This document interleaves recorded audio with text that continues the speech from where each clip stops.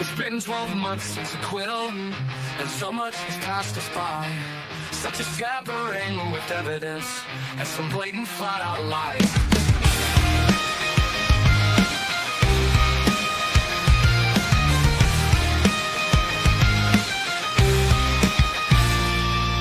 Special new press sector, and Hank Breeden is his name. He is a dirty Boston lawyer, and his arguments are lame. He's trying to squash all of our experts, as he has no case to claim. He should have won an Oscar medal to convince the court he's sane. He can lie without a conscience and keep that smirk upon his face. I bet he wears those silky undies, the ones with that jean made of lace. And Judge Beverly Academy is so biased for the state, is wading through 100 motions in a rush to seal my fate. So you can bring it, Massachusetts, cause we already got no quit.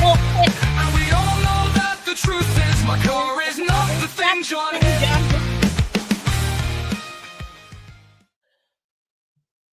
Hello. Good morning to you. Top of the morning. How are we all? I was right. It is crack down of time. I've just spent the last 20 minutes looking for my glasses, which doesn't help when you're blind. And I still didn't find them. I've put an old pair on, so if I'm... That's why. Good morning. I hope you're all well. How are you feeling today, Missy? Miss Tricia? Let me see if my StreamYard's playing up today and I can actually... Oh, look at that. I don't disappear when I bring a message up.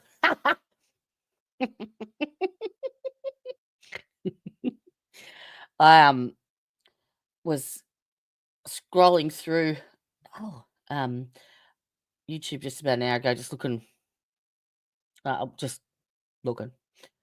And I happened to come across a channel that I thought I was blocked on. Appears that I'm not. Oh, really? What's wrong?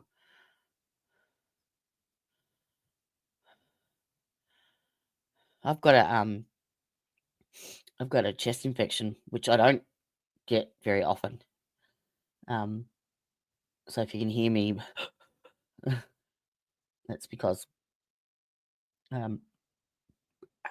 yeah, it's knocked me about a bit, but you get them with the big jobs. Oh shit! Okay, all right.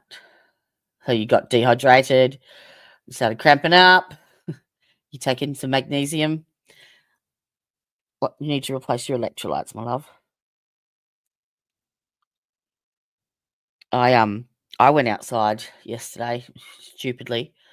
I bought myself for Christmas this blower vac because I obviously can't rake anymore. So I found the lightest one I could with the strongest motor and bought that for my Christmas present myself. And being autumn, it's or fall, all the leaves are everywhere now. I have a huge, massive, big oak tree across the road from me. It's huge, and it drops its leaves year round, and I'm forever blowing the and my courtyard, because I've got the unit in front of me. My driveway is like a tunnel for these leaves, and then my courtyard is to the left of that, and they all just accumulate in there. So I went out yesterday and busted my ass trying to blow some leaves and tidy up. So I've got the wisteria and the weeping cherry and the cherry tree, and of course they're all deciduous.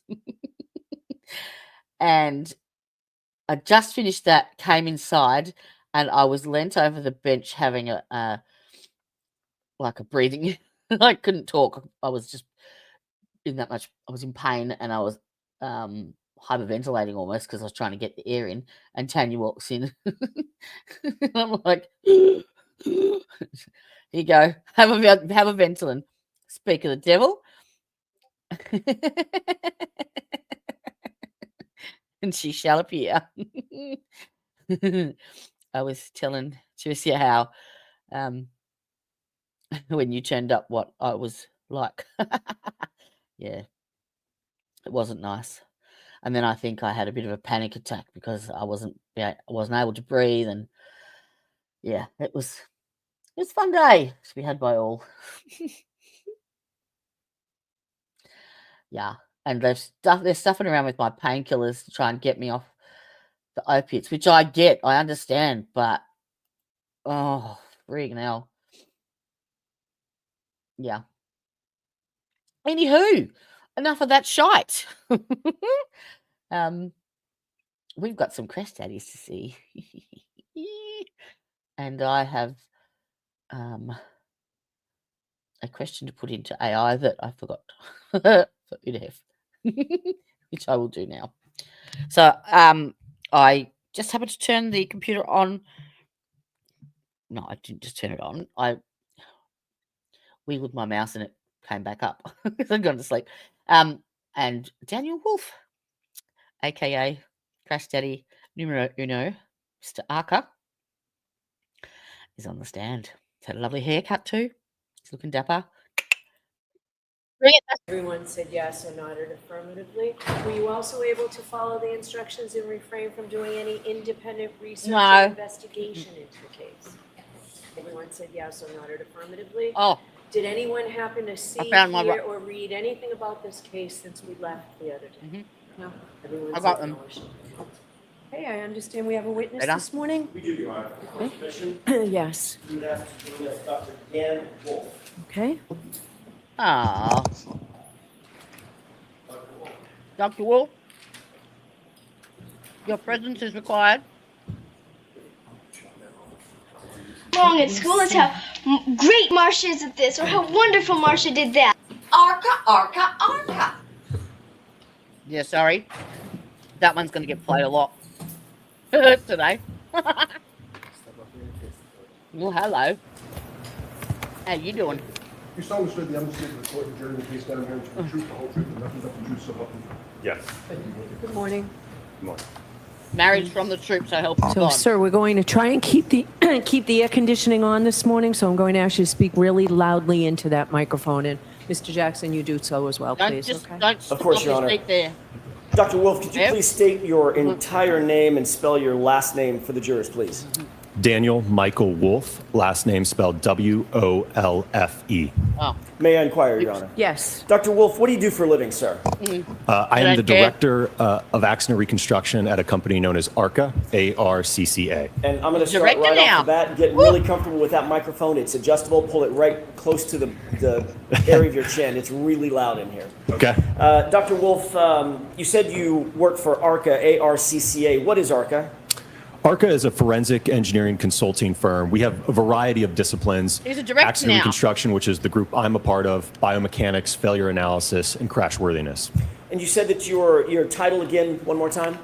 The director of the accident reconstruction team. And what sort of contracts does ARCA normally engage in routinely? So in addition to our forensic consulting work, we have, going back in time, we've dealt with doing contracts with the Department of Defense where we designed energy-absorbing seats for MRAP vehicles, mine-resistant armored protective vehicles, where these vehicles were going over explosive devices and the energy from those explosions was going through the vehicle into the occupant. So ARCA designed energy-absorbing seats to help mitigate the injuries in that type of in those types of incidents. We also do work for the National Hockey League. I myself am part of that work. It has to do with scanning and analyzing player pads, but we certainly do impact testing and help set guidelines for player safety. With regard to those MRAP vehicles, was that contract for the Department of Defense for the United States government? Yes, sir. For the military? Correct. Those captions are off today. Is ARCA both nationally and internationally recognized as a leader in accident reconstruction? Sustained. Does ARCA have a reputation, or let me ask it this way, does ARCA entertain or engage both domestic and international contracts and clientele? Yes. As the director of accident reconstruction, do you specialize in anything other than just accident reconstruction? Anything having to do with human factors? Yes, so my other specialties in addition to accident reconstruction are lighting and human factors. What is, give us a 25-word overview of human factors. What is that? So to give you a good example of that is and again, this is a case that I commonly see, but let's say you're driving down the road at night. It's an unlit road. Crash daddies are here. And do we all recognize the hat? Yeah. Last Timu stream. Roadway, you're relying on your vehicle headlights to see the roadway ahead, right? And you've got a pedestrian that is entering the roadway. And you want to have an understanding based upon the lighting conditions, how much sky illumination there is, their clothing, right? When would a driver recognize that individual on the roadway? So that's where it starts from the vision aspect of human factors. Then we get into driver response, right? So the driver is presented with a hazard. So how do drivers typically respond? What are their actions and how long does that take to avoid and initiate a reaction? That's human factors. Can you do the same thing and give us an explanation for accident reconstruction just in the broadest sense? What is that discipline? I think a very simple definition of accident reconstruction is the application of physics and engineering science to collision events. What role do you take as the director of accident reconstruction for ARCA as contracts come in or engagements come in? Well, my scope in cases can vary greatly. As I just mentioned, I could have a case where I'm assessing the conspicuity of a pedestrian and a driver's response time. It could be a 50-car pileup on a highway, and I'm trying to figure out a sequence of events. It could be a rear-end collision where a seat back has failed in the vehicle and the occupant has sustained injuries, and we want to have an understanding of the crush, the damage, the forces. So again, it can vary case to case. Do you engage in reconstruction or attempt to engage in reconstruction of all sorts of passenger vehicles and commercial vehicles? Yes. What about motorcycles? Yes. Bicycles? Yes. Involving pedestrians and sometimes involving no pedestrians? Yes, I see all types of collisions. How many cases, if you have a number in mind, have you been a part of in terms of engaging in accident reconstruction broadly? That's something that I don't track, but I've been with the company now for over 8 years. So at this point, if I had to estimate, it's well over 1,000 at this point.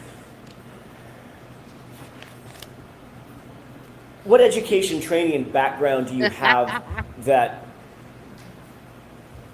allows you to perform the duties that you've described for these jurors in terms of accident reconstruction and human factors analyses? He's got photo photography as well. In terms of, are you looking at additional training? No, let's start with your education. I want Absolutely, education, training, and background, but we can do them in order. Okay, yeah, so we'll go back to 2012. I received a Bachelor of Science in Engineering from James Madison University, along with a minor in mathematics. Some of my courses included physics, statics, dynamics, thermodynamics, fluid mechanics, your engineering sciences. Subsequent to that, I then went on to pursue my PhD in electrical and computer engineering with a concentration in electromagnetics and photonics. So my coursework while doing my Look at those dimples. Oh, sorry, bad pause. My PhD included optoelectronics, semiconductor physics, basically how to guide light on semiconductor devices. Did you write a dissertation to get your PhD? Yes. What was the subject matter broadly of the dissertation that you drafted? So my dissertation focused on a technology called smart glass. So Rensler, do you feel like this yet? This is a little one. Oochie, goochie, goochie. You may have seen this technology where if you've seen a pane of glass that is transparent, somebody flips a switch and it goes opaque. That's a type of smart glass technology. So my PhD involved developing a new type of novel, what we coined optofluidic smart glass. So we are using geometric structures that we've optically designed to create a very reflective surface or medium, if you will. And then through the introduction of various fluids, we can then modulate the amount of visible light and electromagnetic energy that is passing through or being reflected. So not just visible light, but also energy that you can't see. As part of that process, I ended up prototyping these structures with a 3D printer that was capable of printing 3D printable polymers. And as we kind of got towards the end of my work, we looked at how we could scale this up on a larger scale. And we ultimately ended up researching and doing tests with a material known as polymethyl methacrylate, which is PMMA or acrylic. What relevance does PMMA play in terms of this case? So with respect to this case, the outer lens and the clear plastic diffusers of the taillights on the Lexus are comprised entirely of polymethyl methacrylate, or that PMMA material. The same material that was the subject of your dissertation? Correct. What additional training and experience do you have as it relates to accident reconstruction beyond your BS and your PhD? So certainly the 8 years of work that I've had at ARCA has certainly trained and taught me a lot over the last 8 years. Like I said, I've seen hundreds of collisions, all different types of accidents. But in addition to that, I've continued to take courses through Northwestern University in crash reconstruction, human factors and lighting, heavy vehicle forensics, heavy vehicle EDR downloads, Bosch data retrieval and black box downloads, photogrammetry, so a number of continuing education. Are you accredited as a traffic accident reconstructionist? Yes. By whom? An organization known as ACTAR. Is that a nationally recognized organization? Yes, sir. What does that stand for, ACTAR? The Accreditation Commission for Traffic Accident Reconstructionists. Are you trained in photogrammetry? Yes. What is photogrammetry generally?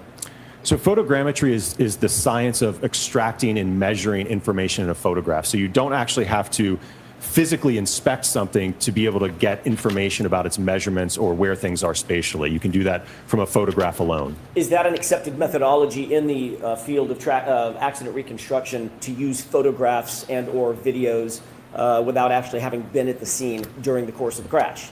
Absolutely. It's very common. You mentioned Bosch. What is the Bosch crash data retrieval analysis? What is that generally?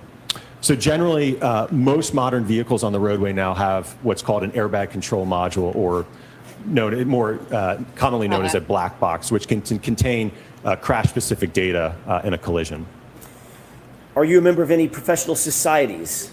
Yes. Can you describe those for us, please? So I'm a member of the Society of Automotive Engineers, the National Association for Professional Accident Reconstruction Specialists, the Illuminating Engineering Society, and the Optical Society of America. Is it fair to say that you've authored a number of peer-reviewed papers in the field of physics and or accident reconstruction? Yes. Can you describe that for us? So my most recent publication in the field of accident reconstruction deals with vehicle control history records. Publications prior to that were focused primarily on my dissertation PhD work. I think you testified that you have dealt with probably over 1,000 different types of cases. Are you able to estimate, of those 1,000 different types of cases dealing with accident reconstruction, how many of those or what percentage of those have involved pedestrians? I don't know if I can give a percentage. I would certainly say it's the majority of my casework. As I mentioned earlier, given one of my specialties being in human factors and lighting, there's a direct correlation between time of day and pedestrian collisions. We certainly see a rise as sky illumination drops and the illumination levels go down. We're having to rely on artificial light sources. So given that occurrence happens in nighttime hours and low illumination, like I said, I certainly see many pedestrian accidents. What types of pedestrian impacts have you been involved with in terms of your analysis or evaluations? All different types, everything from pedestrians being run over, running into the side of vehicles, being hit by the front of a vehicle backing up in a parking lot into a pedestrian. So I've seen it from all sides of a vehicle. What is kinematics? Can you describe that or explain that phrase or term? I think a simple definition would just be the motion of an object or a body. Have you done any testing as it relates to kinematics and the interaction between pedestrians and motor vehicles? Yes. How many times have you engaged in such an analysis?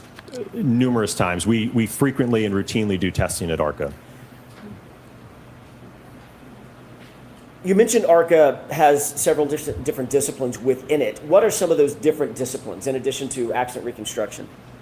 So, as I mentioned, we have biomechanics and crashworthiness, and there's a few others. And I will note that it's very common in our casework that we will work together as a team. So to give you an example of that, I mentioned earlier about that rear end collision, right? So let's just say we have a rear end crash and there's crush and there's damage to the rear of the vehicle and the seat back failed, which caused the driver to ramp up in the seat and ultimately hit their head on something and sustain an injury. So I myself, as a reconstructionist, will analyze the forces, the speeds, and the severity of the crash. The biomechanist will evaluate the mechanism for the injury based upon those crash forces. And the crashworthiness expert may analyze, okay, is there a better or stronger seat that may have held up in this crash? Is it normal for you, as the director of accident reconstruction at ARCA, to work with others in the other disciplines that are housed under the umbrella of ARCA? Absolutely, yes. Is that a normal process for you? Very common, yes. As a matter of fact, it probably would be uncommon if you didn't do that, correct? Depending on the kind of case, but yeah, certainly wouldn't be uncommon. Tell me about the testing that you've undertaken to determine forces that are at play in a given accident or an impact. Okay. So to give you a simple example of it is, let's just say we have a sideswipe type collision where two vehicles sideswipe each other and a front bumper gets torn off or deflected essentially, and there's some deformation to it, right? We can do testing at ARCA to determine how much force does it take to bend that material so that we get the deformation that we have. That would be a good example. Is there a specific type of testing, or is there varied types of testing that you've done and undertaken to determine the forces that would be, for instance, in your example, in that side, the forces at play in that sideswipe collision? Yeah, absolutely. It would have been, again, as part of the test, we would be measuring the forces, we'd be measuring the displacement, we'd be able to calculate acceleration and things of that nature from that test data. The tests that you undertake, are they generally accepted methodologies in the field of accident reconstruction? Yes. What are quasi-static tests? So a quasi-static test would be like the example I just gave you, where we have basically the bumper would be stationary, right? And now we're pulling on it to determine how much force it takes to bend it. So that'd be an example of a quasi-static test. So that test specifically is determining or attempting to determine the amount of force necessary to deform a bumper, for instance, in the way that it's seen after an impact. Yes. Or any other body panel, correct? Correct. And on the human side, also there are forces at play, I'm assuming, in terms of injuries that are sustained by pedestrians in the accident reconstructions that you've done involving pedestrians. Yes. Do you have experience in evaluating whether damage to a vehicle is consistent with a proposed scenario or set of facts? Yes. Describe those circumstances for us. What are the circumstances in which you're trying to determine whether or not the damage fits a proposed scenario? So a case that commonly comes across my desk is we have two very different versions of how an accident unfolded according to party A and party B, right? And we have a set of evidence in terms of the damage to the vehicles, maybe some roadway evidence, right? So we can look at that objective evidence, utilize physics, maybe some calculations to determine whose version is most consistent based upon the damage and the roadway evidence. Is that an accepted methodology in the field of accident reconstruction? Yes. In other cases in which you've undertaken such an engagement to determine whether or not the physics or the physical evidence matches a particular scenario or is inconsistent with that scenario, have you been able to ultimately reach conclusions and opinions to a reasonable degree of scientific certainty in those cases? Yes. Is that normally what you're seeking, to ultimately come to an opinion or a conclusion about those scenarios or circumstances? Yes. Are your opinions and conclusions based on your education, your training, the background and experience that you've explained to the jurors? Yes. Is it also in furtherance of the scientific methodologies that you employ in order to come to those opinions and conclusions? Yes. And are those generally accepted in the scientific and accident reconstruction community as a proper methodology to come to opinions and conclusions of that nature? Yes, sir. Have you been qualified in other courts to testify in the area of accident reconstruction? Yes. Let's talk about how you began your work in this particular case. When you were initially retained in connection with this case, were you hired by the defense? No. Nope. Did you know who we were? Sustained. Your Honor, may we approach? You can ask it differently, Mr. Jackson. Sure. Were you hired by anybody affiliated with the defense? No. At that time, did you know any of the names of the defense? No. At the time that you were hired to or engaged in this case, did you even know the name Karen Reed? Sustained. Did you know any of the names or of any of the parties? Oh, fuck off. Sustained. I'll see you. Sure.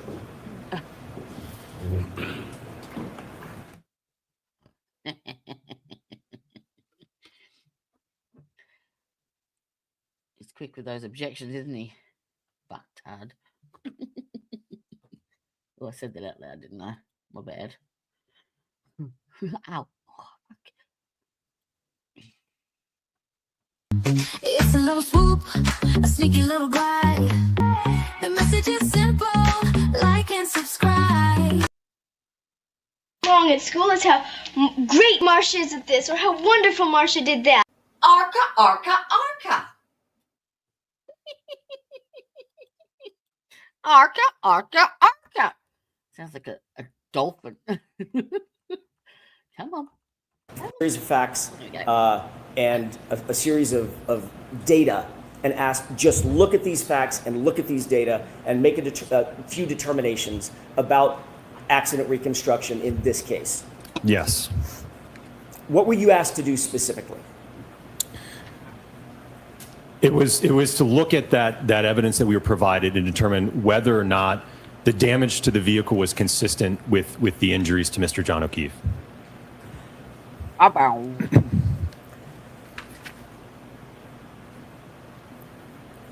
At the time that you were asked to engage in this independent analysis, were you provided information or data? Yes.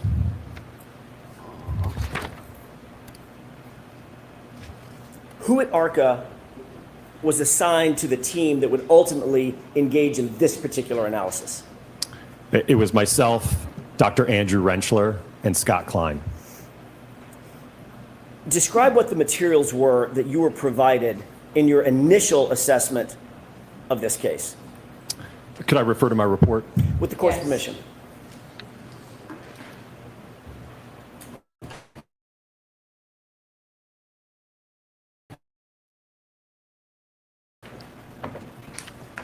Would you like me to just go in order from the materials reviewed? That would be fine. The Norfolk SPDU homicide death report, the Commonwealth of Massachusetts Department of State Police crime scene report, OCME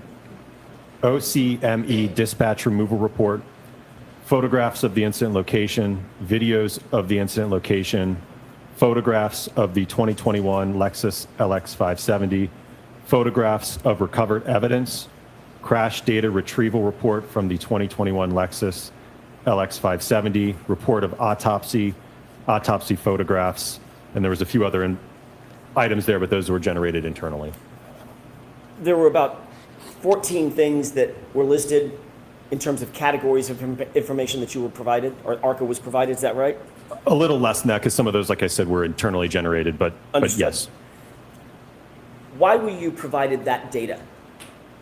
What's the reason why it's important for you to get certain data as you begin your analysis?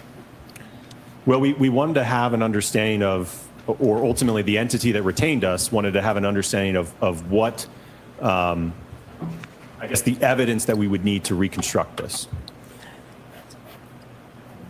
Did you get enough information to engage in a fulsome analysis, an accident reconstruction, in terms of the initial request by the entity that hired you? Yes, in terms of our scope, yes, we had sufficient information. Were you able to review photographs of not only the Lexus involved, but John O'Keefe's body? Yes. Did you use those photographs in furtherance of your analysis? Yes. Did you use the reports detailing scenarios or possible scenarios in furtherance of your analysis? From what I recall, I don't believe any of the reports indicated any type of theory or understanding of how the accident occurred. Were you asked to determine whether or not certain scenarios could be possible?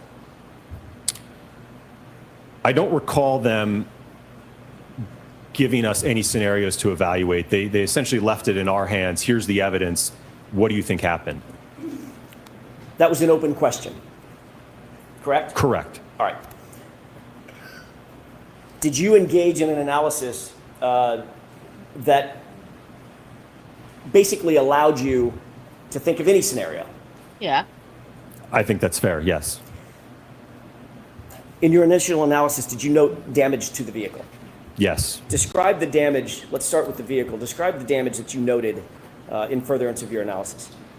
The primary damage was to the right rear taillight on the quarter panel section. The majority of the outer red lens was broken and shattered, as well as some of the underlying components and diffusers that are underneath that outer layer, as well as some damage to the back portion of the taillight. Can I stop you right there? Describe when you say the outer lens material and some interior material as well was damaged. Describe that in detail for us. So the outer lens is red, and it's about 5 millimeters in thickness, and it basically encompasses the majority of that quarter panel taillight. And then there's a small segment that is clear that is for the turn signal indicator, which is yellow. Underneath that 5 millimeter thick red lens, there are additional diffusers that run along the bottom. There's two rows of those, I believe, and then they also go up vertically on the side, and those are clear. And I think the thicknesses of those are about 3 millimeters. Is 5 millimeters of PMMC, have I got that right? PMMA? You'd call it acrylic. That's the more common name. Easier for me. Is 5 millimeters of that acrylic, that outer lens material, is that considered thick or thin in terms of just sort of what we'd see on a taillight? I would describe that as a pretty thick piece of plastic. It's certainly by no means. You can't, if you had a segment of it and you try. Sorry. Nick Starrow's just popped up on my iPad. It says, weird. I'm sure Dr. Welcher said it was impossible to test because of lack of information. Paid $400,000 and now I can't read the rest of it. Waste of money, basically. Sorry. Try to bend it, it's not going to bend. In addition to that outer taillight material, that acrylic, in terms of the information that you received, did the interior acrylic also have damage to it? Yes, those clear diffusers that, again, there's 2 rows of those, and they also went up vertically. Those were shattered and broken as well. Was that important to you in your ultimate analysis? Yes. Did you note any superficial scratches or dents anywhere on the tailgate area or the liftgate area? Yes, there was a dent and some paint chips, if you will, above the liftgate taillight assembly. So again, that next to that quarter panel taillight, there's another assembly that is on the liftgate, and there was a small dent and some paint chips at that area. There was also on the wraparound section of the bumper cover, as it's going from the rear to the right side, there were some superficial scrapes in that area. Did you note any other damage or deformation to the Lexus? Deformation in the the liftgate, the bumper, anything like that? No. Is it common in a vehicle-pedestrian collision that there is some sort of bumper deformation that's associated with a vehicle-pedestrian incident? That can certainly occur if a pedestrian is in an normal upright position. You can certainly get displacement of the bumper. Did you see any displacement or panel deformation on the Lexus? No. Is it more common that there's panel displacement or deformation if the collision is above, say, 10 or 15 miles an hour? Yes. During your review of all the investigative materials, did you note any items of evidence that were recovered or claimed to have been recovered on the bumper itself? I recall there were 2 or 3 apparent glass fragments. What's the significance of that? Let me ask it differently. Is there any glass in the taillight assembly?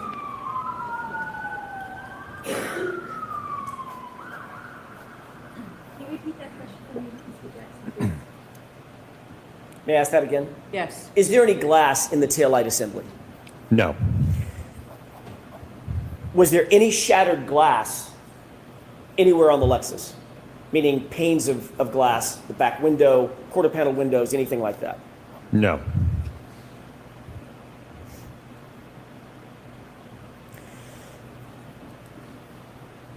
Did you have any understanding at that time of what the Commonwealth's theory of the case was when you began your initial analysis?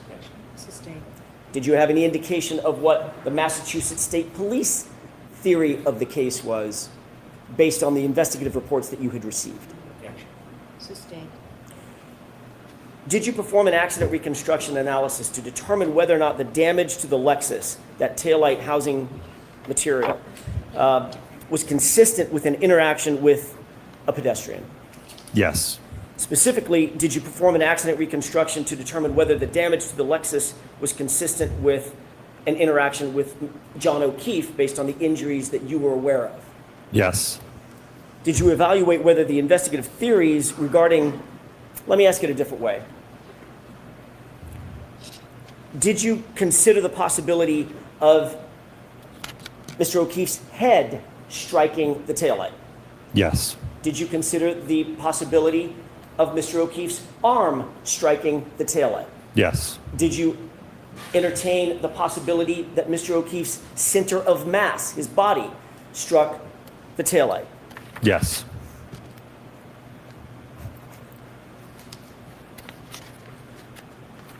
Before we get into the initial testing, were you able to come to opinions and conclusions concerning those things that I've just mentioned? Yes. Did you also entertain the possibility that a drinking glass could have damaged the taillight? Yes. Were these some of the things that you were it was left open to you to decide yourself? Yes. Did you later provide all of those opinions and conclusions in a report to the entity that hired you? Yes. Is it your understanding that those reports were then later supplied to both sides here in this case? That was my understanding, yes.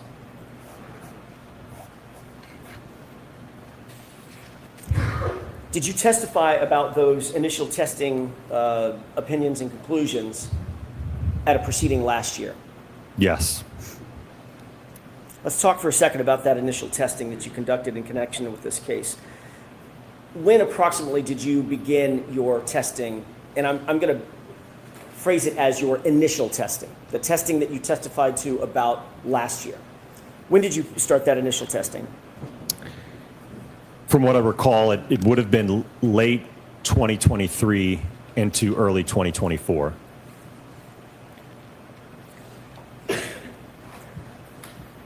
I want to talk about the drinking glass first. Did you become aware that there was a drinking glass that was found at the scene? Yes. And what was the testing that you sought to determine as it relates to the drinking glass and the taillight?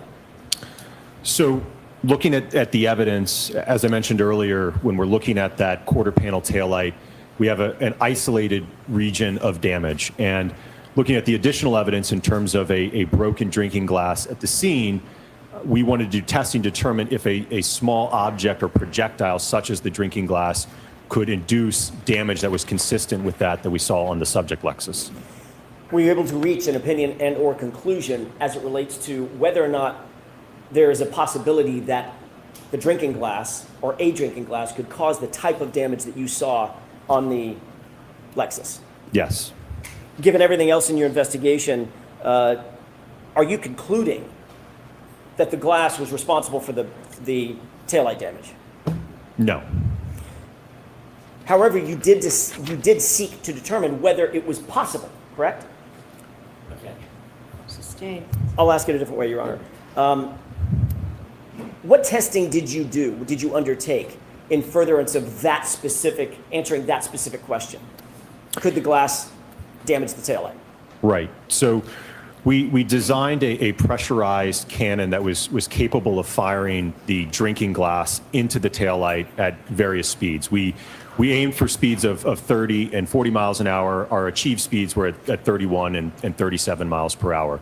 And we found that in the 37 mile an hour impact, and again, This is to emulate or simulate an individual throwing a drinking glass. The purpose of the cannon, if you will, was to be able to hone in on a speed precisely and obviously aim for that target. So it would just serve as a means of getting that projectile to the taillight in a means that we could measure it. And what we observed in the 37 mile an hour test is that we got damage that was generally consistent with that of the subject taillight, and that there was a large portion of the outer lens that was shattered and fractured, as well as the underlying clear plastic diffusers and chrome piece. Tell me a little bit about the methodology that you undertook, the scientific methodology in building that pneumatic cannon and aiming that glass directly at the taillight.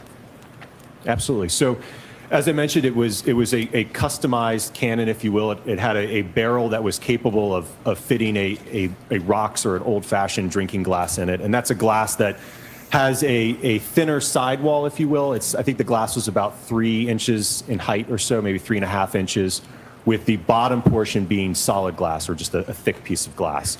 So we were able to design a kind of a holder for it, if you will. Almost, you could really think of it as stuffing an actual cannon with a cannonball. So we literally would put the drinking glass in the cannon. There was a pressurized vessel behind that we would open up a valve rapidly, and when it was set to a certain pressure, that would determine the exit velocity that it would leave the barrel at. And we were able to aim that device into the taillight at those specified speeds to be able to determine what would the damage pattern be when we fired that glass. Were you able, in this scientific experiment, to control for aim and trajectory? Yes. Were you able to control for velocity or exit speed of the glass? Yes. Were you able to control for damage patterns as it pertained to both the glass as well as the taillight at which it was aimed?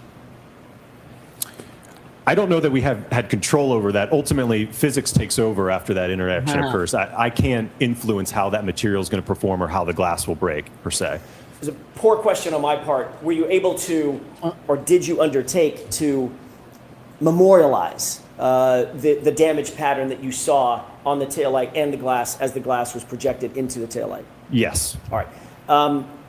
Did you do that through photographs, Yes. high-speed video, Yes. and all of that was memorialized in your report? Correct. Your Honor, may I approach? Yes.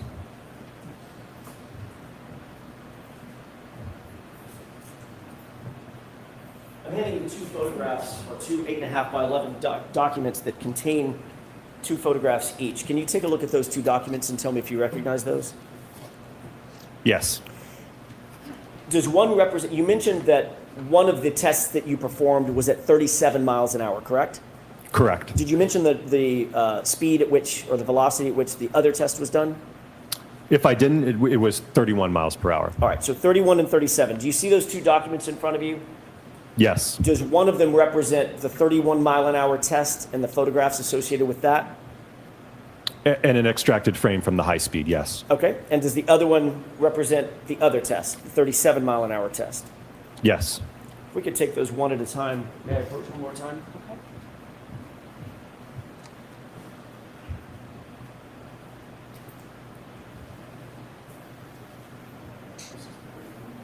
If I could ask that these be marked as next in order, one at a time, 31 mile an hour test, and hand it to the court reporter with the court's permission. So there's no objection?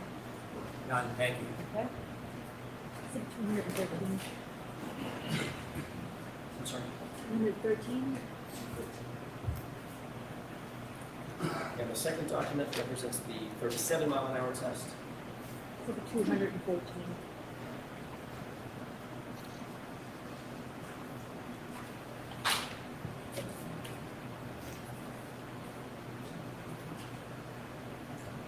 Court's permission, I'd like to exhibit 213. I'm sorry, present exhibit 213. Okay.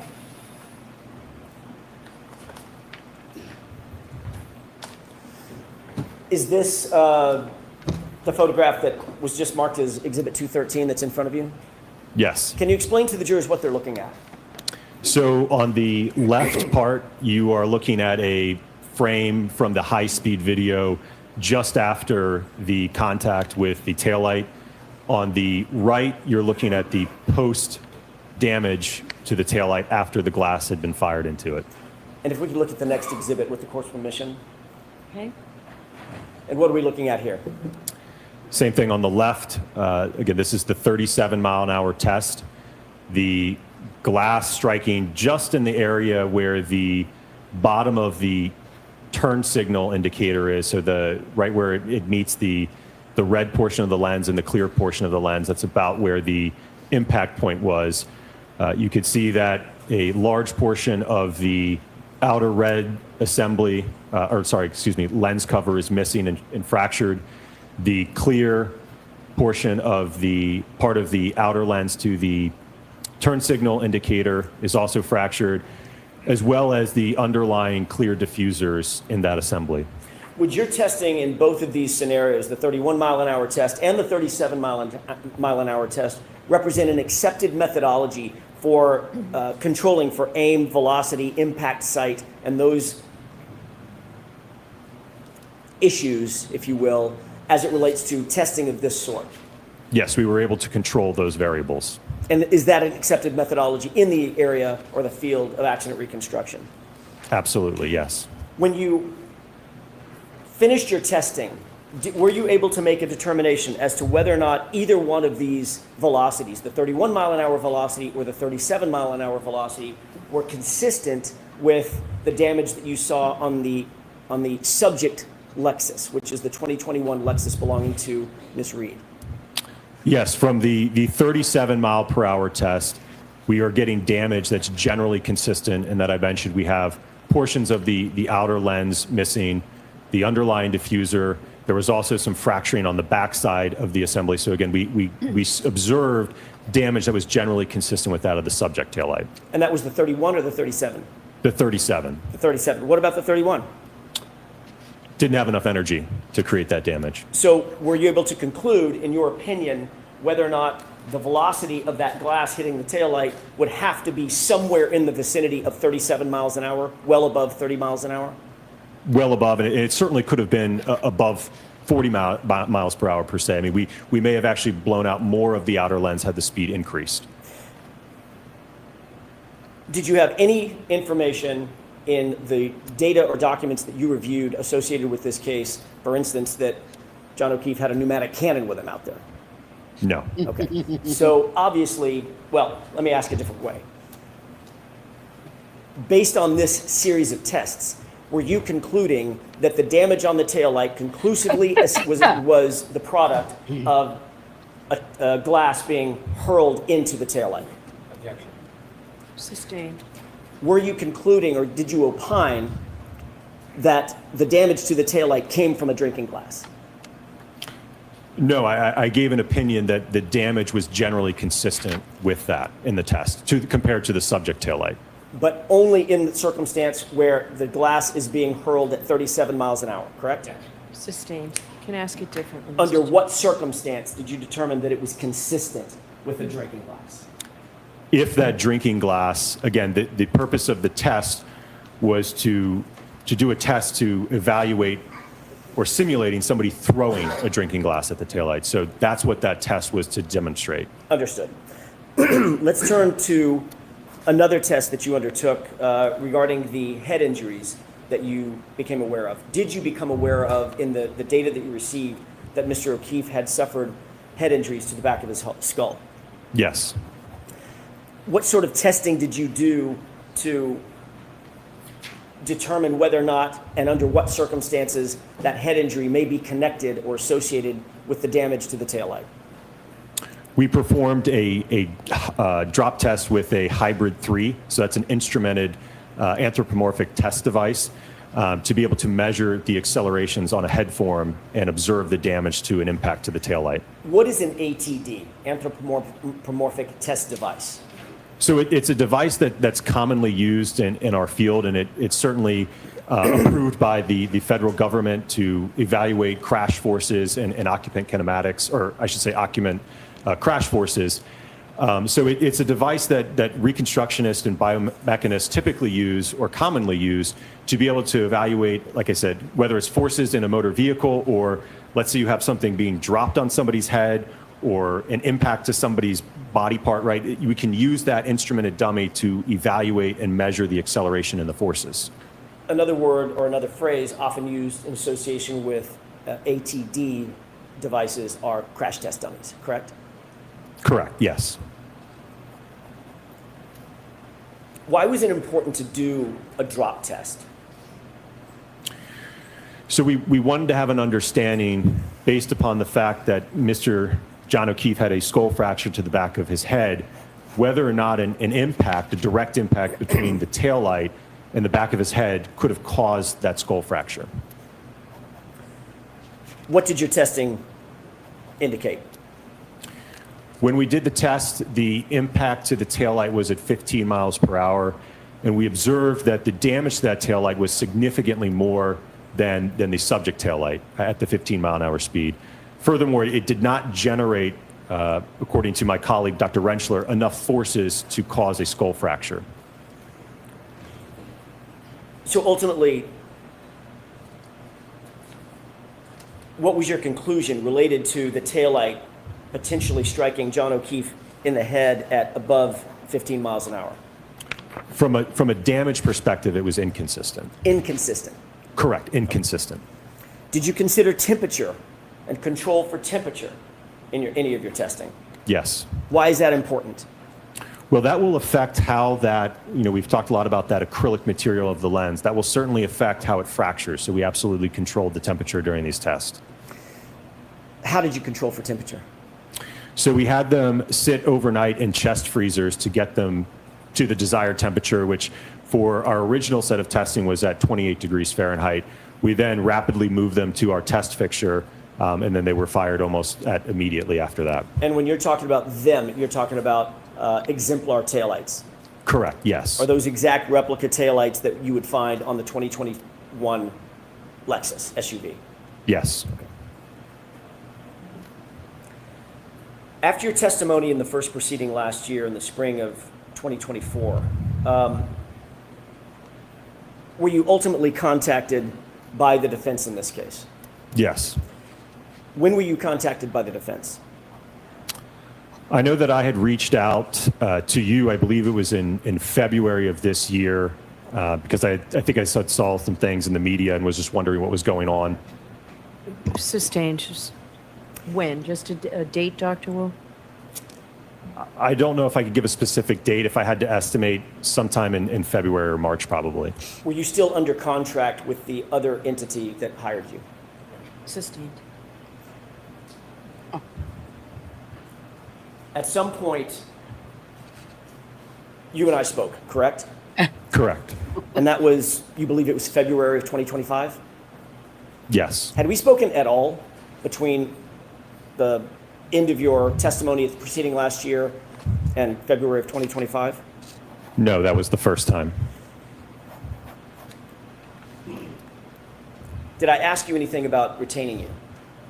Not at that time, no. At some point, subsequent to that initial discussion in February of 2025, did we have another discussion about the potential of retaining you? Yes. Tell me about that. When was that? From what I recall, it was sometime in March, and we were trying to figure out. Sustained. Next question, please. Did I ask you if you were available to be retained by the defense? Oh my Did we God. broach it? Fucking hell. Why can't he ask that question? What's the big fucking deal?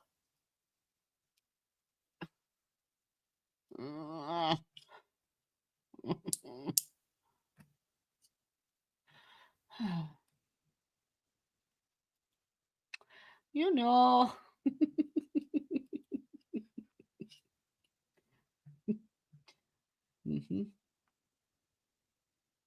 Oh, come on. I'll be doing that.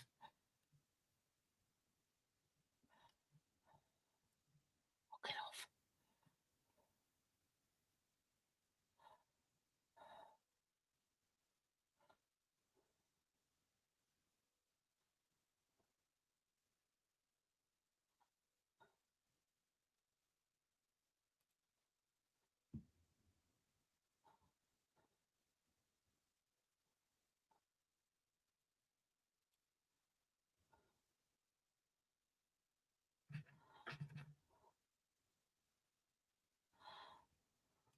Why is it so? He says he doesn't know. Arca, arca, arca. Why is there no transcript for yesterday? Piss off. That's yesterday.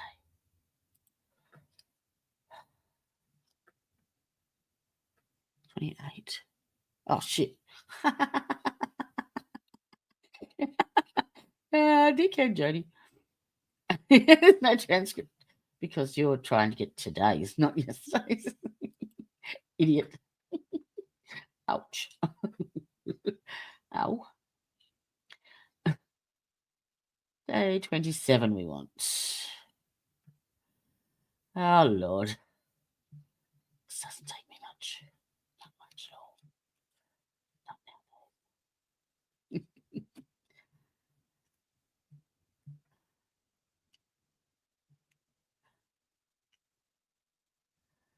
now. Oh.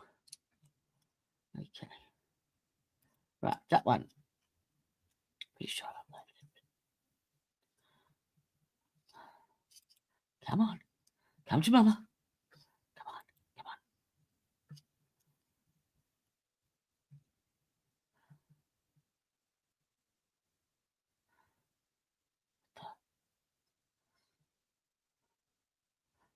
That one.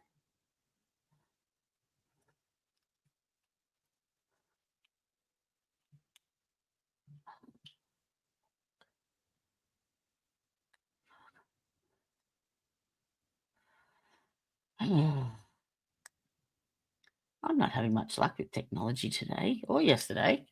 It just doesn't like me at all. Not one little bit.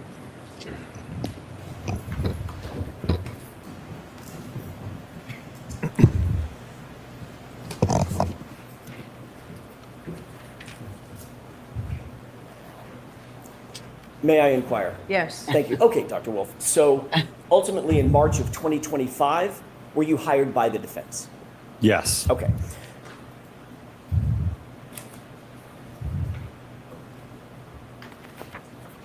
Were you asked to do anything or to review anything from the Commonwealth and any of their experts in relation to testing that was undertaken by them Oh, yeah, sorry.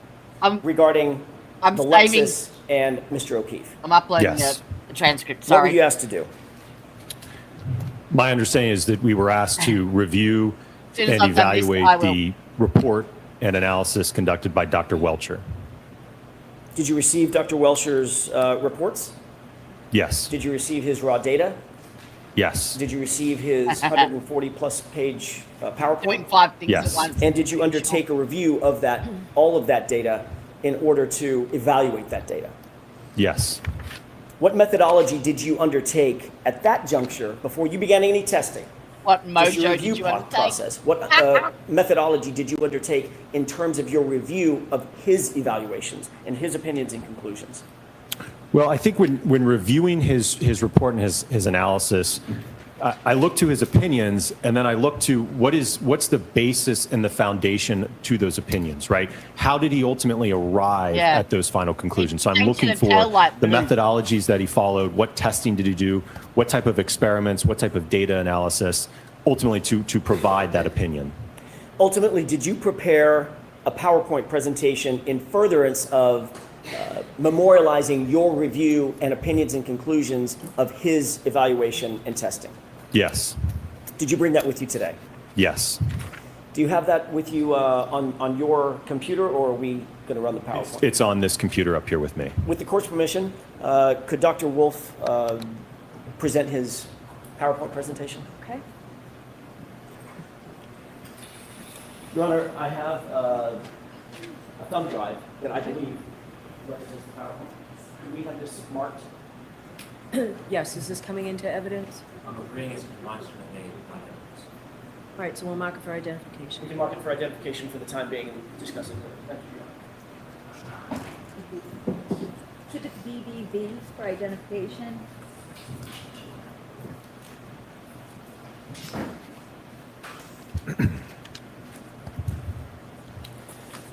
May I proceed, Your Honor? Yes. Dr. Wolf, do you see what's displayed or presented up on the TV screen? Yes. All right. Do you have with you, by the way, just a matter of housekeeping, something called a spotlight? Yes. Something that can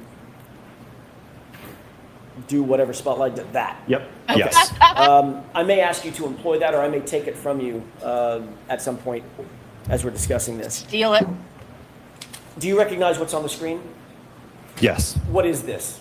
This is my PowerPoint with just the first page, the title. If we can move to the next slide, please.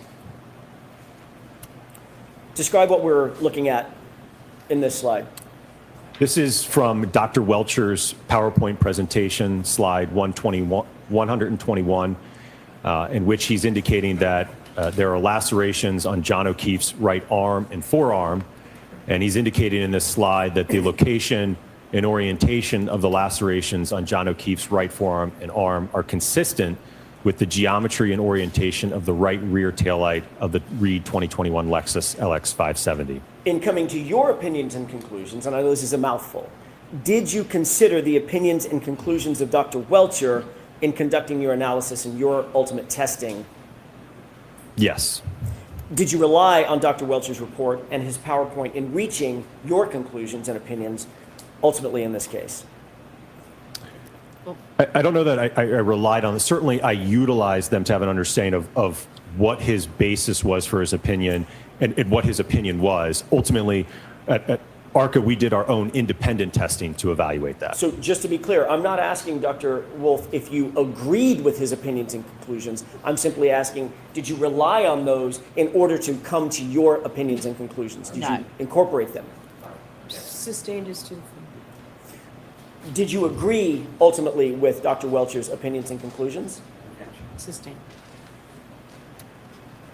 He's You there to certainly provide were aware of what his opinions and conclusions opinion. were, correct?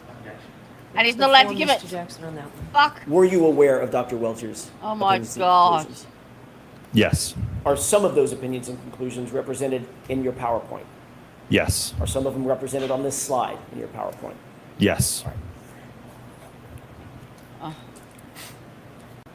You indicated that this slide indicates that the location and orientation of the lacerations on John O'Keefe's right forearm and arms are consistent with the geometry and orientation of the right rear taillight, correct?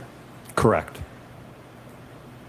Are the injuries to John O'Keefe's arm lacerations? That would be an opinion from my colleague, Dr. Rentra. Have you ever heard the phrase abrasion? Yes. In your opinion, are the injuries to John O'Keefe's right arm better described as lacerations or abrasions? I don't have an opinion on that. Okay. Slide number 2, please. Based on your review of Dr. Welcher's reports and his data, what testing did Dr. Welcher undertake or conduct?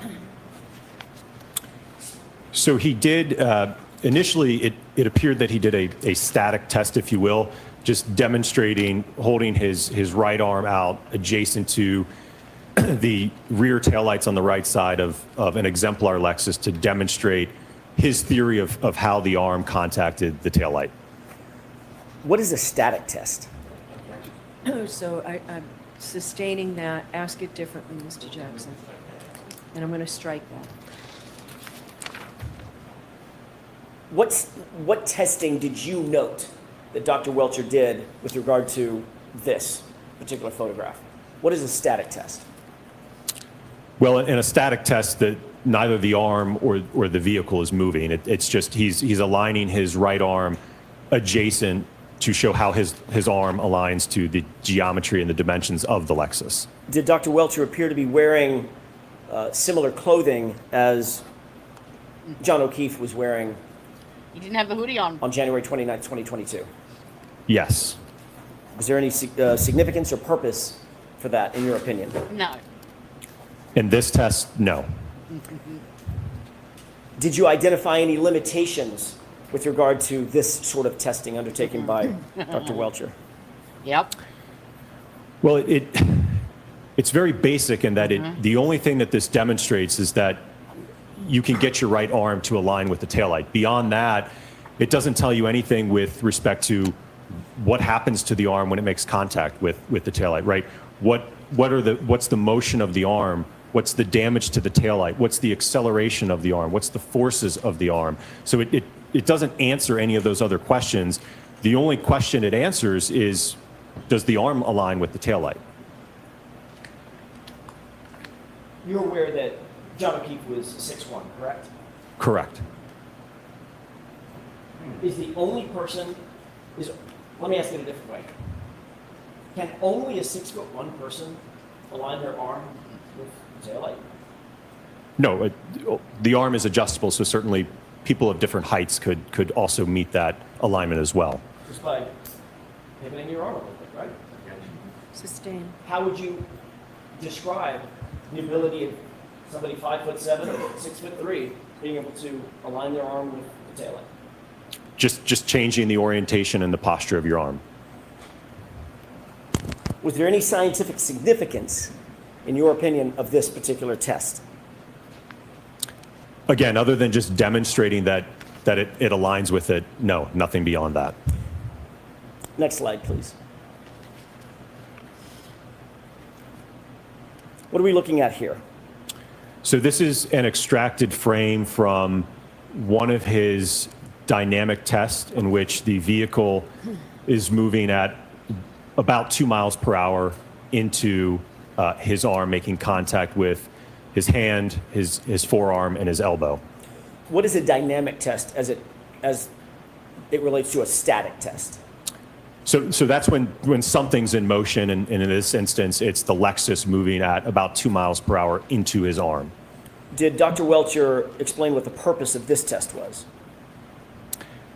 From what I recall, I think it was to demonstrate that when his arm makes contact with the taillight, he observed paint transfer in the general location that there were the abrasions or the lacerations on his arm. Did he appear to paint the taillight? He did, yes. Do you see that Dr. Welcher appears to be wearing an orange T-shirt? Yeah. Sustain. What is he wearing? Appears to be an orange T-shirt.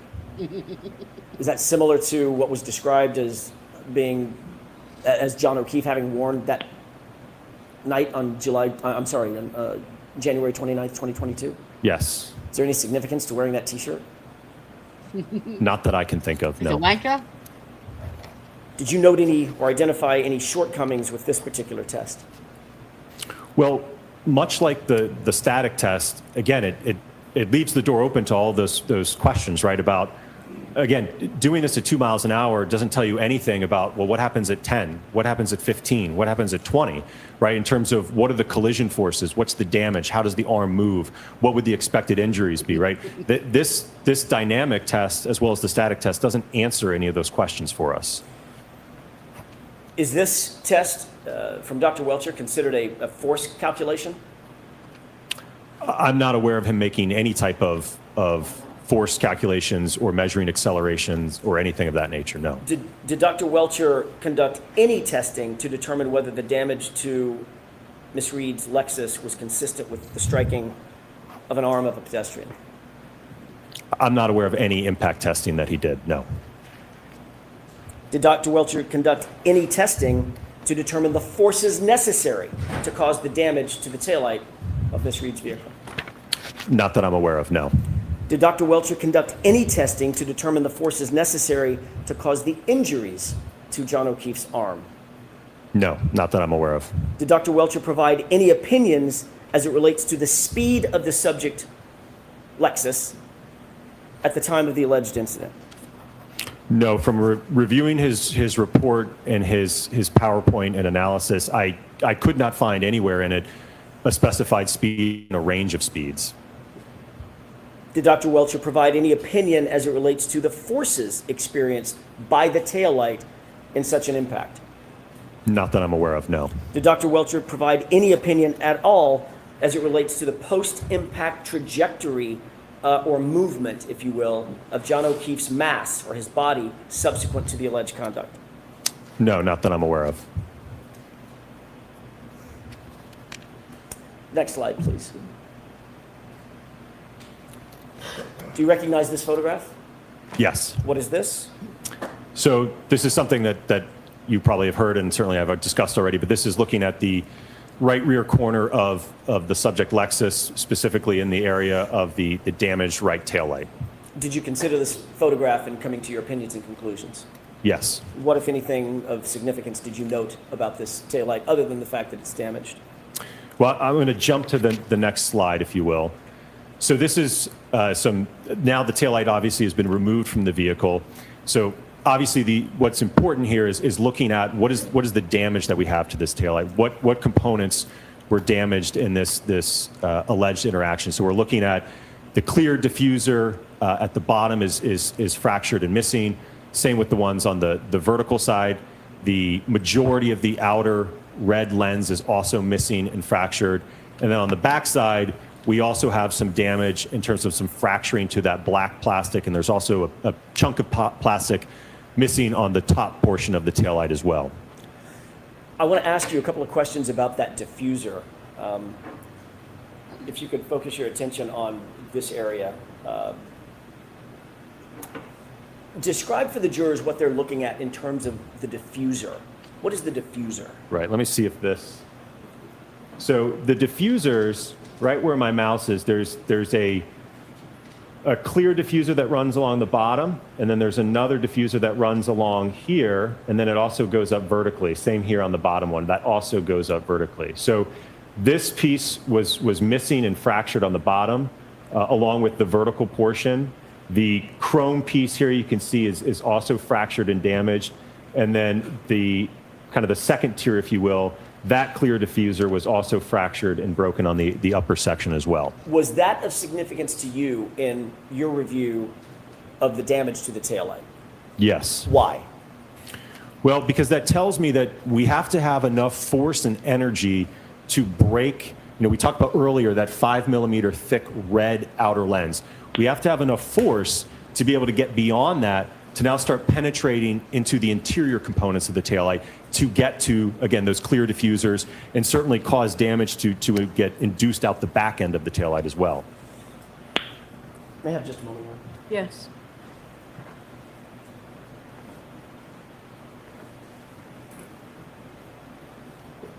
Dr. Wolf, did you bring with you an undamaged taillight exemplar? Yes. It's up here with me. It's up there. Oh, I was just looking for it. Yep. Thanks for nothing. Describe what it is that you brought with you. So I brought a two-part assembly. So what I did is I 3D printed a bracket so that I could mount the lift gate taillight assembly as well as the quarter panel taillight assembly. And these are undamaged in sort of manufacturing specs, correct? Correct, yes. May I have just a moment, Your Honor? Okay.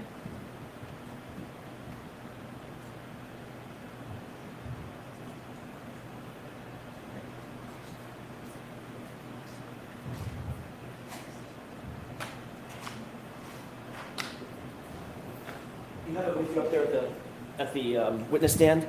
Yes. Could you retrieve that with the court's permission? Okay.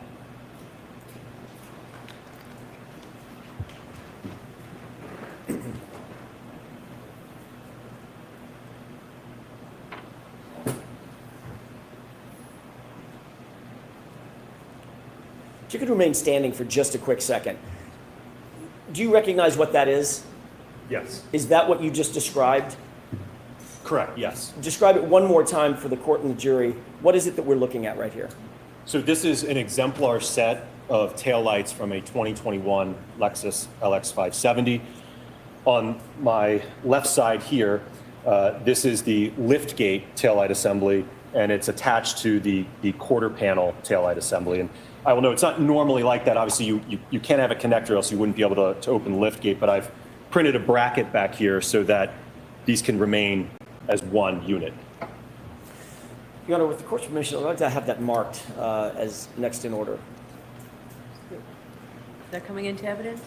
Yes, if possible. Is that, okay? Okay. Okay. So how, May I approach? yes. This might be clunky. Thank you. If we just have the tag perhaps put somewhere on the, maybe the lift gate side. And is Dr. Wolf going to use it for his testimony now? He is. Okay, Very so briefly. give it back over there, please, Chrissy.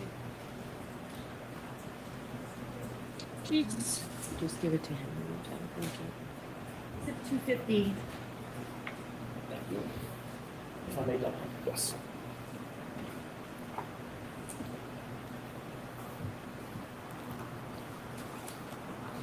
Fuck, they're not Yeah. cheap, are they? Okay. Bastards. Dr. Wolf, you indicated that there was a 5 mm area of acrylic covering the diffusers, correct? Correct. What I'm knocking on, is that the 5 mm acrylic? Yes, both on the quarter panel part that you just pointed to, as well as the liftgate part. Mr. Those are- Jackson, why don't we give that back to the witness and let him do it instead of you? Sure. Is there, can you see through that lens material into the diffuser that you've just been describing? Yes, so as I mentioned earlier, in this area here, there's a diffuser that's running along the bottom. So, Dr. Wolf, I'm going to ask you to not have that so close to Oh, the court reporters. My apologies. Use the other side of the witness stand. Yes, Your please. Honor. So along the bottom is the clear diffuser that runs along and then goes up vertically. And then on the second tier, there's also a clear diffuser that runs along here and then goes up vertically. And you might be able to see it through, it kind of looks like there's little dots on it. So that's what I'm referring to in terms of the diffuser that's underneath. And that, again, so you have that outer material that's 5 mm roughly in thickness. And then those diffusers are about 3 mm in thickness underneath this. Could you make a determination, and you can go ahead and have a seat. Well, actually, you may not want to. Ah, Could you make a determination of the space, the gap between the outer plasticine area, the outer acrylic area, and the internal diffusers? If you could just estimate that gap. If I had to estimate, I'd probably estimate around an inch, maybe inch and a half. Okay. You indicated that something was of significance to you in this photograph about the diffusers on the subject taillight, correct? Correct. Describe, now that you're holding that, what was it that was of note to you, Dr. Wolf? So as I mentioned, we have damage not only to this outer thick portion, but it was enough force and energy to then penetrate deep enough to fracture the underlying diffusers that sit below this outer surface, and certainly enough force then to work its way back through inducement into the backside, and ultimately there was a top portion of the taillight that was also fractured up here. Was all that significant to you in your review of the subject taillight material? Yes. Okay, you can go ahead and put that away. All right, so that can't go back there because it's in evidence, so why don't we take it and... Mr. I was McDermott. just going to store it there until he's finished with his testimony, and then we can give it to the clerk magistrate. Okay, However you want to do it, Your Honor. all right. I have Do you no wanna take preference. it? Is he using it still for his testimony? Not right now. All right, so, thanks, Jim. Thank you. Thank you, Your Honor. Okay, May I continue? yes. Can we go to the next slide? What are we looking at here?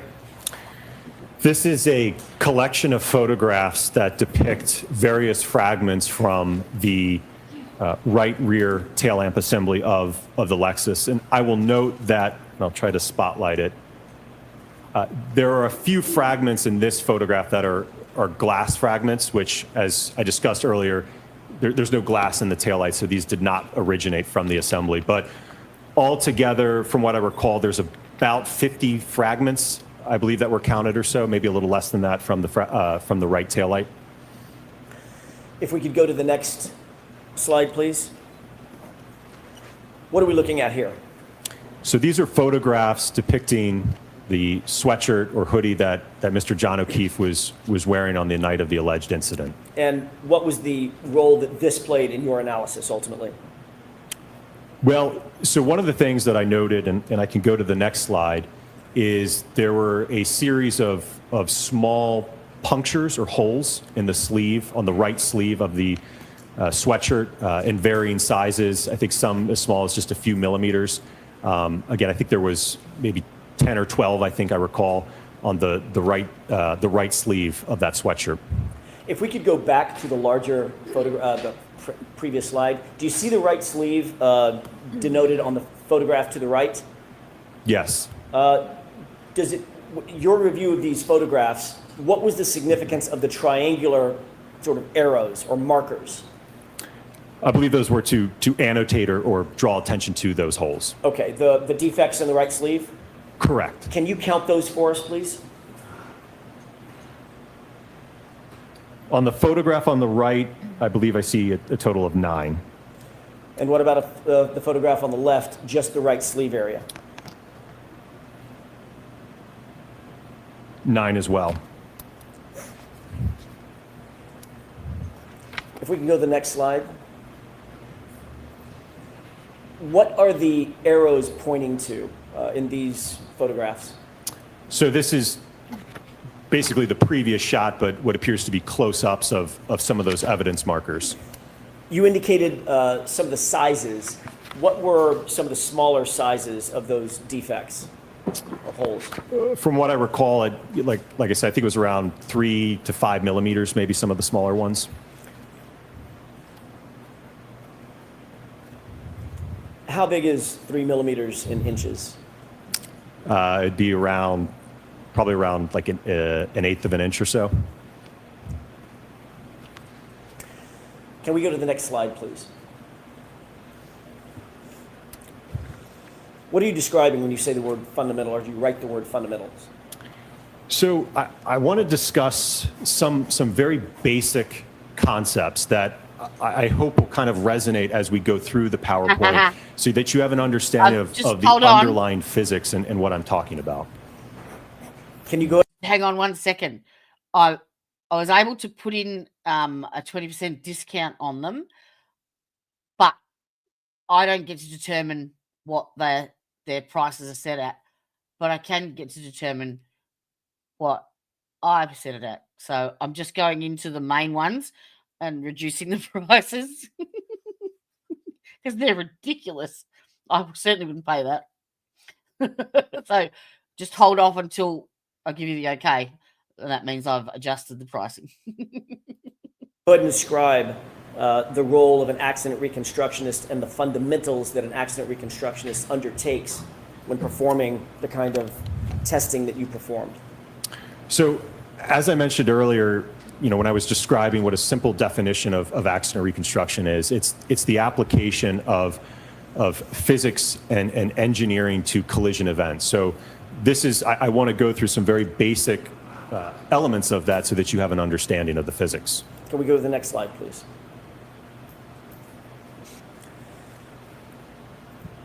What are we looking at here? So this might be something you all remember back from high school physics, but even though it's been around since the late 1600s, we still use these laws today. So what we're looking at here is what I've done is just describe Newton's laws very simply. So, and again, you might be familiar with these. So, for instance, if we're talking about Newton's first law, an object at rest tends to stay at rest and at a constant speed unless it's acted on by an outside force, right? So if my arm is just here, right, it's just going to stay there until I give it a push or a pull, right? When I do that, that's going to induce an acceleration, right? So that's when we get into Newton's law, where if I apply a force to a mass, I'm going to cause it to change its speed. It's going to accelerate. And then Newton's third law, basically the law of reaction, indicates that when I push on my arm, there's also an equal and opposite force going back to my hand that I'm pushing with. What role did these three very fundamental laws of physics play in your reconstruction or your ultimate opinions and conclusions following your accident reconstruction in this case? So when we're talking about the concept of acceleration, what you will see in the dynamic test that we did and conducted, we measured the acceleration of an arm when it's impacted by a taillight. If we know the mass of the arm and we've measured the acceleration, we can use Newton's second law, which is force is equal to mass times the acceleration, to calculate what that force is applied on the arm, which ultimately you will hear from my colleague, Dr. Rentschler, to talk about that. Is that broadly considered a force analysis?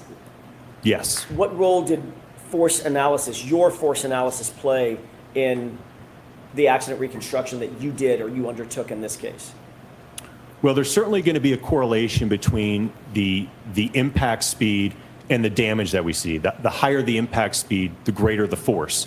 So from my perspective, I was interested in the speed and the force to look at what's the observed damage to the test taillights that we did. Do you think that's fundamental to an accident reconstruction? Yes. Did Dr. Welcher engage in any force analysis with regard to John O'Keefe's arm Nope. and the taillight? Not that I'm aware of, no. Let's move to the next slide, please. What are we looking at here?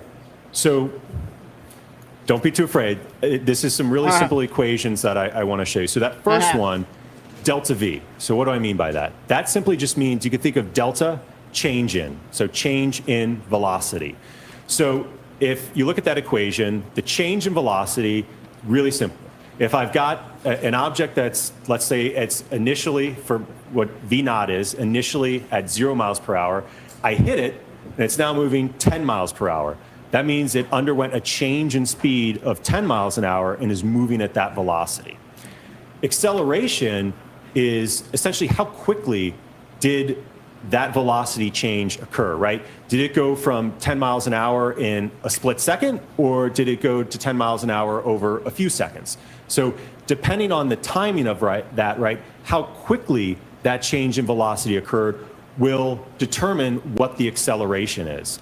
And as I've already mentioned on the previous slide with Newton's second law, we can then take that information about acceleration and apply it to, if we have a known mass, to calculate what the force on that object is. How did these math equations, delta V, acceleration, force, how did these play into, what role did they play in terms of the accident reconstruction here, in this case? Well, they're extremely fundamental. And I think as we go through the PowerPoint, you will have an appreciation and understanding of what these concepts are. You'll see that I have plotted graphs with acceleration that shows the rate in that change in speed over time.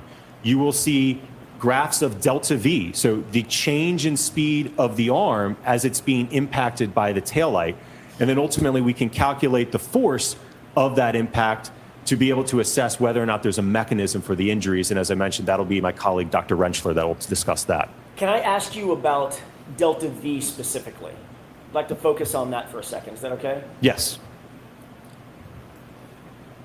When you say that that equation suggests or dictates that an object that is struck by another object with mass moves up to the same speed of the object that struck it, describe that in a little bit more detail in colloquial terms, if you will. Sixth grade terms. I'm sorry, can you rephrase the question? Probably not. Because I don't understand it as well as you do. If an object, does delta V describe the circumstance in which you have an object that may be at rest and it's struck by another object moving? Is that calculating the speed at which the object that is struck moves to the same speed as the object that's struck? So that's sustained. Just ask him a simple question, let him answer.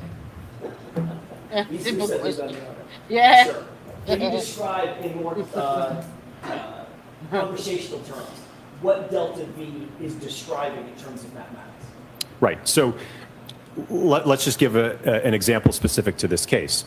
If the majority of the arm is struck by a 6,000-pound vehicle moving, let's say at 20 miles an hour, that arm will experience a change in speed. It'll go from 0 up to about 20 miles per hour due to that impact. So that would be the change in speed. If my arm is at rest, stationary, is impacted by a 6,000-pound vehicle, it's going to change its speed up to roughly what that impact speed is. And what about acceleration? What are you describing, or what is math or physics describing in that equation in terms of the time it takes for that arm to now move from 0 to 20? Right, so that's how quickly that change in speed is occurring. So to give you maybe an example you're more familiar with, let's say you're driving down the road, you come up, you see a red light at the intersection, right? You're gonna get on the brakes lightly and your vehicle is going to change in speed, right? It's going to slowly decelerate. let's say you're driving and a deer jumps out in front of you, you got to slam on the brakes, right? You're going to change your speed much quicker. So that's an example of two different rates of acceleration. One where you're mildly braking, right? You're going to coast down slowly, versus a sudden, emergency in front of you like a deer. You're going to slam on the brakes and your speed change is going to be it's going to happen much quicker with that acceleration rate. Are there circumstances in which the acceleration can be from 0 to, say, 20 miles an hour in milliseconds? Yes, when we're talking about impact durations, especially of this nature, yes, they're not going to be, we're not talking about the impact occurring over a second, 2 seconds. That's extremely long. Even a duration of a couple hundred milliseconds in the context of this is considered long. And then, of course, the force calculation is associated with the delta V and the acceleration calculations. Is that right? Correct, yes. In what way? What are we looking at in terms of that a little bit more complex calculation? Absolutely. So if you look at the bottom equation there, where I have force is equal to mass, and then that top component is the change in speed, right? That delta V, V1 minus V naught, divided by the change in time, T1 minus T naught. So if you substitute in that equation, right, that's delta V over delta T, which is acceleration. So there's a relationship between all of these equations. And do all of these equations, or did all of these equations assist you in coming to determinations and opinions and conclusions concerning this case? Yes. Are these normally accepted methodologies in determining delta V, acceleration, force, all the force dynamics or impact dynamics in an accident reconstruction? Absolutely. They are the core of physics. Can we go to the next slide, please? What are we looking at here? Scientific method. What does that mean? So the scientific method is a process that scientists typically use to be able to reach conclusions. And so you could think about it in this case, we make an observation, right? We have injuries to the arm. We've got a damaged taillight. So let's try to do some research to figure out, okay, has anyone done testing with that, right? Has anyone hit an arm with the taillight, see what happens, see what the forces are, right? Yes, and then they we start have. to make a hypothesis, right? So what happens, it's kind of an if-then statement. If the arm contacts the taillight, does the taillight break? Does it not break, right? What's the hypothesis there? And at least my understanding of reviewing Dr. Welcher's work, it appeared to be that his hypothesis... Sustained. Next question. Sure. Did you review, well, let me ask a different question. Going back to the calculations previously, the delta V, the acceleration, the force calculations that you described to the jury, did you see anywhere in any of Dr. Welcher's reports or his data that he undertook those core calculations? No. With regard to the scientific method, did you see whether or not Dr. Welcher followed this scientific method as you're explaining it to the jury? Sustained. What did you note, or what opinions or conclusions did you come to about the scientific method, if any, that Dr. Welcher did or did not undertake? Sustained. Oh, for fuck's sake. Did you review Dr. Welcher's entire database? In other words, all the reports, all the raw data, and his PowerPoint? Yes. Did he undertake the scientific method as you know it? Right, so that's sustained. Oh. You can't ask it in Continue any to fucking... describe the scientific method as you know it and you employ it. Certainly. So again, from reviewing Dr. Welcher's report, he indicated... Oh my God. Sustained. I want to see what's Shut the fuck up, Hank.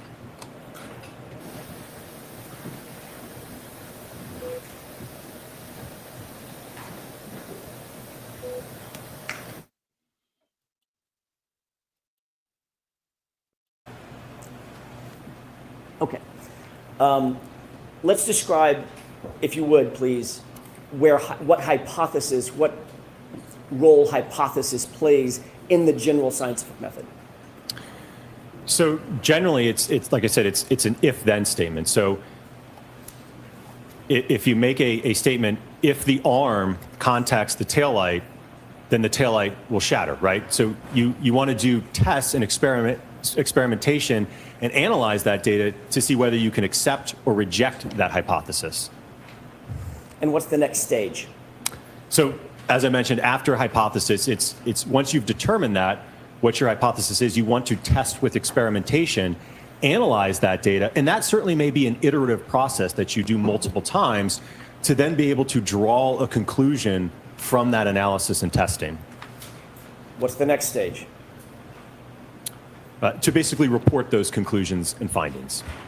Why is it important to report those conclusions and findings?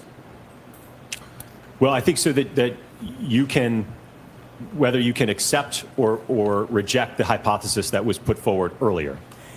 Do you have to analyze the data following the testing that you undertake? Yes, like I mentioned, I think it's an iterative process, because certainly you could do one test and it may not be clear what the answer is at that point, so you may have to do additional tests to basically parametrically evaluate your hypothesis. Did you see this well, let me ask you first, did you undertake this scientific method with regard to your reconstruction or your testing in this case? Yes. Did you observe this same scenario in Dr. Welcher's report? Sustained as to that point, Mr. Jackson. Did you see this undertaken anywhere else? Sustained there.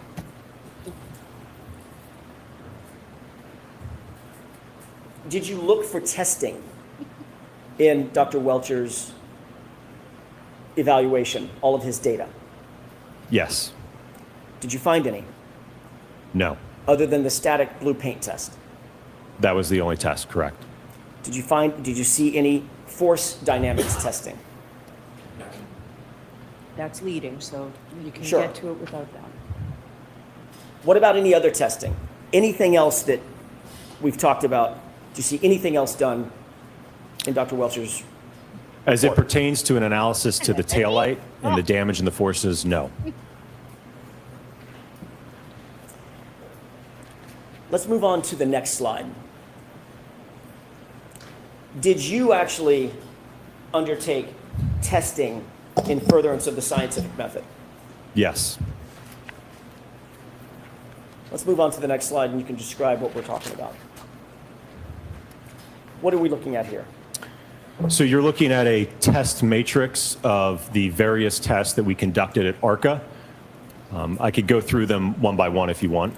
Let me ask you foundationally, was your testing directed toward determining whether or not the scenario proposed in Dr. Welcher's report was consistent or inconsistent with what you would find ultimately? The objection sustained. Was your testing specifically designed to determine whether the damage to Miss Reed's vehicle, her Lexus, was consistent with the scenario that was proposed by Dr. Welcher? Yes. That's sustained too. Fucking Jesus Christ. What was your testing? What were you engaged in terms of your testing? What were you trying to find out? Well, I think it was to, again, we talked about earlier about that hypothesis, right?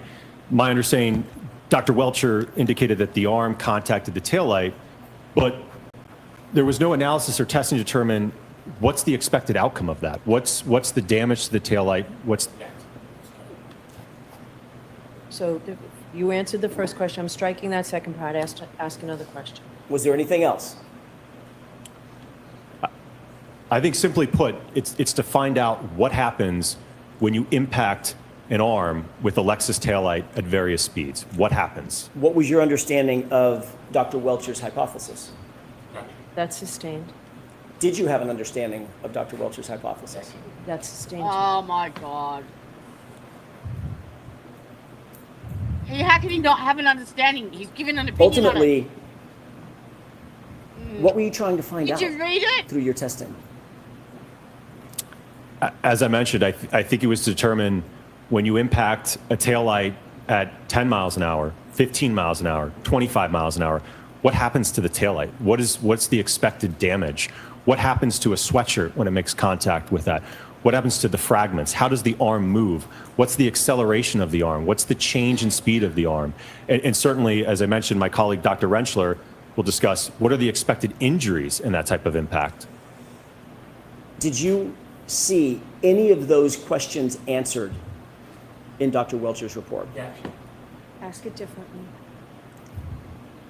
What did you see in terms of Dr. Welcher's report as it relates to those types of questions? That's sustained. Oh my God. Ultimately, did you undertake a methodology to perform the testing to answer the questions that you've just explained needed to be answered for this jury? Yes. Describe that, please. So we started out, we kind of worked at this incrementally, right? We didn't start right off the bat with utilizing an exemplar Lexus going right into an ATD or a test dummy, right? We wanted to start in the laboratory to have an understanding what happens at a range of speeds, in this instance, in our first two tests, between 10 and 17 miles per hour, right? What happens, what kind of damage do we observe, right? At 10 miles an hour, do we even break the light? At 17, what kind of damage do we get? What kind of accelerations do we get? And then we moved up to full-scale vehicle impact testing. Is that methodology that you just described generally accepted in the field of accident reconstruction, in the broader field of engineering? Absolutely. Everything from utilizing an instrumented test dummy to using an exemplar vehicle to all the data acquisition systems that we had in the laboratory as well as the vehicle. All of that is generally accepted techniques in the field of accident reconstruction to evaluate what we did in this case. And are those techniques also supported by peer-reviewed articles in scientific literature related to accident reconstruction? Yes.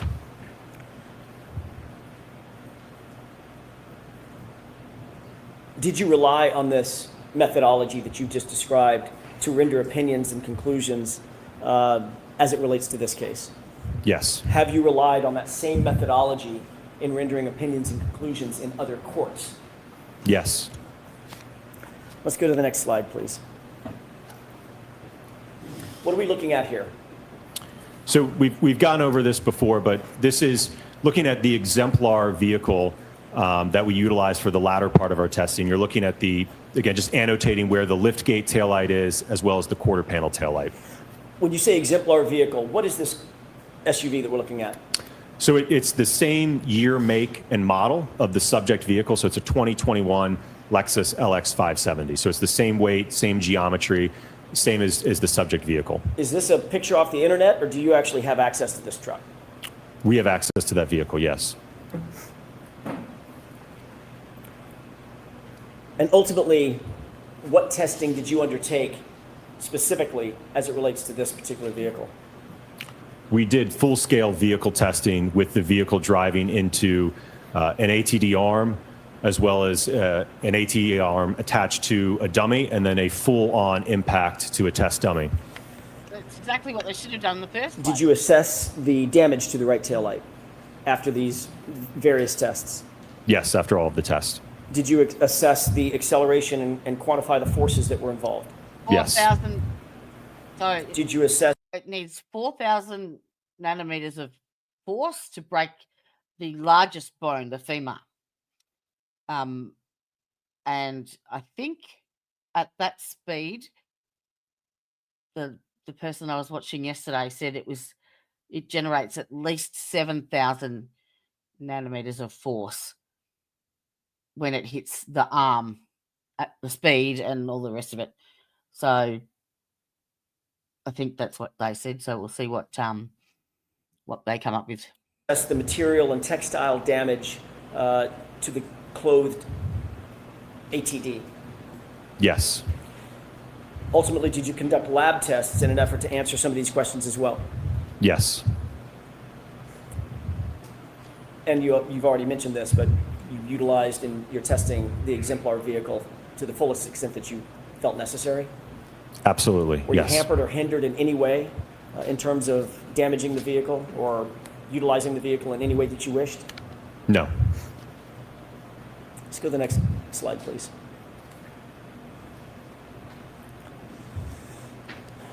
What are tests A and B? What are those laboratory tests?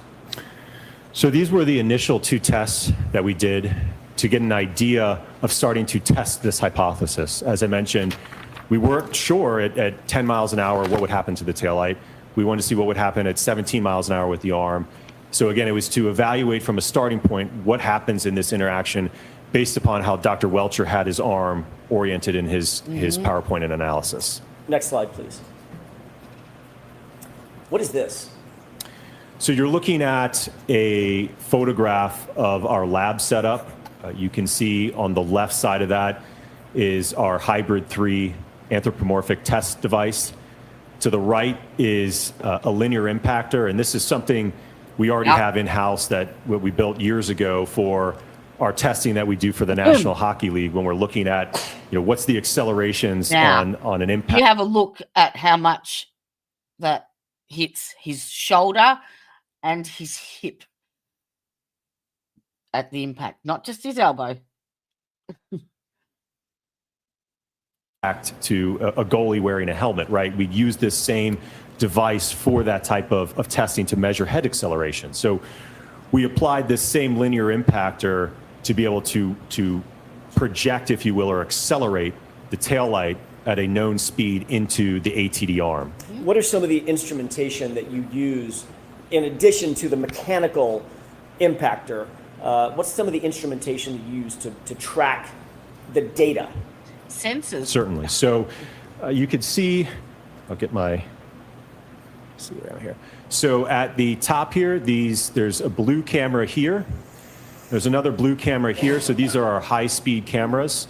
And you'll see there's a bunch of lights around those high speeds. That's just because the frame rate's so high. And again, it's only sampling a very, very short amount of time. So you have to have a lot of light when you do these high-speed tests. So we have the high-speed cameras running. We have an accelerometer mounted to the ATD arm here on the other side. So that's some of the instrumentation. There's also a couple other cameras that we're documenting this overall. Can we move to the next slide, please? What are we looking at in these photographs? So this is looking at, and not to be confused, this wasn't the arm position when the impact occurred. This is just showing you the setup. So on the left is just kind of an overall shot, and then on the right here is a uniaxial accelerometer. So that's going to measure, we talked about that term earlier, right? The acceleration. So that's going to measure how quickly is this arm changing its speed, right? What's the acceleration of the arm as it's impacted? Does that accelerometer put into motion some of the mathematical formulations that you talked about earlier? Yes. Let's move to the next slide, please. Now, just have a look at the difference in the two comparisons. When you're comparing both of the experts and both were expected to perform a forensic analysis and reconstruction.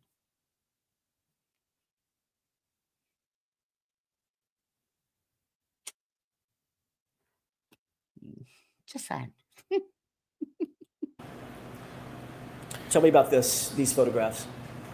So the importance of this is, he had this hoodie more on. specifically looking at the right photograph here, might be a little bit hard to see, but we wanted to get the same exact sweatshirt or hoodie for the testing to evaluate if the taillight breaks, is there a mechanism for the fragments to penetrate and cause holes in the sweatshirt as were observed in Mr. John O'Keefe's sweatshirt?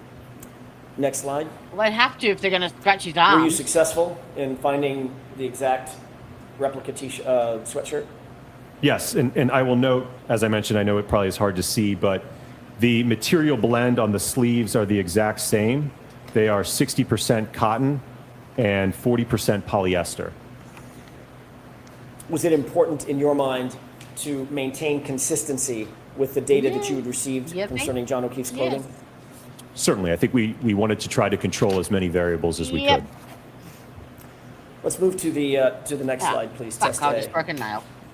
Describe test A for us, please. So you're going to see a series of photographs and then videos, but test A was mounting a preconditioned taillight on that linear impactor to accelerate it into the hybrid 3 arm to, again, evaluate the damage to the taillight and the acceleration to the arm. Let's move to the next slide, please. What are we looking at in these photographs?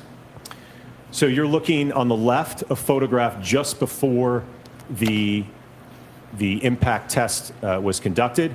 On the right, you're looking at a thermal image that is depicting the temperature profile of the taillight. Describe that thermal image. Certainly. Your Honor, may I refer to my notes? Yes.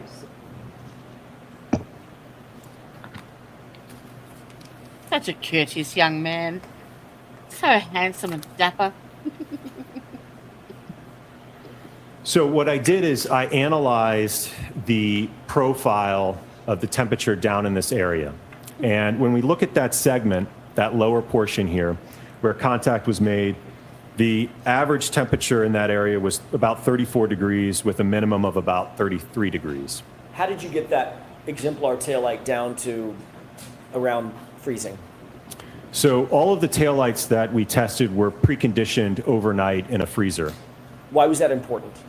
Well, it's snowing. Well, it's my understanding that at the time that this allegedly occurred, the ambient temperature was 31 degrees Fahrenheit. So as I mentioned earlier, certainly there's a correlation between how plastics perform in cold weather. So we wanted to take that variable into account in our testing to precondition them down to temperatures that were consistent with at the time of the alleged incident. Next slide, please. What are we looking at in this slide, on this photograph? So this is a video. Do you want me to go ahead and play the video? Tell us what we're about to see, and then I'll ask the court's permission. So you were looking at a camera that is mounted above the entire setup. If you look at the top portion of this video, you will see the taillight. Part of it's covered by the high-speed camera. But what will happen is the linear impactor will fire, and the taillight will be accelerated up to 10 miles per hour, striking the clothed ATD arm. With the court's permission, Okay. let's go ahead and play the video. Ooh.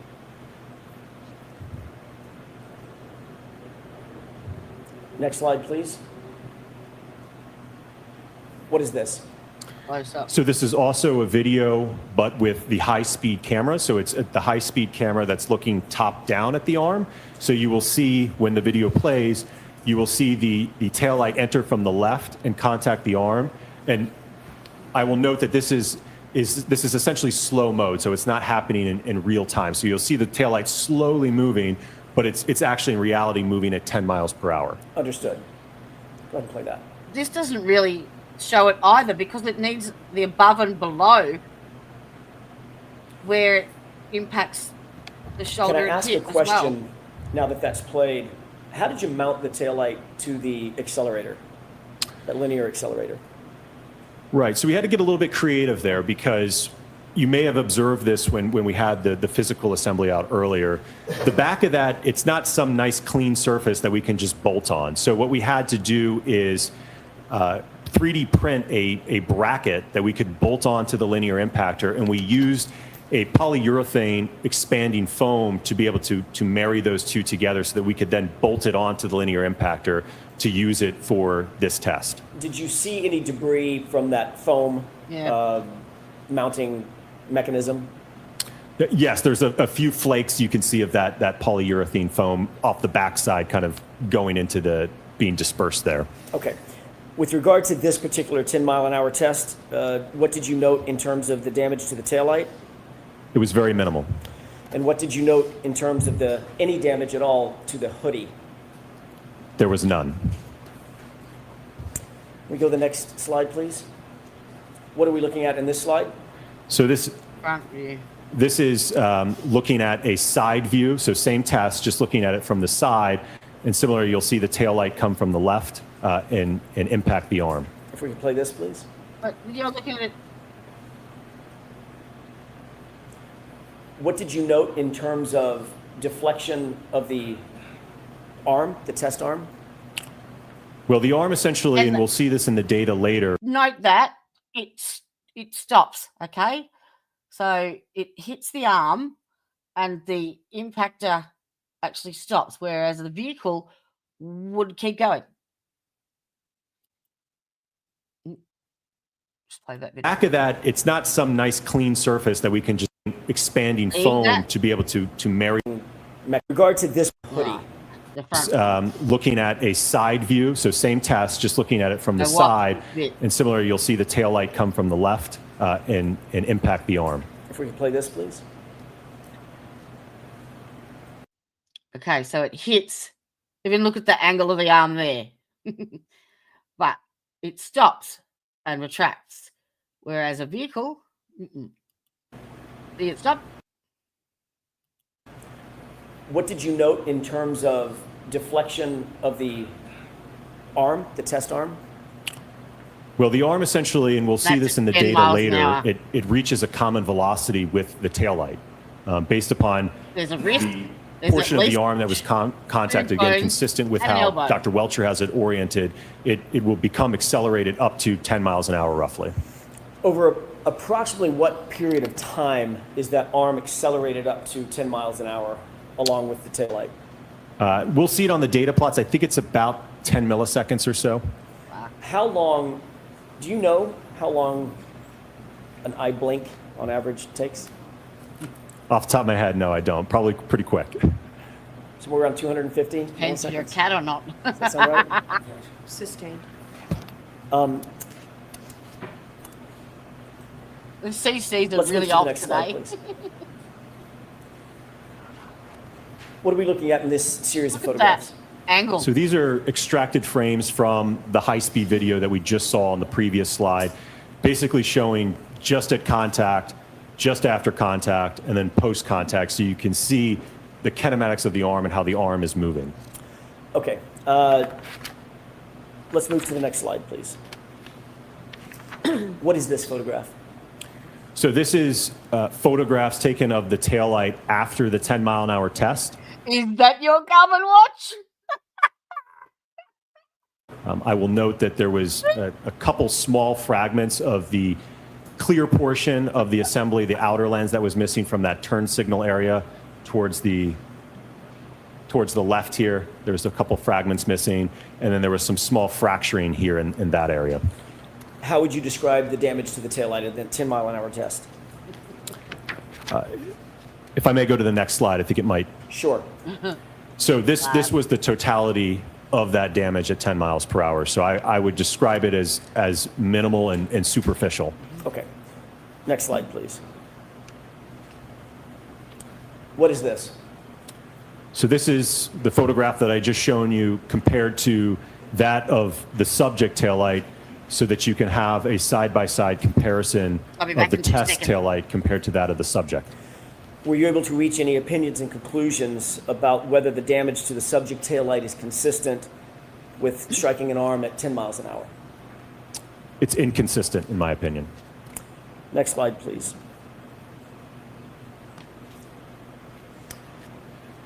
This is still test A, is that correct? Correct.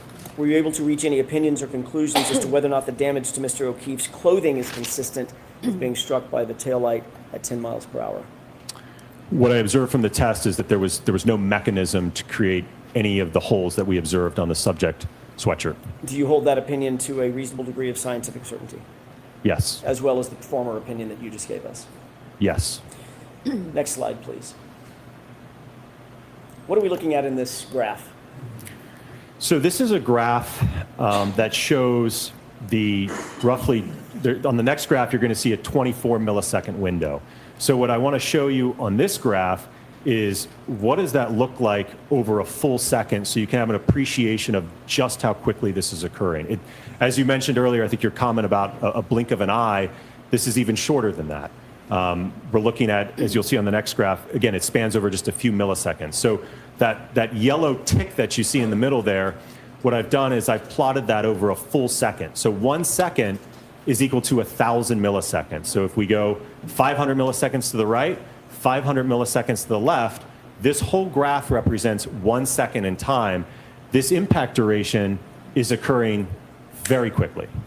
1 second, is that reflected from the beginning of the graph to the end of the graph? That's representative of 1 second, is that right? Correct. So starting at this y-axis all the way to here is 1 second in time, with our impact duration happening over just a few milliseconds.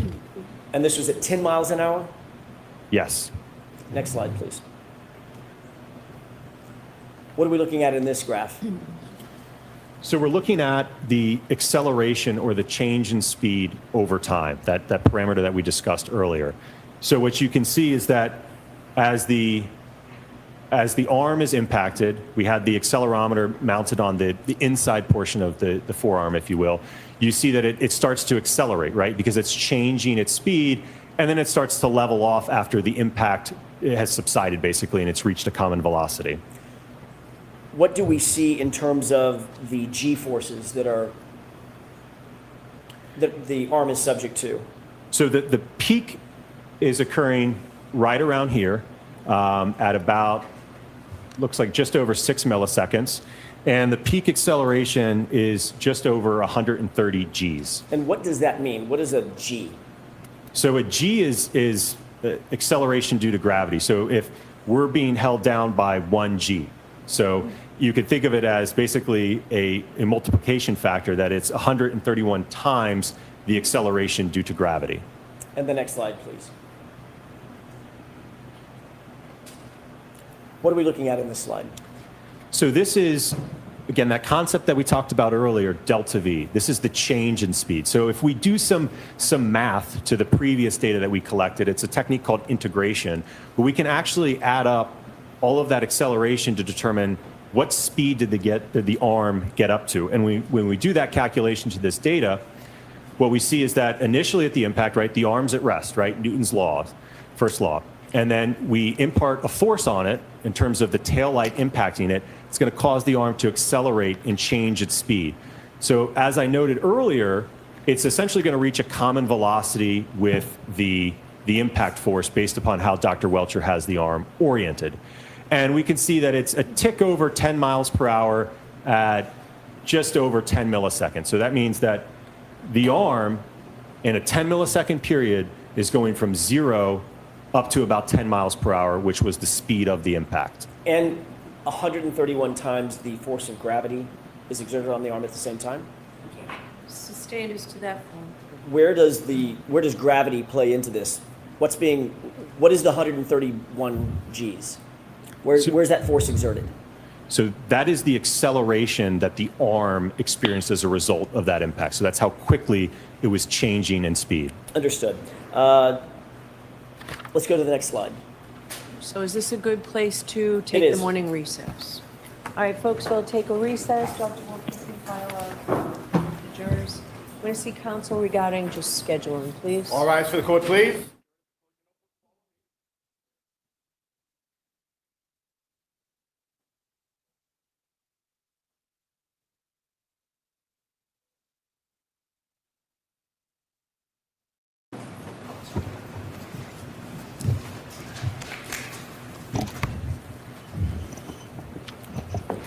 Okay, are you all set, Dr. Wolf? Yes, thank you, Your Honor. All right, Mr. Jackson.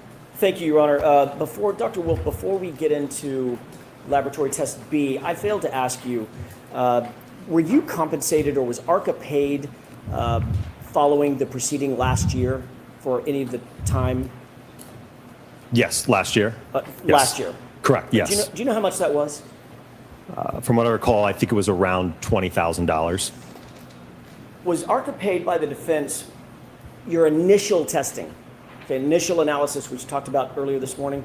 Was ARCA paid by the defense for any of that? No, not the report, testing, none of that. Okay. What were you paid for last year related to the first proceeding?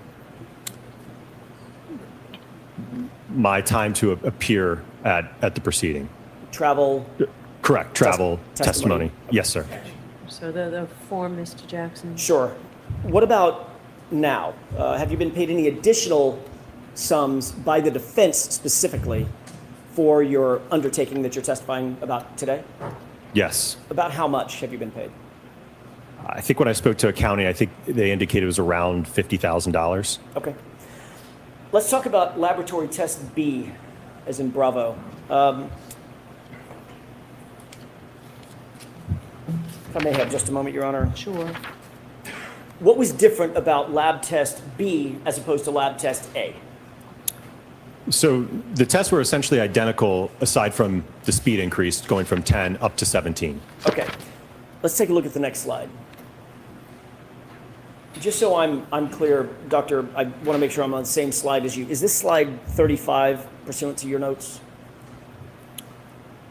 This is slide 36. 36, got it. Okay.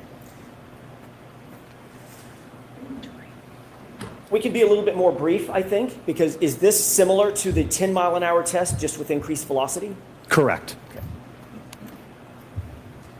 What about the purple hue taillight on the right? What is that? So again, that is a thermal image depicting the temperature profile of the right taillight that was tested. And I'm sorry, go ahead. I was just going to note that the average temperature profile of the taillight here in this test was approximately 30 degrees Fahrenheit. Is that below freezing? It is, yes. And the ATD, the test dummy, if you will, Yes. is it also clothed?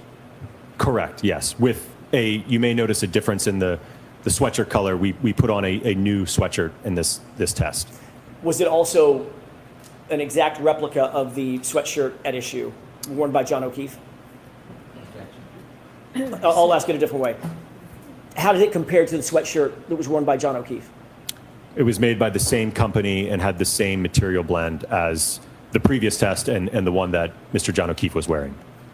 Next slide, please. What are we looking at here? So this will be a video. You will see, much like you did in the other one, where the taillight will be accelerated up to 17 miles an hour, impact the arm. And one of the things you'll see is actually an artifact of the test, if you will, where the taillight, due to the fact that the impactor stops at the end of the stroke, that force actually causes it to decouple from that polyurethane foam that we use to adhere the two. What do you mean by decouple? What does that mean?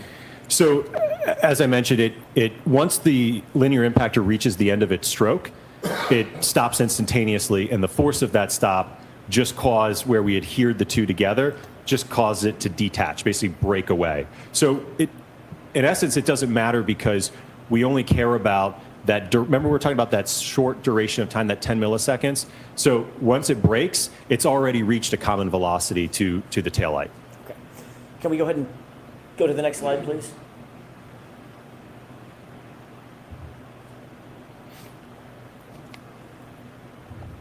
What do you note about this impact? So one of the things you'll see is kind of that dust cloud that you see. Again, that's all the particulates from the expanding foam that we use. So that's kind of what you see in the background there, kind of going over kind of the arm and the taillight there. Do you note more damage or less damage to the taillight at 17 miles an hour versus the 10 mile an hour test? There is more damage, yes. Let's go to the next slide, please. What are we looking at here? So you're looking at a top-down view from the high-speed camera. You'll see the taillight enter from the left, impacting the arm at about 17 miles per hour. Okay, go ahead and play it. Can you describe the decoupling that's shown here? Absolutely. So as you can see where the two are basically married together, right? It's kind of actually coming back together now. So that bond that we had, right? This is the most effective way that we could mount it to the impactor. It just became detached due to the force of that impactor stopping at the end of the stroke. Understood. Next slide, please. What are we looking at here? So in this slide, you're looking at another high-speed video. This is just a side view. Again, you're going to see the taillight enter the frame from the left, impacting the arm at 17 miles per hour. Is this in slow motion as well? This is in slow motion, correct, not real time. Okay.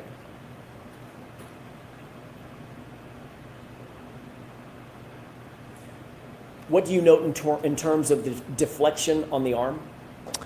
The arm, as we saw in the previous one, is accelerated up, so it's moving now at roughly a common velocity with what the impact speed was. And what did you note about the damage to the taillight? It was more significant than the 10 mile an hour test, which again, there was very minimal damage to that, where several fragments of that red outer lens fractured as well as the clear lens. Okay, next slide.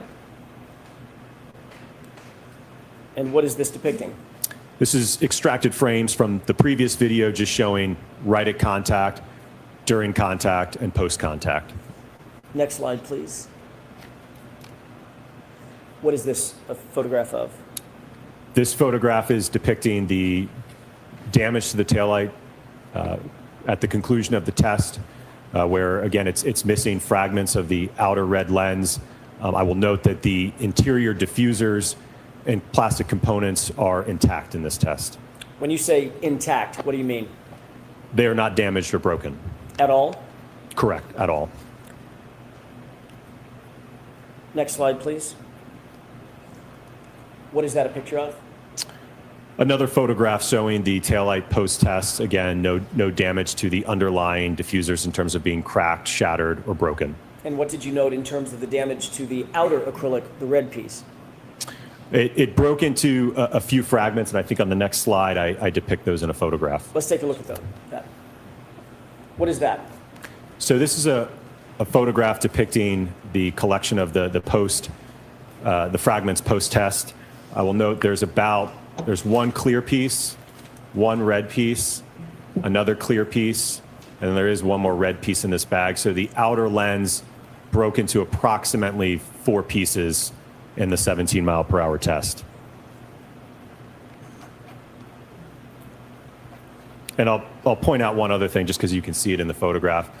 This is that 3D printed bracket that we used to bolt it onto the linear impactor with the foam on the other side that mounted it to the taillight. Thank you for that. Next slide, please. What is this a picture of, or pictures of? This is a side-by-side comparison showing a depiction of the 17 mile an hour test impact to the test taillight, comparing it to that of the subject taillight. Were you able to reach any conclusions or opinions as to whether or not the damage to the subject taillight on the right is consistent with striking an arm at 17 miles per hour? It's inconsistent from a damage perspective. What's the basis of that opinion? The test that I've just showed you all.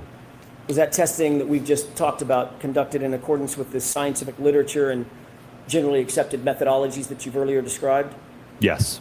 Is the damage to the right rear taillight consistent with striking John O'Keefe's arm at 17 miles per hour? No. Do you hold that opinion to a reasonable degree of scientific certainty? Yes. Slide 45, please. What is this? You're looking at photographs post-test of the sweatshirt that the ATD was wearing at the time of the impact.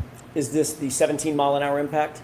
Correct, yes. Did you note any defects in the fabric of the right arm? There were no punctures, holes, or fraying of the material during this impact test. Based on this testing that you conducted in this case, is the damage that you saw of the shirt that John O'Keefe was wearing consistent or inconsistent with the shirt that's on the ATD? It was inconsistent compared to the sweatshirt that Mr. John O'Keefe was wearing. Based on that, do you have an opinion or a conclusion as to whether or not the damage on Mr. O'Keefe's clothing was consistent with being struck by the right rear taillight at 17 miles per hour? It is inconsistent. Next slide, please. What is this graph depicting? So going back to these terms that we've talked about, this is the acceleration trace of the 17 mile an hour impact test. And you can see that we reach a peak acceleration at around 5 milliseconds, and that's at about almost 270 Gs. You said 270 Gs? Correct. Or 217? 270. Thank you. 70. Did that have any significance on your analysis? Yes. What was that? Well, we can use that to estimate. Obviously, we can integrate that to get the speed, but we can also estimate the force applied to the taillight with that information. Can we go to the next slide, please? What is the delta V as it relates to the 17 mile an hour lab test? So you can see, again, the arm initially at rest is accelerated up, increasing in speed, and then reaches just about 16 miles per hour, so reaching nearly a common velocity with the taillight at about 8 milliseconds in time. Next slide, please. Did you conduct additional tests other than the 2 lab tests that we've talked about? Yes, sir. Describe just in general, and then we'll talk in more specifics. What were the tests that you undertook after the lab tests? So we conducted 2 tests with a suspended ATD arm that was impacted by an exemplar 2021 Lexus LX570. We then conducted a test where the arm was then attached to a test dummy, and then our final test was a full-on impact to a test dummy. Can we go to slide 48, please? What are we looking at in this slide? This is the exemplar 2021 Lexus LX570 that was utilized during this test program. Was this the same vehicle that was utilized in all the tests, C, D, E, and F? Correct, yes. If we could go to slide 49, the next slide. What's depicted in this photograph? Well, so there's a number of things here, so I'll try to point them all out. So obviously, we talked about just now the Lexus here, the exemplar vehicle. We have a forklift that was hoisted up that ultimately was suspending the arm. I think I have an additional photograph that shows it close up. But the arm was suspended from the forklift at the correct height to interact with the taillight. We have our high-speed cameras set up under this umbrella. There's another one over here. Another thing you'll note is we brought out the chest freezer when we were installing these in the Lexus to, again, keep them at that steady state temperature for as long as possible.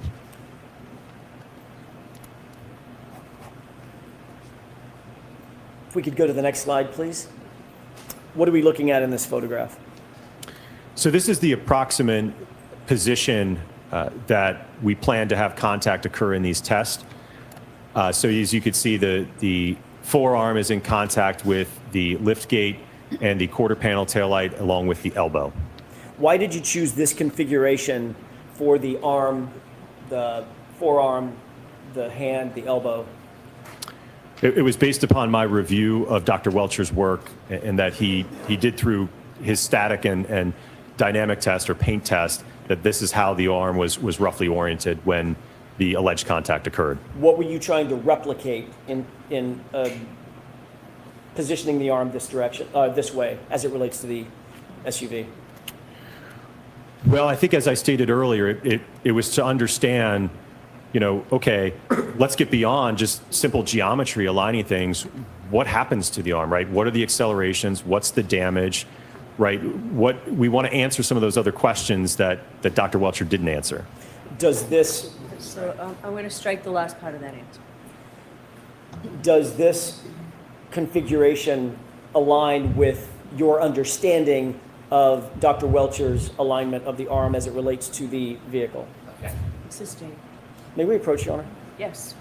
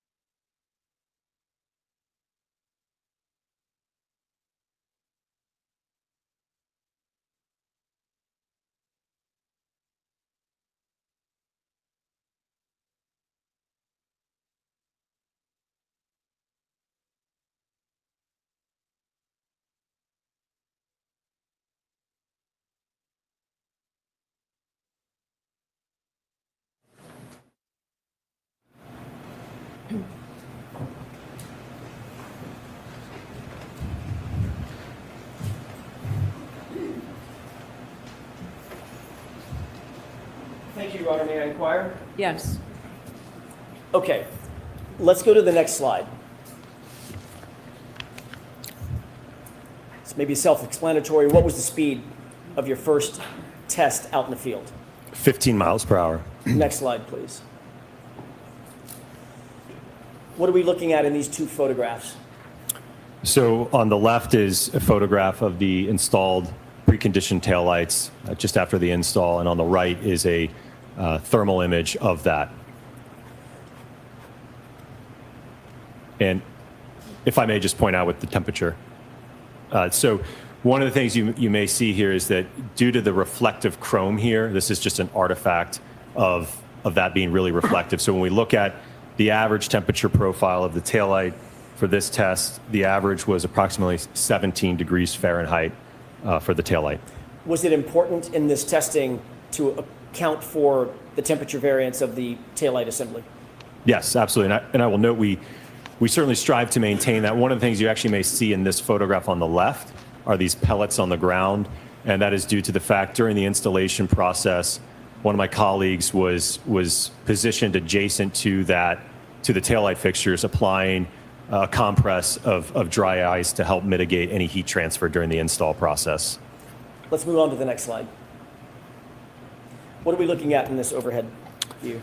This is it's a drone video, so you're going to see the Lexus accelerate from left to right, impacting the hybrid suspended arm in the area where you could see the umbrella. Can you use your spotlight and orient us? Where are the vehicles and the testing locations? Yes.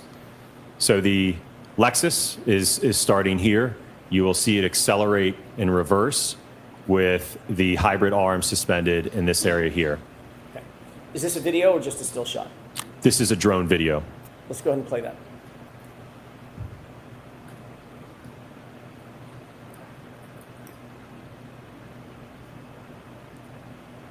Dr. Wolf, is that in real time or slowed down, sped up? This is in real time. Okay.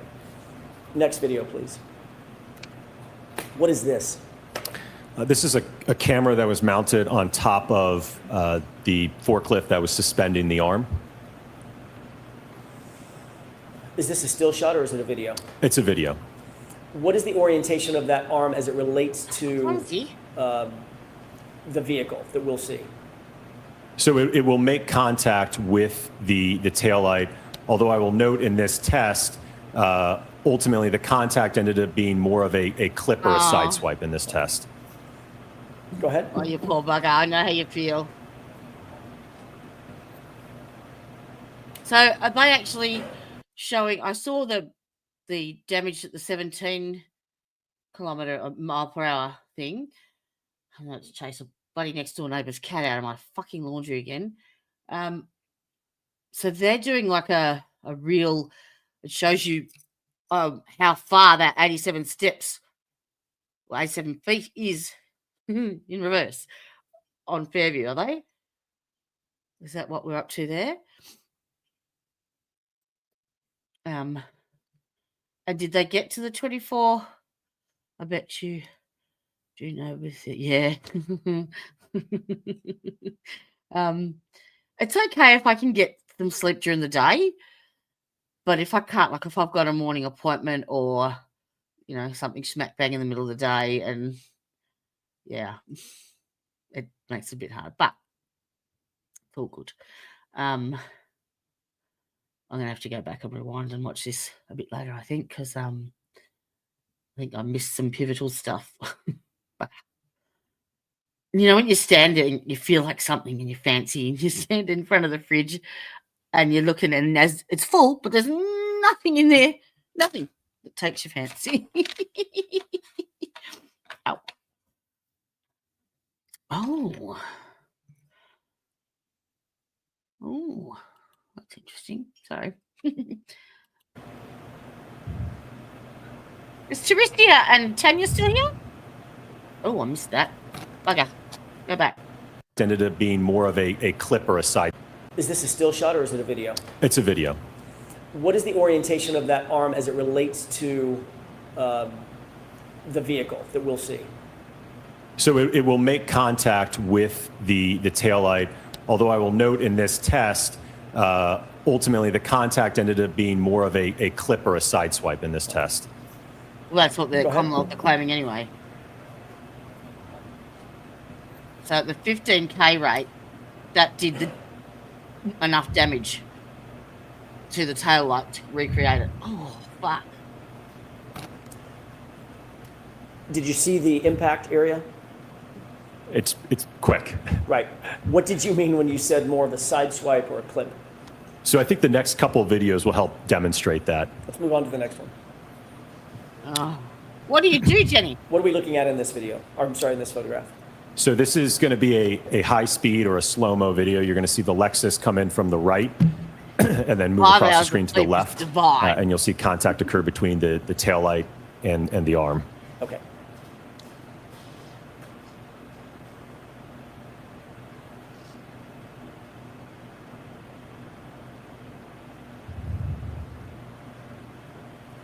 Yep. So that's where the pirouette comes in. But then that's not indicative of body weight and mass behind it either. That's Can you explain for the jurors using this video what you meant by more of a side swipe or a clip?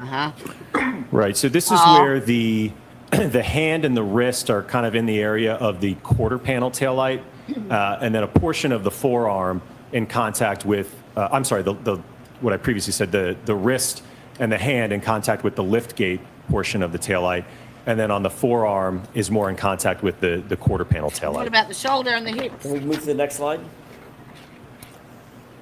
And what is this angle? This is, same test, just a different angle with the high-speed cameras in slow motion. And this is at 15 miles per hour, correct? 15 miles an hour, correct. Can you explain for the jurors, given the fact that this is suspended, does that have any impact on the ultimate analysis or reconstruction, no body weight rather than behind it. being attached to an ATT? Effectively, mass is mass. So whether we have an arm that is suspended or attached, again, it's the arm is on a joint, right? So the arm can accelerate freely of the rest of the body, right? So if anything, even if it is attached to the body, there may actually be some additional force associated with that, just because there could be more mass attached to it. Yeah. Understood. Okay, let's go ahead and play this video.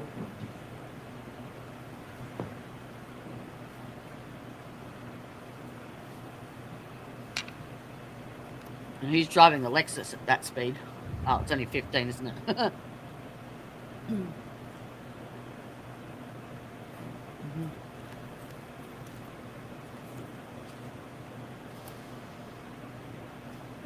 If that was attached to the body, that's Can we go to the next slide, please? Slow.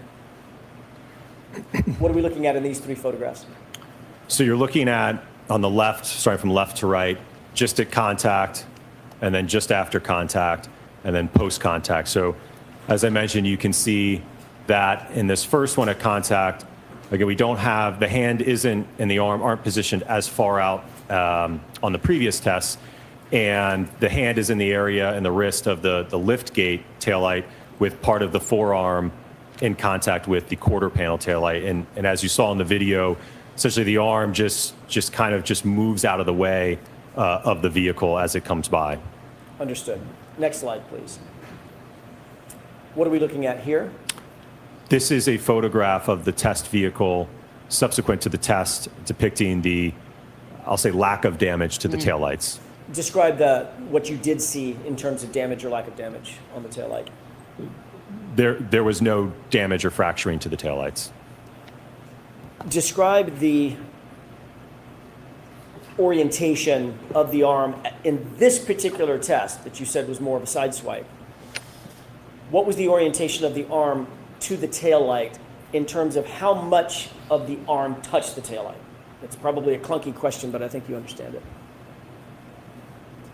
I don't know if I could break it down into, I think just qualitatively speaking, like I said, it appears to be the hand and the wrist and kind of the lower portion of the forearm, maybe to the mid forearm or so. So nothing on the upper arm? Correct. Making contact? Correct, nothing on the upper arm, yes. Okay. If we could move past this slide and onto the next slide. What is this depicting?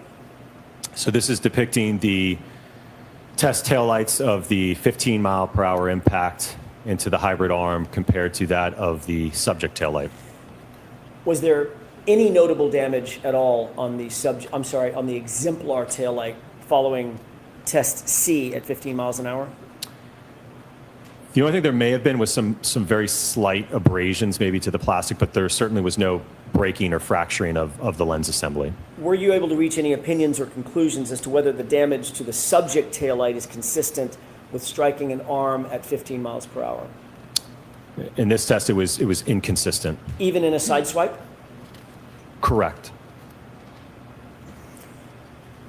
Was that testing that we just saw done in accordance with scientific literature and generally accepted methodologies in the area of accident reconstruction? Yes. Is the damage to the right rear taillight of the subject vehicle consistent with striking John O'Keefe's arm at 15 miles per hour in a side swipe configuration? It's inconsistent. Do you hold that opinion to a reasonable degree of scientific certainty? Yes. Can we move to the next slide, please? What are we looking at in this graph? So you're looking at the hand acceleration over time. So you can see that because, as you saw in the previous video and slides, the hand initially made contact with the taillight. So that gets accelerated up first. So we're getting peak accelerations in this test for the hand of about 254 Gs. And yes, over a period of about a little over 6 seconds or 6 milliseconds or so. What was the arm or the appendage outfitted with to determine the data on this graph? Right. So if you think back to the lab testing that we did, right, because we didn't have, and again, this is kind of why we did the testing incrementally as we went about it, but in the lab test, we didn't have a way to mount the lift gate assembly to also evaluate that interaction. So when we moved outside the full-scale vehicle testing, we had a lift gate taillight, obviously the full vehicle. So we also instrumented the hand with an accelerometer as well as the forearm. So we were able to measure the acceleration of both the hand and the forearm in these tests. Can we move to the next slide, please? Mine are all gone now. And what are we looking at here? So this is the, the acceleration of the arm. So you can see that it reaches a peak around 5 milliseconds at about, looks like just under 200 Gs. And the next slide. What's depicted in this graph? So this is doing, again, the integration of the acceleration data for the hand to determine what speed did the hand get accelerated up to. And you can see that at the onset of this, it's at rest, it's impacted, and then gets up almost to 15 miles an hour in 4 milliseconds. Ultimately does reach at about 18 milliseconds, it does reach that 15, but it's nearly at 15 at contact. Thank you. The next slide, please. And what is this delta V showing us? So this is showing the change in speed of the arm. And again, because the hand was, and the wrist was more of the central impact to the ATD arm, this ultimately saw less acceleration, Great therefore Marsha's at this. less How of a change wonderful in Marsha did that. Arca, arca, arca.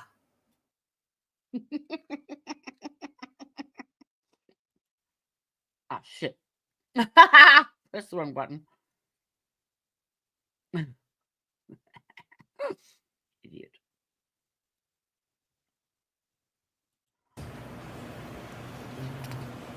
Next slide. What we? No. Oh, gone too far. Sorry. What are we looking at here? This is the acceleration of the arm during this 24-mile-an-hour impact. Next slide, please. What's depicted in this graph? So this is looking at the change in speed of the arm as a result of the contact.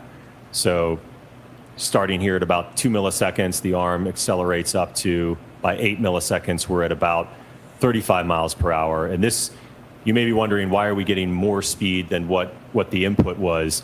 And that's because you get a phenomenon known as restitution. Basically, there's an elastic collision between the two where you can get almost a bouncing effect. So when you have something that weighs 6,000 pounds striking something that's much, much lighter than that, it can actually cause it to accelerate up to a greater velocity than the impact speed. Next slide, please. Test E, 24-mile-an-hour impact test. What is that? So this is a 24-mile-an-hour impact test to the ATD arm attached to a test dummy. Next slide, please. Why did you utilize 24 miles an hour for this test? So it's my understanding that this is the upper end. There is a triggering event of, I believe it's 1162.2, and I think at the end of that data, the speed is approximately 24 miles per hour. So we did a test at the end point, if you will, in that data set. What is this photograph showing in terms of the orientation of the arm and the hybrid test dummy, or ATD?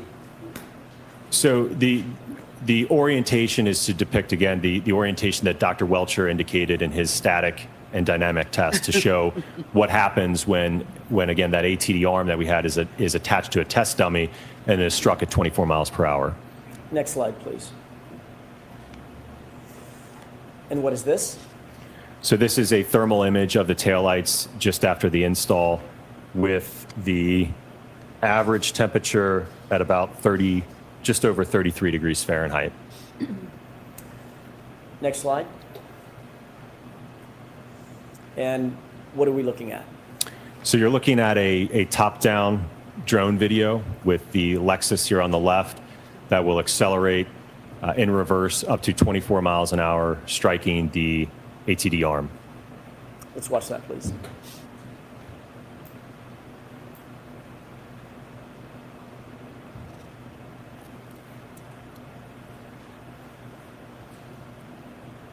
Next slide. What are we looking at in this slide? So this is a top-down video from atop of the forklift, or where the arm is suspended attached to the dummy. So you're going to see the vehicle enter from the bottom into going to the top of the screen.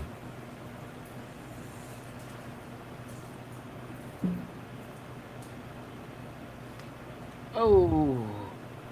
Oh.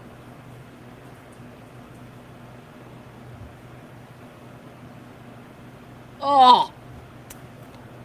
Next slide. Fuck, that's fast. What is this view? It's just another perspective. This is a slow motion video where you'll see the Lexus in reverse. I think this one actually has kind of a long build up before it starts here. Mm-hmm.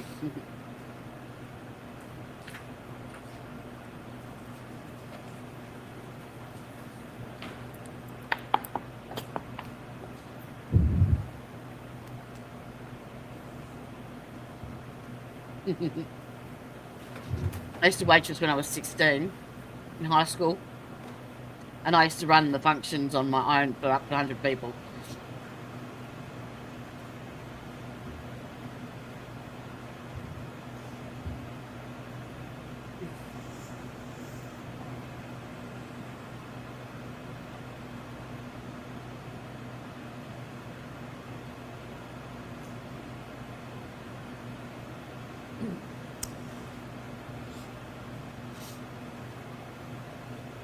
Well, see, And that could we he's go to still the next standing. slide, please? And what is this? So this is a perspective from the high-speed camera, so a slow-motion video with the Lexus reversing into the ATD arm at 24 miles per hour. Before you play this, Dr. Wolf, I failed to ask this, it may be obvious. After each of the tests, C, D, E, F, were you replacing the taillight with new exemplar taillights that had been temperature accounted for? Yes, every test had a new set of quarter panel taillights, as well as liftgate taillights. And even in the test where the taillight in the 50-mile-an-hour test where the taillight was not damaged, we still put on new taillights. We did not repurpose or reuse any of the taillights. Okay, thank you. If you could play this for us, please.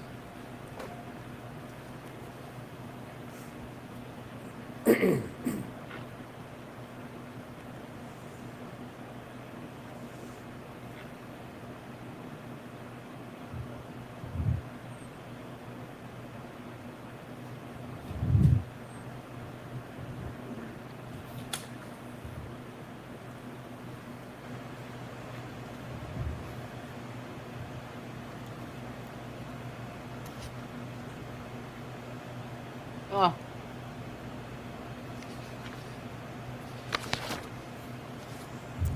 Oh. Next slide.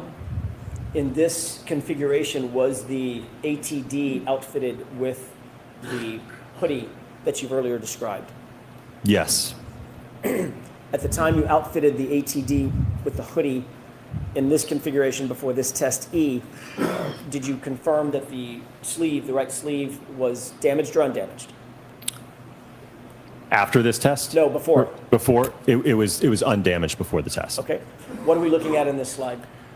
So this is still frames from the high speed. So starting out on the left here, just at contact. So the forearm making contact with the liftgate taillight, and then the upper part of the forearm and the elbow making contact, a direct hit into the quarter panel taillight.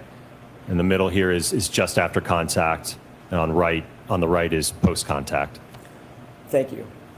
Next slide, please. What are we looking at in this video, or in this picture?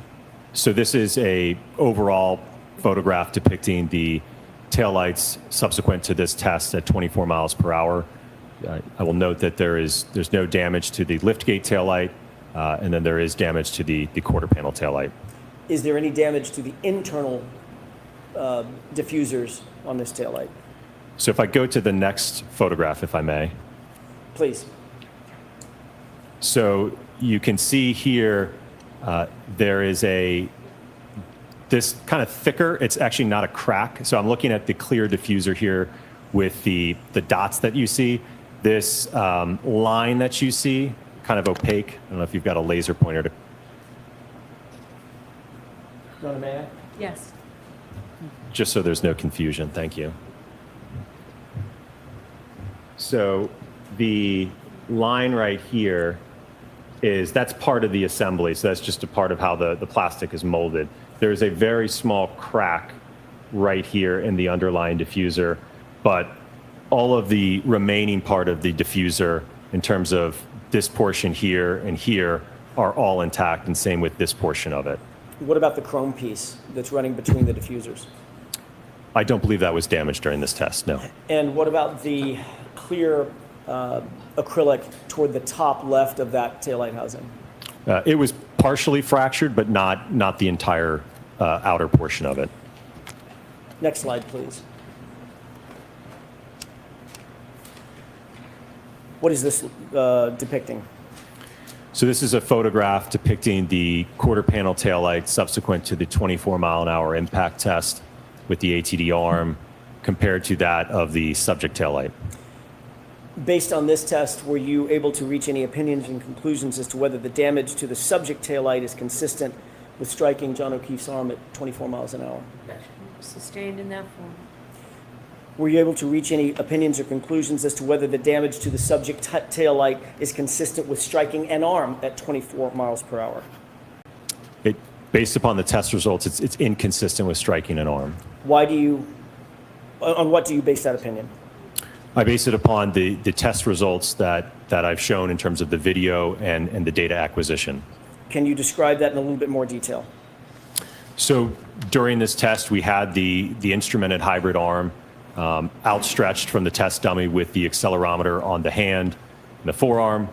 We had data acquisition on the vehicle, monitoring the speeds of the vehicle. We accelerated that vehicle into the arm at 24 miles an hour to conduct a dynamic impact test to collect data certainly about the acceleration that the arm experienced, but then also make observations about the damage that we observed to the taillight. Do you hold that opinion that we've just discussed to a reasonable degree of scientific certainty? Yes.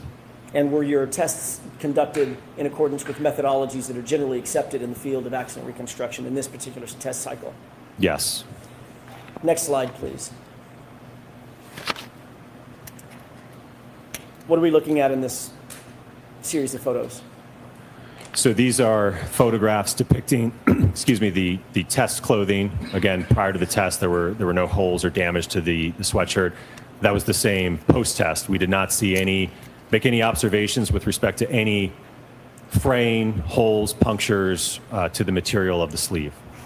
Was there any damage whatsoever observed on the right sleeve of that ATD? No. Next slide, please. What are we looking at in terms of this graph? So what you're looking at in this graph is the acceleration of the hand reaching a peak acceleration just after 10 milliseconds of approximately 435 Gs. Next slide. What are we looking at here?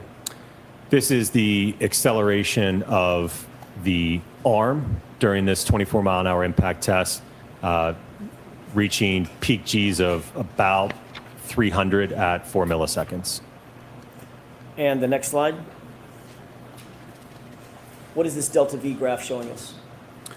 So this is showing the change in speed of the hand as a result of the impact, ultimately getting up to approximately 24 miles an hour, which again is the impact velocity of the Lexus. And how fast did it get up to 24 miles an hour?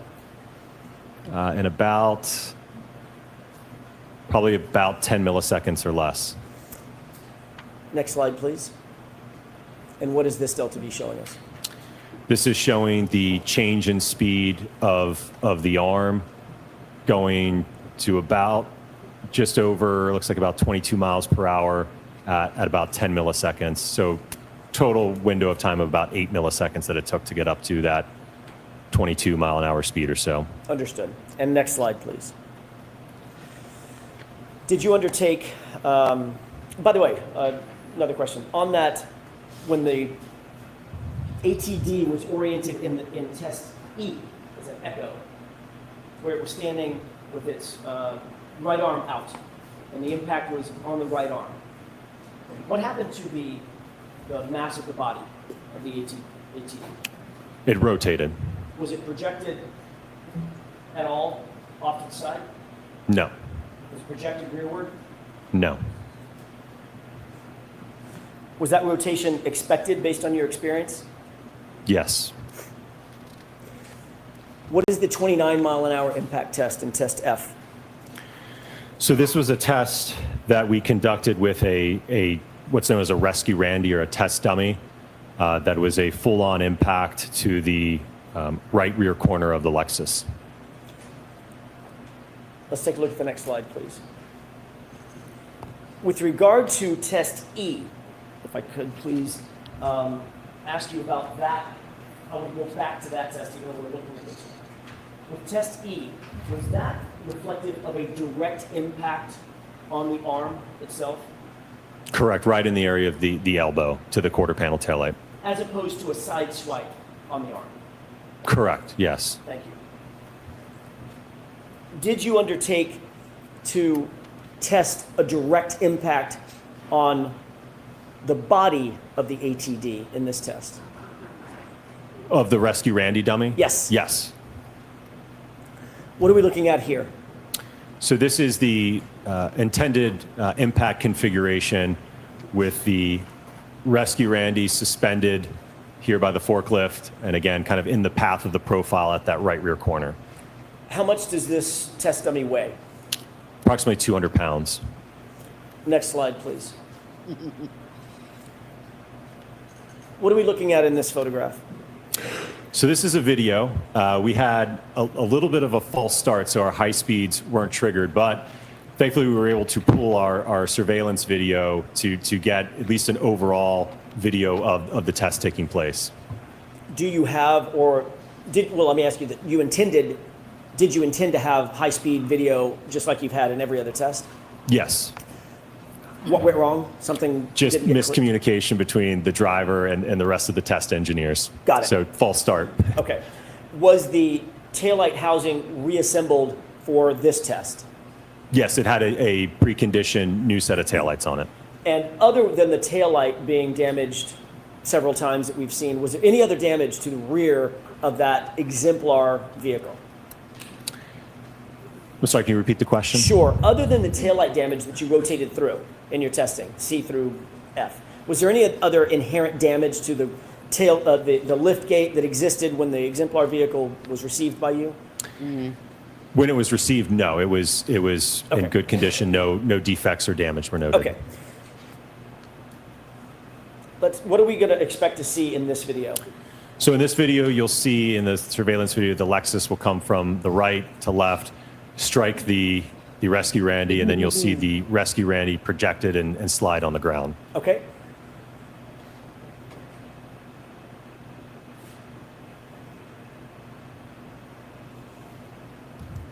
you play that one more time, please?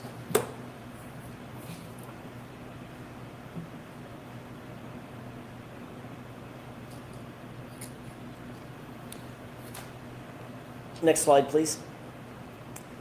What are we looking at in this series of photographs? So this is a extract from our VBox software and data acquisition system. So on the top, you'll see the video. On the bottom is the data. So this is another feed that we had of video. This was triggered. So we do have data from this perspective. So what you'll see is my colleague will move away from the assembly with the dry ice, and then the vehicle will accelerate in reverse. That was my question.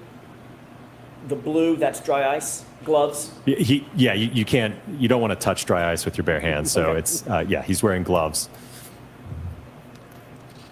Why is it in dry ice? He's capturing the thermal images now. Okay. Look at how much effort they went to in their testing. It didn't just paint a tail light.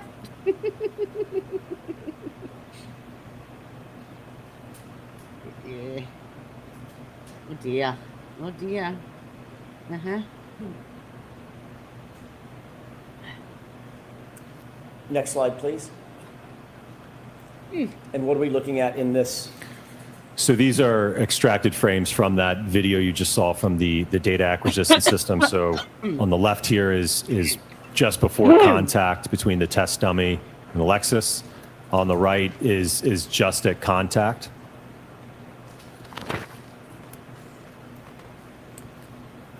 Next slide, please. And what are we seeing in these series Oh my of God. photos? You have no idea. So this is I would be I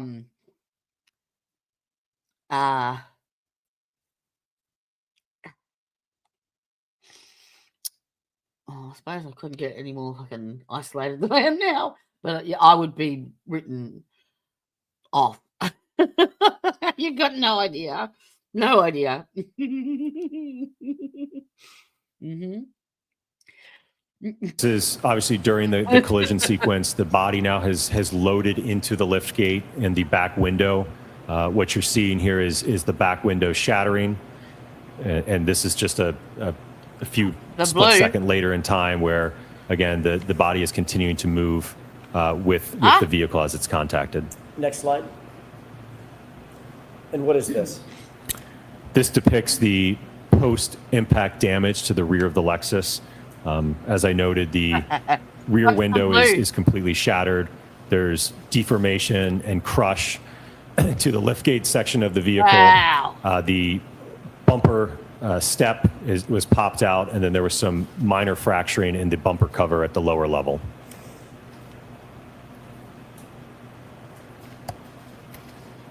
Did you note anything regarding the internal components of the exemplar taillight, even at this direct impact? So the taillight, as you can see, it blew out the outer lens cover. I believe the part of the clear diffusers were actually still in place. I think the lower one might have been fractured here, but I think the upper one was still in place. At 29 miles an hour with a direct impact, did the exemplar taillight exhibit the same type of damage to the diffuser as the subject taillight? I'm not sure I understand your question. More or less damage in this photo to the diffuser specifically than in the subject taillight? I want to know what the blue is. Well, I think there was more in the subject taillight. As I mentioned, I believe the top diffuser on this damage? was correct. Okay, that was my question. And is there another slide at the on the back end of this one? That's it. Okay, we can have the lights. I thought it was something to do with. Dr. Wolf, you conducted tests at what miles per hour? Tell me the sequence. It would be 10 miles per hour, 17 miles per hour, 15 miles per hour, 29 miles per hour, 24 miles per hour, and then a full-on hit at 29 miles per hour. Regarding all of the tests you conducted, what did you observe with regard to the damage, if any, to the internal components of the quarter panel taillight? And I'm talking about the chrome pieces and the diffusers. It was less in all of the tested taillights than that of the subject taillight. Did you reach any opinions or conclusions as to whether the damage to the right rear taillight of the subject 2021 Lexus is consistent with an impact to John O'Keefe's right arm during a high-speed reversing maneuver? Sustained in that form, Mr. Jackson. Why? Did you reach any opinions or conclusions as to whether the damage to the right rear tail light of the subject vehicle is consistent or inconsistent with an impact to a right arm during a high-speed reversing maneuver? It was inconsistent. What's the basis for that opinion? All of the test data that we did from the laboratory testing, moving up to full-scale vehicle testing, all of the collected data in terms of the photographs, the observations, all of the acceleration data collected. So all of the testing that we've walked through in this PowerPoint, along with certainly that was based upon all generally accepted and peer-reviewed methodologies in the accident reconstruction community. Do you hold that opinion to a reasonable degree of scientific certainty based on your experience, training, and education? Yes. Did you reach any opinions or conclusions as to relating to the punctures or holes in the hoodie that you saw that was related to John O'Keefe? Yes. Do you have an opinion or conclusion as to whether or not the damage that you saw to the hoodie related to John O'Keefe is consistent or inconsistent with a impact from a right rear taillight of the subject SUV? It was inconsistent. And what do you base that opinion on? Based upon all of the impact testing that we did with the clothed ATD arm in the laboratory as well as the field. Maybe that's why. One of the reasons I love cats so much. In any of the testing that you did you ever see taillight pieces cut, puncture, or fray the sleeve of that hoodie? There's always one. No. There. The exemplar hoodie, I should say. Correct. And say hello? Did you reach any opinions or conclusions as to whether the rear taillight of the subject SUV was involved in a center of mass strike of a pedestrian at a high-speed rearward maneuver? Yes. What is your opinion? That the damage to the subject Lexus is inconsistent with a center of mass hit. What do you base that opinion on? The testing that we conducted in that last test that you just saw. Do you hold that opinion to a reasonable degree of scientific certainty, Dr. Wolf? Yes. Thank you. That's all I have. All right. Oh, wait for it. Place for a break, or do you want to get started? What's preference? What? It's 1 o'clock. First, why don't we let you have your lunch? Okay. So we'll come back. We'll come back ready to go at 1:30. All rise in court, please.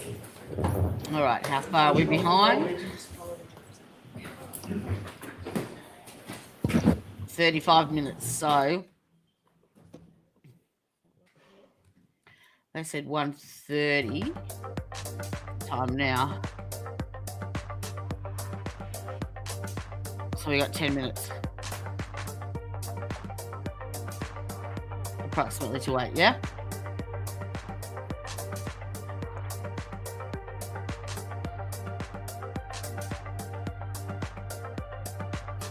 You can shut up, that's awful. Maybe I should get on to Google and have a look. Yeah?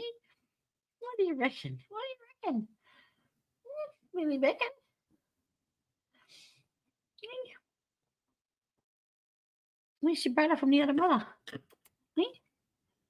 Well, I don't even know what I'd look up. I'd never, something I haven't thought of for years.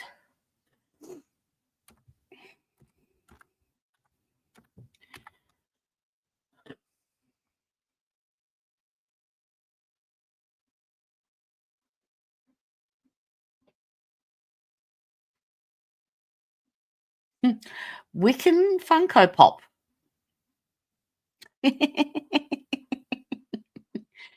Yes, I've got 4.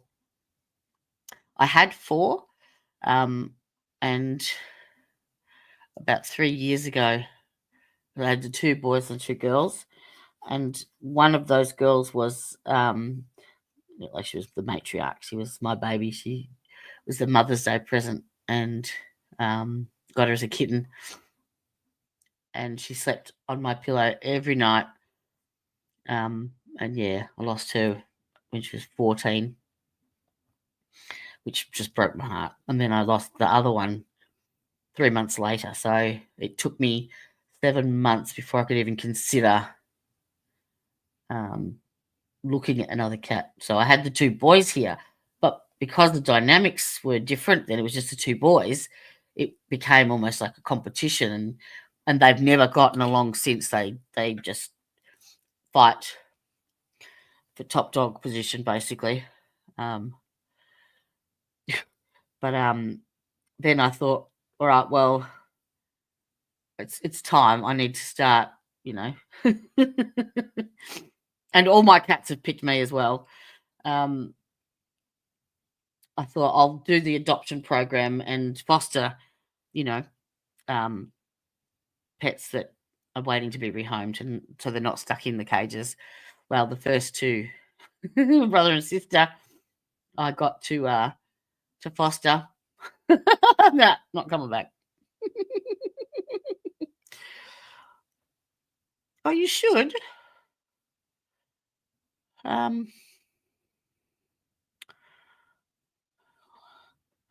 had 3, but I'm back here.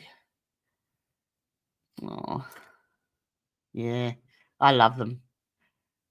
And I didn't mean to have so many. Like, I had my one, and then my daughter lived with me, and she had her one, and she couldn't move the property she moved to. She couldn't take it with her, so I just kept it. And then I had the guy who I was living with for 7 years after my marriage. It was like our family cat. Well, the only reason I got him was because he was too tight to pay for the registration with the council, and he registered it in my name because I get a discount for being on disability pension. So I ended up with him. And this one was the next boyfriend, who lived about 3 hours drive from me, and he rescued this kitten from like a feral group of them that were in the unit next door to him, and brought it down with him. And yeah, when I kicked him out, the cat didn't want to go. So that's 4. Yeah, no, I don't know.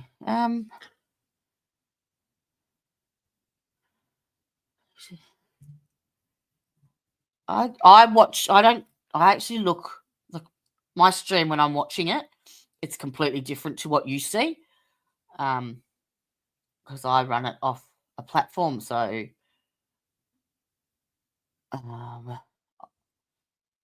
I can't actually see what you see.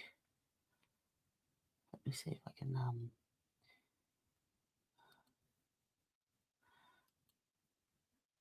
can like see my homepage, but if I clicked into my own stream, it would take me into my analytics.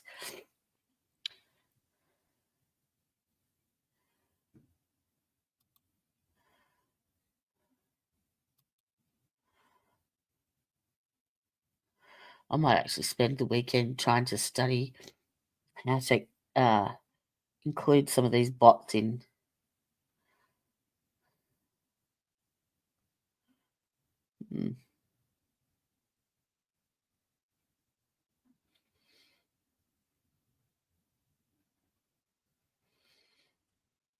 Did you see the merch, Simi? I put all of our avatars and stuff and personalized some little designs. Now I've adjusted as many prices as I think, because I can't remember what I selected for each one. Like, you could get to choose between 20 different t-shirts and shit. So if there's something that I haven't chosen and you can see it and you want it or a specific size or color, let me know. I've dropped down the prices as low as I can go, and then hopefully that still allows you to get your 20% discount as well.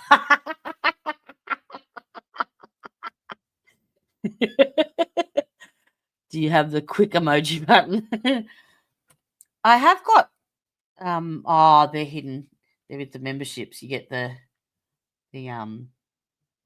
emojis. Actually I need to do some more with the new avatars. So much to do. It's it just never ends. Never ends. You've got no idea. I'm normally on the computer for at least 3 hours before a stream and probably at least 2 after, just to make sure that everything's finalized and yeah, ready to go.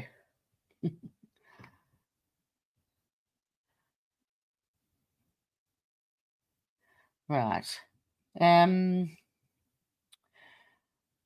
I actually need to go. And have you guys heard of that mushroom trial? The it's actually the one here in Australia. It's Erin Patterson, where she baked her family the beef Wellingtons. I'm sure it's been here. I don't even know where they come from. Yes. Well, that's about probably an hour and a half's drive from me, out into the country, but it's chockers, like it's booked out. And it's pretty much at the same stage as this trial, although she's just taken the stand, I think, the last couple of days. She's testifying. So I did the first half of the trial because we don't get, over here, we don't get court TV or anything like that. It's you've got to go hunting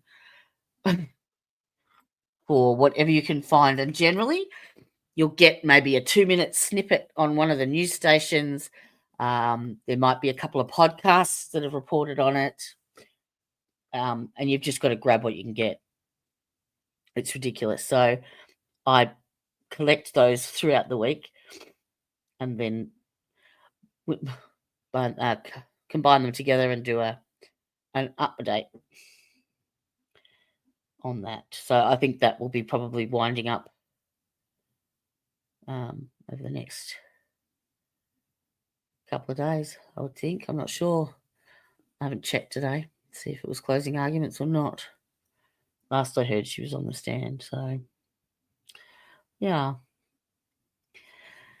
Have your kids say that to you, being such luck, I promise. Okay.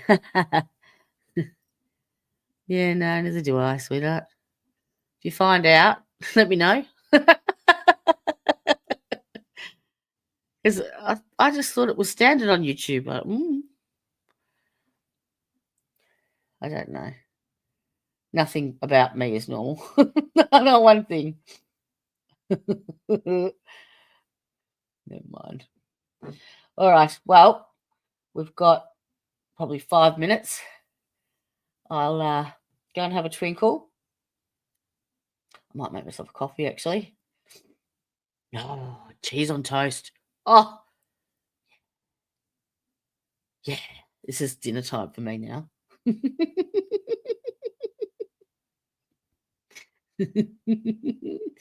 All right. Well, I will see you back here probably in about 5 or 10. All right, my loves. Don't work too hard, Jenny. And yes, we might have to have a behind the scenes StreamYard meeting to discuss further. Because it's something that's fascinated me forever, but I've never really had the opportunity to explore until now. It's funny how this shit happens, isn't it? For a reason. All over a fart.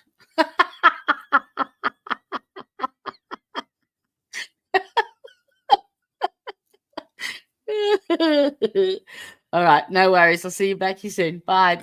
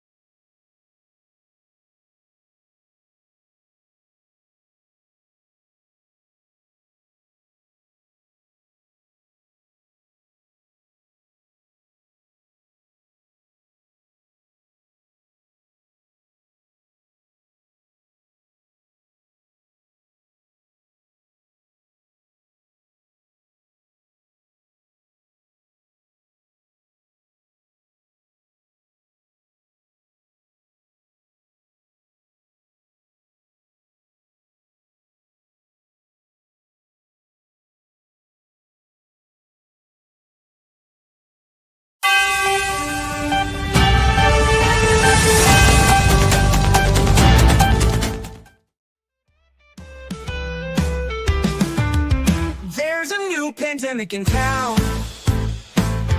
and it's taking creators down a rabbit hole of corruption in a Massachusetts town. It strikes at the heart of bloggers, no matter podcaster or receiver. It can strike you like a Lexus, then you've got Karen Red River fever. While all the symptoms are quite acute, and you'll ask things differently by far, you will utter what if anything, or you'll be screaming outside back. You'll swear she said I hit him 3 times while making butt dials as well. No matter how hard you try to fight it, you just can't unring that bell. So once you finally say I'll allow it, like Auntie built the darn diva, you'll find yourself behind that buffer zone, 'cause you got Karen Red River fever.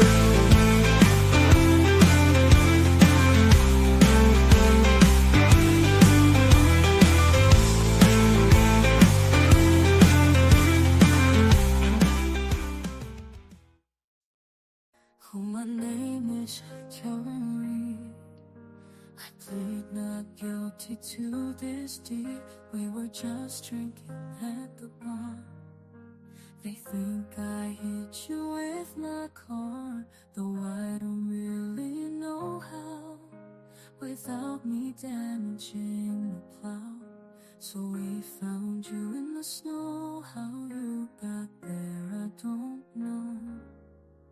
Brian Alberts is the place where we found your broken face. All the witnesses at trial claim their phones can all but dial. The McCabe say they're your friend, but the truth they surely bend. They will pull out all the stops, protecting all the crooked cops. And those cringy texts I sent to the agent that was banned were removed in single threads by machines owned by the feds. So Detective Brian's dreams were not disturbed by my shrill screams. Carrie Roberts testified, didn't fake it when she cried. Unlike Jen, who likes to mock a state of horror and of shock. It was February 22 when I last set eyes on you. Death is such a nasty thief of your life, Johnny O'Keefe.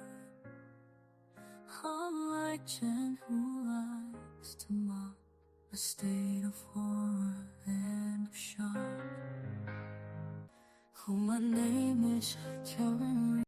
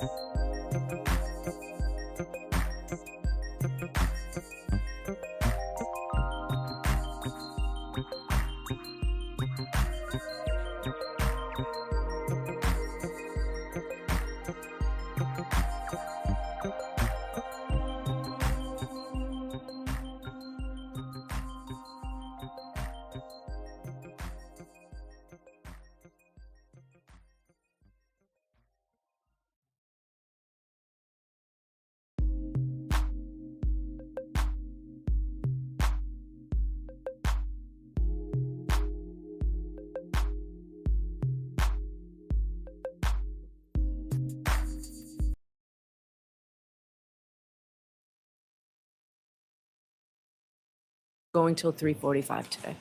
Okay. Yes, Your Honor. Okay.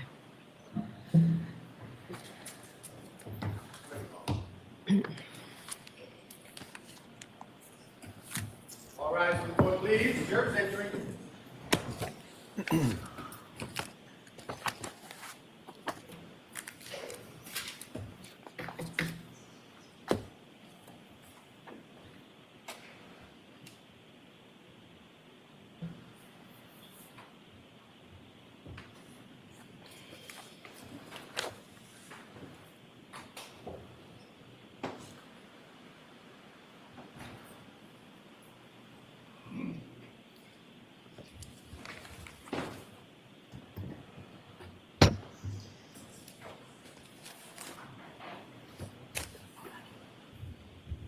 Court is back in session. You may be seated. So jurors, we are going to stop today at 3:45. All right, Mr. Brennan. Thank you, Your Honor. Your Honor, there's not a housekeeping before Mr. Brennan gets started. Group. I've asked the addition of It's going to be redactions of Mr. Brennan that I've heard. All right, so, okay, great. Thank you.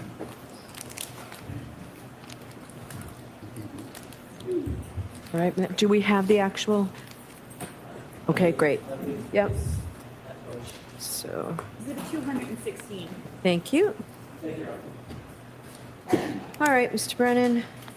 Good afternoon, Dr. Wolf. Good afternoon.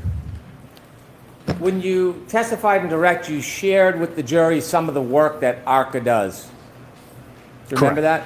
Yes. And you had mentioned a couple interesting things that there had been some work with the Department of Defense. Correct, yes. The work with the Department of Defense, was that during your time or before you got there? That would have been prior to my employment, yes. So when you were telling them about working with the Department of Defense, that really had nothing to do with you. That was ARCA before you began working there. ARCA as a whole, yes, the work that we do, yes. Not you. As I said, I wasn't involved specifically in that project, no. And you mentioned that you did some stuff, or the company does some things for the NHL. Yes. You didn't tell us much more about what you do. There's other things that ARCA does as far as clients, right? Certainly. Did you share with us that you work for lawyers and law firms? Yes, we do. And you do litigation, insurance companies? Yes. Okay. Is there any reason why you highlighted the Department of Defense that you don't do and the NHL but didn't share the rest of the stuff with us? That's just some of the prominent clients that we have. I see. You provided us a CV, didn't you? Yes. And that's like a resume, tells us a little bit about your education experience. You get to highlight some of the things, your accomplishments. Yes. You shared with us you've been the Director of Accident Reconstruction at this company, ARCA, since 2017? No, not since I started. You started with ARCA in 2017? Correct, yes. When did you become the Director of Accident Reconstruction? I think that would have been in January of 2024, so about a year and a half. About a year and a half ago? Yes. And you received your certification from ACTAR? Yes. Did you pass the test on both parts first time? I don't recall if it, I think it was I had to retake, I think, the practical section in the afternoon. Well, you would recall something like that, wouldn't you? Did you pass both parts on the first try? Like I said, I think it was the second part I had to retake. Well, this is a pretty important test, isn't it? Not really. It's your certification. It is, but much of the concepts that are covered in it are very elementary. Well, not so elementary. You had a hard time with part of it, didn't you? Well, with respect to the portion that I had to retake, it's a practical exam where you have to reconstruct an accident, you have to determine approach angles, departure angles, and it can be very sensitive to those inputs. And unfortunately, if you mess up one of your first angles and you carry out that calculation, then the whole problem is graded wrong, even if you did all of the math correct. So we understand there's a multiple choice question part that's the easier part, correct? I don't know if it's easier, but there is a multiple choice part. There's a more practical part where you actually have to go out in the field and do assessments, kind of like things that you did today. You don't go out into the field, no. And, when did you first take that second part that you didn't pass? I don't recall. You don't remember when you took the test? No, I don't. Suffice to say, you took it again. Correct. And ultimately, you passed both sections of that test? Yes. In your CV, you list your schooling, and you list your degrees, don't you? Yes.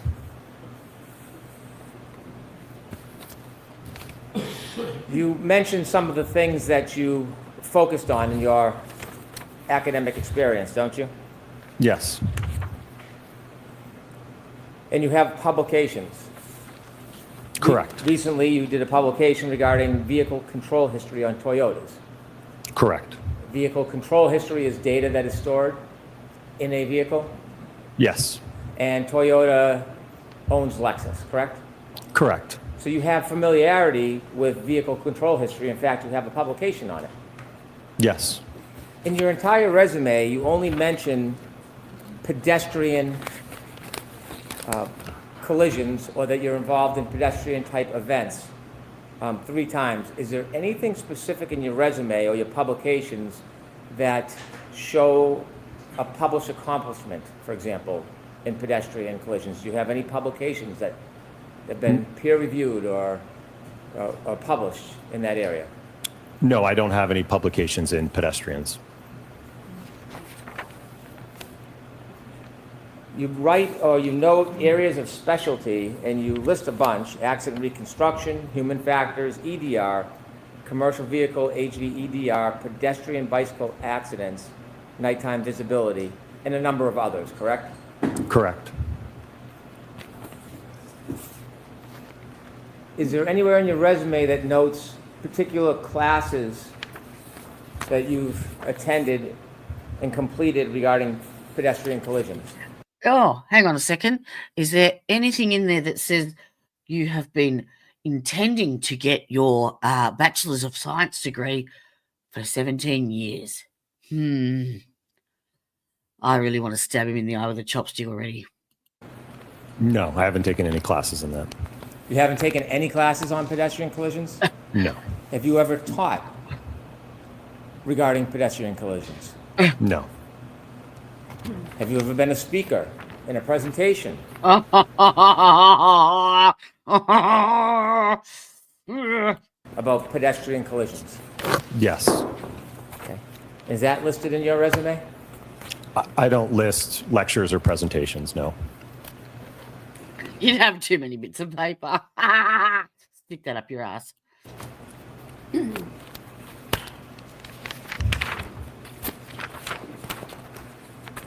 You were asked questions about your involvement in this case.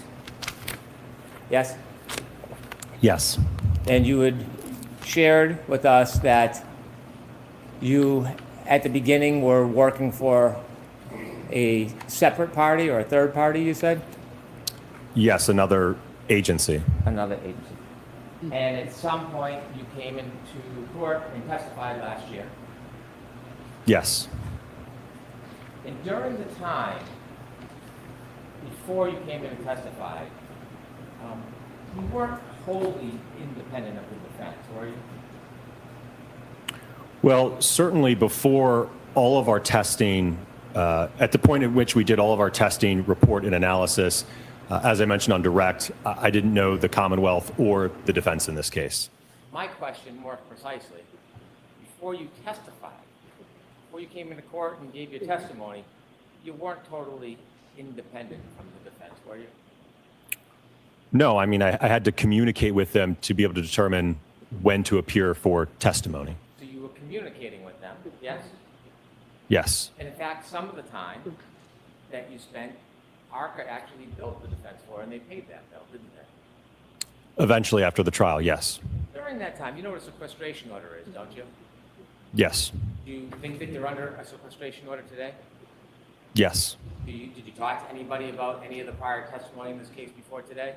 No. How'd you get here today? How did I get here today? I took a car ride over from the hotel. Who drove you? It was a driver. I don't know his name. Who set up the car? It would have been someone on the defense team. Was it like a window, like a limo? It was an SUV. Was there anybody from the defense with you on the ride over? There were 3 young ladies in the back seat. I think they might have been interns, and Mr. Woke. And who? Mr. Wolk, I think is it pronounced? Am I saying it wrong? Have you discussed anything about this case before your testimony today as far as the trial? Before today? Yes. Yes. Have you discussed anybody's testimony in this case? Nobody's testimony, no. That was different last year, though, because before you testified last year, you did have discussions about testimony, didn't you? Not with the Commonwealth or the defense, no. But I'm asking, though, you did have discussions about testimony before you testified last year, right? Correct, yes. And you know what a sequestration order is, don't you? Yes.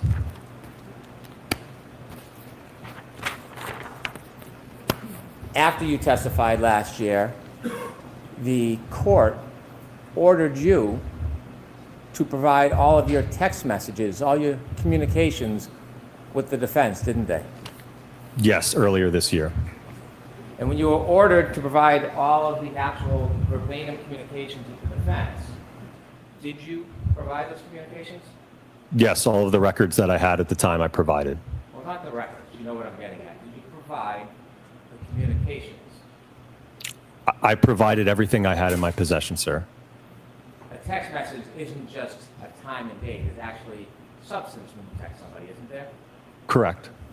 And when you texted, how many texts do you think you had with the defense? From what I recall, I think it was around 50 texts that I sent. It wasn't 100, I think it was 50. Well, I think it was around 100 total in terms of back and forth, but it was, I think, 50 that I sent.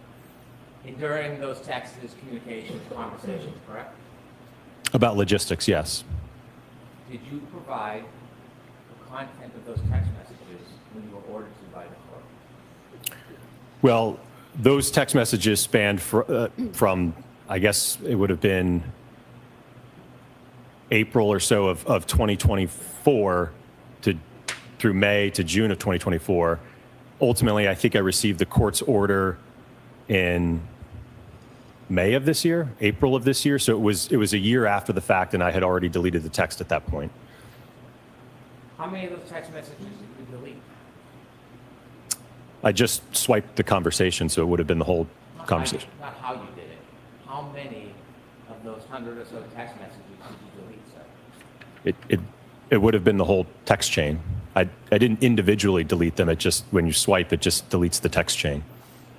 After you deleted them, did you go into the recently deleted and then delete them so they were unavailable? I don't recall doing that. Well, you were asked to search your records of the text messages. Did you do a thorough search to see if you still had them or whether you had destroyed them all? I checked my phone, and I also checked with my phone carrier.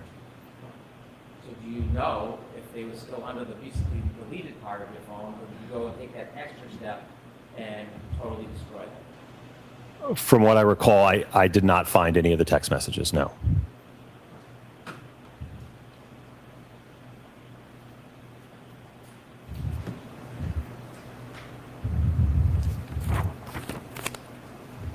Is there any reason why you deleted all of your text communications with the defense? Well, it's something that I routinely do. I work with attorneys and clients all the time, whether it's appearing for trial or inspections, and I don't have a habit of keeping a text chain that talks about logistics and things. It's just I routinely delete them after that communication is over with, and certainly after the prior proceeding, once it had concluded, there was no reason for me to preserve those. Okay. And so, at some point, you switched from text messages to another form of communication, didn't you? Yes, earlier this year. Tell us a little bit about this new form of communication, not text messages. Mr. Jackson had indicated that he and his defense team utilized an application known as Signal for their communications amongst their defense team. Ultimately asked if I would also use that application to communicate, which I agreed to. Is Signal an encrypted app? It's a secure encrypted app, yes. It doesn't leave any records, right? I don't believe so, no. Well, you have it. You're using it. Do you are. have any records from your Signal use? I'm going to allow that. Do you have any records from your Signal use? I do not, no. So you know full well that Signal as an encrypted app leaves no record. Yes, because it's a There may be a setting that you can change. I just know that the way that it was set up, there was no record. Well, who set yours up to have no record? I don't know. I think it was default. Have you ever checked your Signal app to see if you have any record of your communications pursuant to that court order? Well, I don't have the application anymore, but at the time I did check the application. Out of all these clients that you've had, how many times or how many clients would you use? I really want to stab this fucktard. I swear to God. Just my head in. Did you check your emails and is it Discord? Yes, Discord. I did a bit of a play around with our avatars and shit and made some designs, some personalized designs to put on our merch store.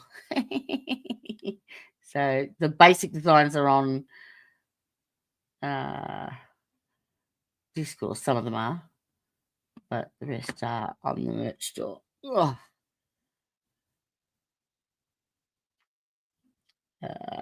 Get out of there, Jody.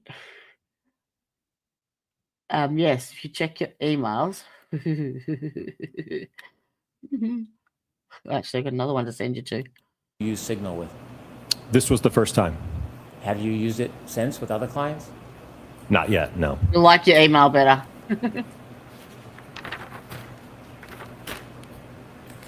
Before you testified last time, Get that, put that the straight last up. proceeding, or should I say when you testified at the last proceeding, kind of like today, you attempted to portray yourself as totally independent, didn't you? What? The fuck? When you testified at the prior proceeding, did you attempt to portray yourself as totally independent? Yes. The truth is, before you testified, you were communicating with the defense and attempting the best you could to assist their cause, weren't you? I wouldn't characterize it that way. So before you testified, you wrote out questions that you thought could help, that you should be asked when you testify, correct? So something I routinely do before testifying is prepare an outline of topics and questions that would best help be able to get out my opinions and the analysis I undertook, ultimately so that you all have an understanding of what I did. So I'm asking you a question, you gave the explanation, but you're skipping over the answer to my question. So I'll ask you again. Before you testified, did you write out a list of questions that you wanted to be asked? Yes. This indicates And when an you listed out the attempt questions, to essentially provide evidence for. A general response. It wouldn't be verbatim to that. I didn't say verbatim, because you list out the answers to each and every one of the questions that you had prepared. Yes. So for every question, there's an answer that you provided so that you could follow a script, so to speak, yes? No. I wouldn't characterize it as a script. One of the questions asks, so not being able to inspect vehicles is something that is not uncommon in your line of work? Mm-hmm. Your answer, absolutely not. Remember writing that out? Yeah. Yes. Then you put a footnote, a comment. And you said, not sure if you want to put this somewhere in the direct examination. I have a feeling they are going to argue I didn't personally inspect the vehicles. I had enough information from the material I reviewed, so it wasn't necessary. If you need to show the jury, it doesn't matter in this case. Yeah, it doesn't, Right, that- because you're a, When you're talking about they, I have a feeling they are going to argue I didn't personally inspect the vehicle. Who's they? because you're a That'd be the Commonwealth. photographer, When you blah, were blah, writing blah, out these questions as if you analyze had seen with the photographs. answers, Fucked is hard. this the mark of independence to you? Well, I think, again, whether the Commonwealth asked me that question or the defense asked me that question, my response would be the same. It wouldn't change depending on who called me to testify. There are a number of cases, by the time I get involved, the evidence is gone from the roadway, the vehicle is gone. So it's certainly not necessary to inspect a vehicle. And I wanted the jury to have an understanding that because I didn't physically inspect the vehicle, it didn't affect my analysis in the case. So you think that showed independence? Yes. Then you also had another question. Would it be fair to say that because you do a lot of nighttime visibility work, your cases frequently involve pedestrians? Yes, Remember that? as he Yes. explained. You said, yes, unfortunately, there is a direct correlation Yes. between time of day If your wife Mhm. came to you today and Is that said, true? You haven't Correct, listened yes. to it. sleep Would with it the happen neighbor, more how often would you in go the day about or at doing night? that? Or More if often your at night, husband yes. came home tonight and said, Statistically prove you didn't speaking, sleep with the neighbor. By the way, this How case would you involved do that? nighttime, doesn't it? Well, it's really Correct. hard to prove a negative. You could, of course, Statistically call the speaking, neighbor most of pedestrian and fatalities get occur him during to the evening attest and night to you. hours. So my specialty in the area of lighting and human factors results in a lot of my cases involving pedestrians. Did you write that? Yes. In fact, when you testified, you shared that with the jury, didn't you? Correct. I've testified to that twice last year as well as this year. And in the notes that you wrote, when you shared it last year and this year, was it an important point to the jury? I think so, because it helped gave them an understanding, I think, of my background and lighting and human factors. And as I mentioned earlier today, there's a direct correlation between time of day and pedestrian impacts, right? So my specialty in lighting and human factors results in me seeing many, many different types of pedestrian impacts. So if it's important, why did you include a note? If you don't want me to say this, that's fine. Why did you include a note to the defense that if they didn't want you to say something that you thought was important, you would leave it out? Well, I think because I didn't want to confuse the jury about a statistic that just because we have inclement weather and dark lighting conditions, it doesn't automatically equal a pedestrian impact, right? We have to look at the evidence and the damage to the vehicle and the injuries to determine whether or not a collision occurred, not the visibility. So you weren't trying to mislead the jury, you were trying to help them because they wouldn't understand something that you were trying to explain? Is that the way you're phrasing this? I think at the end of the day, it was to help them understand my background, how it relates to seeing a lot of pedestrian impacts. Something was important, and it helps the jury get to the truth. Why would you offer to leave it out? Well, I didn't leave it out. No, but you offered to. You would have requested. Why did you invite, why did you invite somebody else to interject in your independence and guide you to leave something out? Why would you even provide that invitation to them? Again, it's because I didn't want them to get hung up on a statistic that just because we have more pedestrian impacts at night and in bad weather, that this alleged incident happened at night under bad weather, to give it more weight, to weight the evidence more because of that statistic. You done? Yes. Fuck you. Fuck you. If you make a mistake in court. No, I've got to watch would it. you take the affirmative step on your own and correct that mistake? I'll allow it. I would do my best to do that, yes. Of course you will allow You it. say do your best. Would you do that if you became aware of it? I'm gonna allow it. Yeah, of course you Yes. are. Don't bother. Don't bother, Alan. Before you She's a testified in a proceeding last year, there was a hearing that you testified in front of Her Honor and other people that were here, correct? Correct. I wasn't here. No. You were. Yes. And you testified about your experience, didn't you? Correct, When you were yes. sharing your experience with the court, it was important for the court to have an accurate understanding of what your experience was because it was being evaluated in that hearing, wasn't it? Correct. When you testified to the court, you testified that you had been qualified as an expert to testify over 20 times, didn't you? I don't have the transcript. I believe I said approximately 20 times. The reality is you hadn't. You'd only testified and been qualified 11 times at that point. Correct. I misunderstood the question. I thought it also encompassed deposition, so I added those two and approximated at 20. And at some point when you realized you had made a mistake in your testimony to the court, you had a chance to come back when you testified last year and fix it and clarify the record, didn't you? Correct, which is why I provided a comment with the specific breakdown for clarification. And when you came back and testified under oath the second time, on the record, under oath, did you clarify and fix the mistaken testimony that you had provided just days earlier? I don't recall being asked a question, no.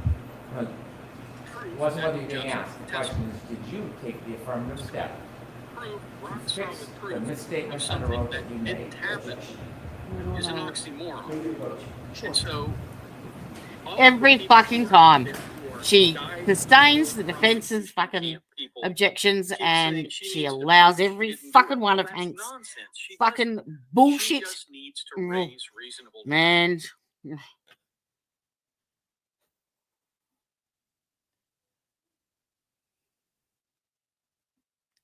He is just.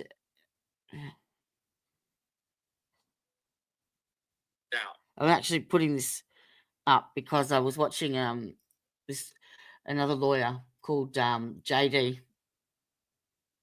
His channel's courtesy of JD, a lawyer explains, and he actually is really good at setting out the explanations of the legal aspects of shit and why he's an appellate lawyer, and he was explaining why I think Alessi's mistrial was denied or something like that.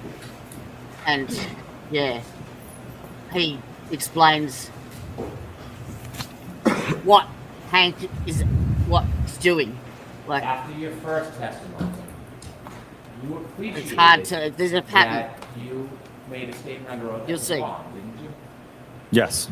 In fact, you made a note, I realized in my testimony I said about 20 times, when you asked me how many times I've been qualified, I misinterpreted your question, which was my fault, but in looking at my D&T list, it's 11 trials, 7 depositions, 18 Oh yeah, he testimonies added total. one wrong, I think. Not sure if you want to clear it up or just leave it. Correct. Yes, sir. Did you just leave it? I'm not responsible for asking the question, sir.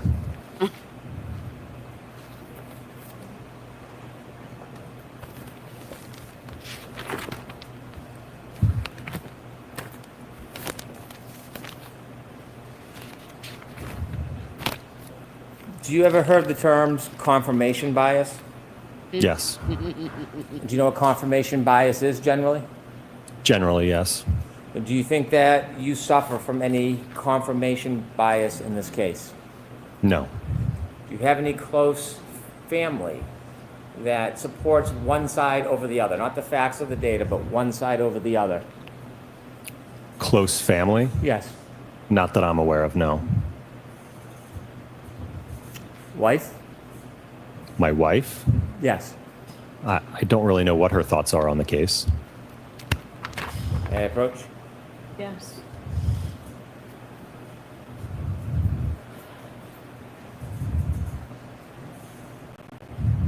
Who's doing the heavy breathing into the mic? Have you looked at that document? Have you seen that before? No, I have not. Never seen that. No. Bring it back.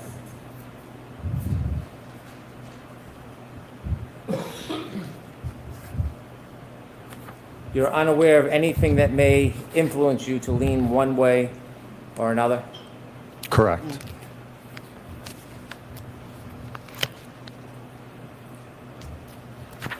When you first took a look at some of the facts in this case, you had some information. Since then, you've received a lot more, haven't you? Correct, yes.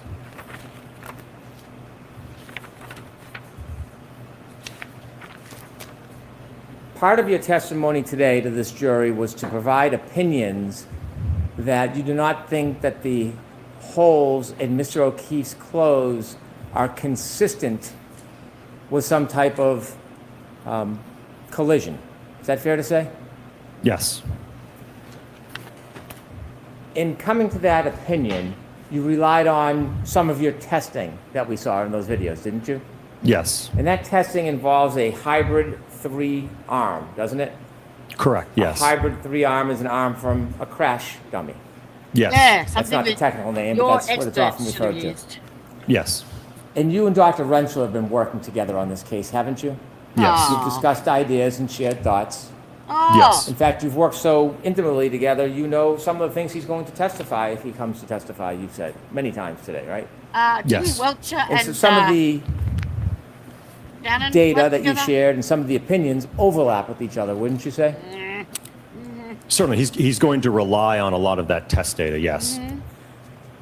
When you were forming your opinion about holes in clothes and potential abrasions to somebody's skin, all of those tests, all of those that you did, were using a crash test dummy arm, weren't they?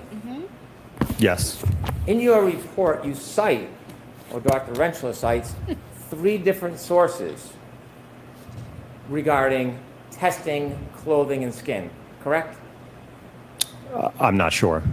Well, haven't you read his report? I've skimmed it, but I don't know what the basis are for his opinions. Did you see footnotes 24, 25, 26? No. 24 being skin tissue cutability and its relation to lacerations, severity indices. Did you read that? Let's see if there's a foundation. Of course. No, I didn't read that reference. Did you read 25, the book that is cited, Forensic Pathology, 2nd edition? He's reading the fucking footnotes? That's what have you've you come got? to sidebar. That's all you've got? Really? Really? That's how desperate you are. You are referencing the fucking footnotes that your supposed dipshit expert, who didn't come anywhere near the level of forensic testing analysis that he needed to, the book in the footnote, you're having a go at this witness because you didn't make note of that. That is how fucking desperate this prick is. That's the only fucking thing that he can find.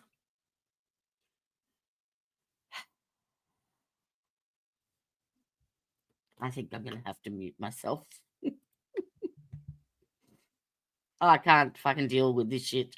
It is ridiculous. Ridiculous. Did you notice that when Dr. Welcher came in, he had a pink shirt on? No? Is there something wrong with your memory? Fuck off. Just fuck off. I cannot stand him. It's supposed to be about presenting the facts and a fair trial. And all he's done is remove the facts and replace them with fucking liars for hire and play dirty. And it's the injustice of it that just really grates me. And the fact that he's getting paid shit tons to do it. And he's paying other people shit tons to fucking lie for him. Of taxpayers' money. Good job. Good job, America.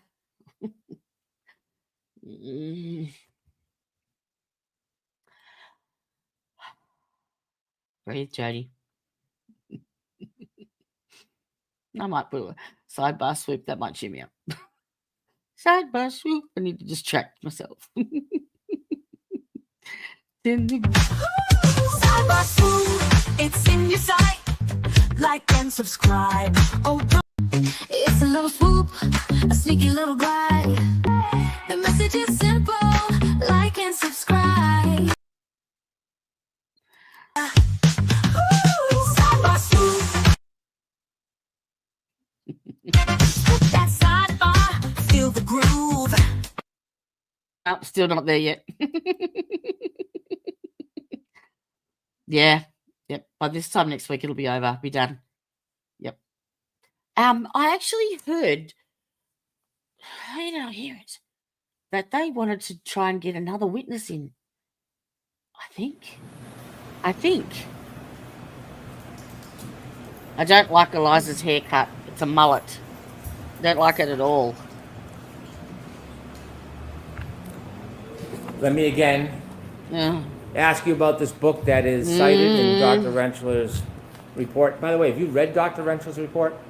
As I mentioned, I skimmed through it. Yeah, because it was So a in piece all of of your shit. preparation with Dr. Rentschler, you merely skimmed through his report? You didn't take time to read and study it? It wasn't worth Well, it. none of my opinions are based on work that he did. He's undertaking a completely separate aspect in the analysis. But that's not the question. The question I asked you was, did you, in working closely with him, take the time to study his report? As I mentioned, I skimmed it. I didn't read through, as you mentioned, all the references or what he cited. I didn't do that. Did you read his report? I did read the report, yes, but I didn't in depth go through each reference and look at what he was citing. So you read his report? Yes. And when you read his report, did you see there were footnotes for a number of different propositions that he made? I just said he didn't I know read that there were through them. footnotes in the report, yes. Well, on the issue of whether or not crash test dummies should be used during experiments His opinion. as a basis for an opinion of whether abrasions can happen through cloth or an arm, wouldn't that particularly interest you since you were going to come here and testify about it No, multiple it's full of times in front of shit. this jury? I'm not sure I understand your question. You knew you were going to come in here and suggest to the jury that you thought that these tests were inconsistent with causing any type of holes in clothing similar to Mr. O'Keefe's or abrasions on his arm. You knew that was going to be part of your opinion today, yes? Yes, And yes. It's part of forming a valid opinion that people A can valid rely opinion. upon. Oh, so if you don't read the footnotes, you're not valid. You see what he does? Wouldn't you want to do as much study as possible on the background for that opinion before you give it to a jury? I suppose, yes. Well, you suppose. Don't you think if you come in here as an expert, the jury is relying on your background and education? Yeah. And what's Yes. Shannon? And they're Hello? relying on the fact that you're representing something Yes. definitively Yes. or And with an opinion honestly, to a reasonable degree of certainty? Yeah, You fucking understand hypocrite. that, right? Yes. And don't you think when you do that, that it's important that you have proper study and foundation before you just come into court and give an opinion? Well, I will note that the ATD crash dummy is a generally accepted test device to use for not only assessing occupant forces in motor vehicle crashes, but also to assess impact forces. So that the use of that device is certainly generally accepted. And should be used. My question. You generally tend to answer a different question. Sustain, Mr. Brennan. Yeah, shut the fuck up, Hank. Strike that, Jules. Let me ask you again. Don't you think, as an expert, it's important when you come in and you're going to present an opinion based on science or engineering or whatever you want to do, that you study the basis for that opinion before you give it? Yes. When you saw in Dr. Rentzler's report references to this very issue about what should be used when you're doing demonstration or study of what can cause tears to clothing, weren't you interested in the basis? No, because he can look it up himself. He's got his own references. Well, again, it was something where Dr. Rentzler and I worked together, and we were in agreement that we could utilize the ATD arm clothed. When you decided to have an agreement that you could use that arm, did you read the book that he cites as support, Forensic Pathology, 2nd edition, Vincent J. DeMaio? Did you read it? No, I did not. Did you brief it? No. Did you peruse through it at all? No. When you decided to come to this agreement that's going to have a foundation for your opinions, It's did the you only look book in the whole fucking world. at footnote 26, That will answer the question. Skin injury mechanism caused by player surface contact during soccer, a survey. Oh my God. Systematic review. Did you review that? No, sir. Have you seen any articles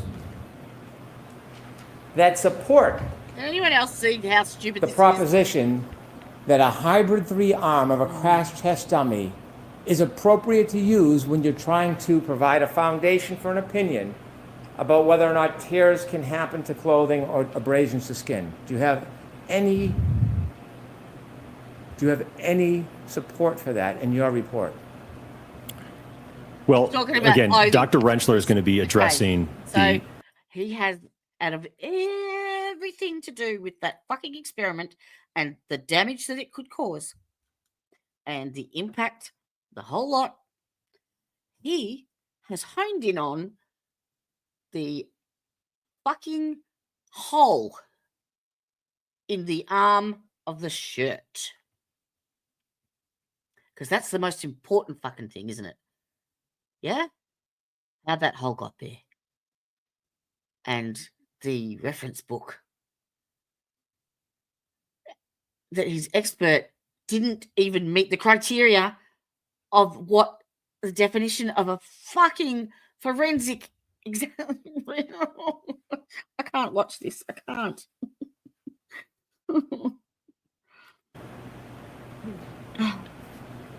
You're shaking your head. So I'm going to let him answer the question. Oh, of course you are, you fucker. So as I mentioned, Dr. Rentzler is assessing the injuries to the arm, okay? He indicated to me that we could utilize the hybrid arm to assess the injuries to the arm.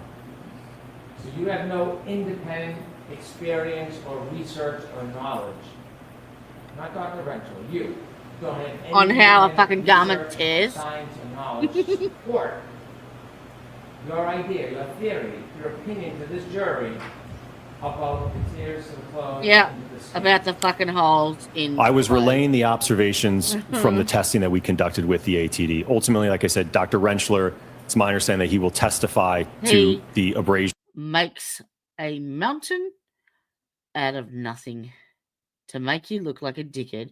He did the same thing with fucking Nicholas Barros. He did the same thing with Dr. Russell.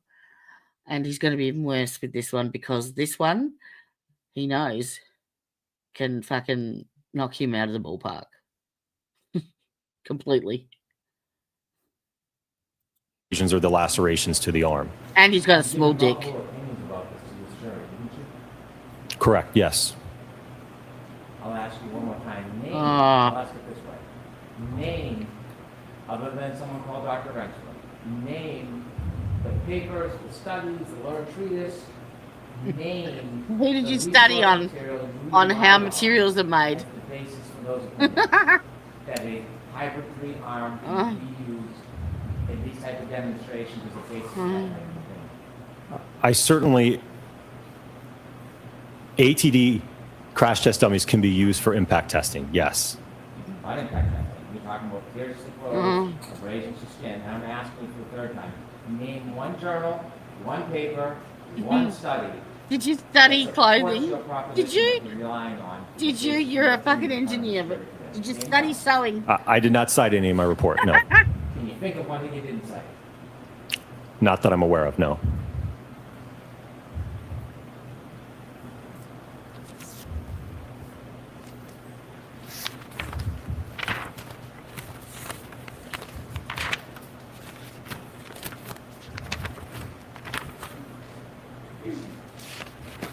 He's a cockhead, isn't he, Clumsy? Yes, yes, you agree with me. You had mentioned on direct examination that when you first started looking at materials some time ago, at the beginning, you were unconstrained in the scope of your study. Is that fair to say? Are we talking about 2023? Yes, we are. Okay, yes. You were unconstrained. You could have done anything you wanted to. Yeah. I don't know about anything. When you said unconstrained, what did that mean? You said unconstrained, Well, not him. the agency that retained us didn't ask us to do specific work per se or specific tests. You didn't do any type of crash test at that time, did you? Not like was demonstrated today, no. Instead, you started a working theory that perhaps a glass was thrown at the rear taillight of the defendant's car? Dickhead. Yes. Did someone suggest to you that was a theory? No. It's just something that you and Dr. Rentschler thought up together? Because there was glass in the bumper. Based on the evidence that we had, yes.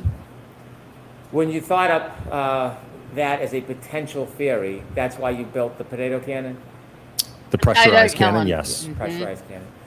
And Yeah. you shot a glass at the rear taillight, yes? Yes. You determined that at 37 miles per hour, there'd be similar damage? Yes. And then you came into court last year, didn't you? Yes. And you provided that opinion Yeah. of consistency to the jury, didn't you? Yeah. Yes. You got up and you said Yeah. that something to the effect that that speed is consistent with the damage? Yes.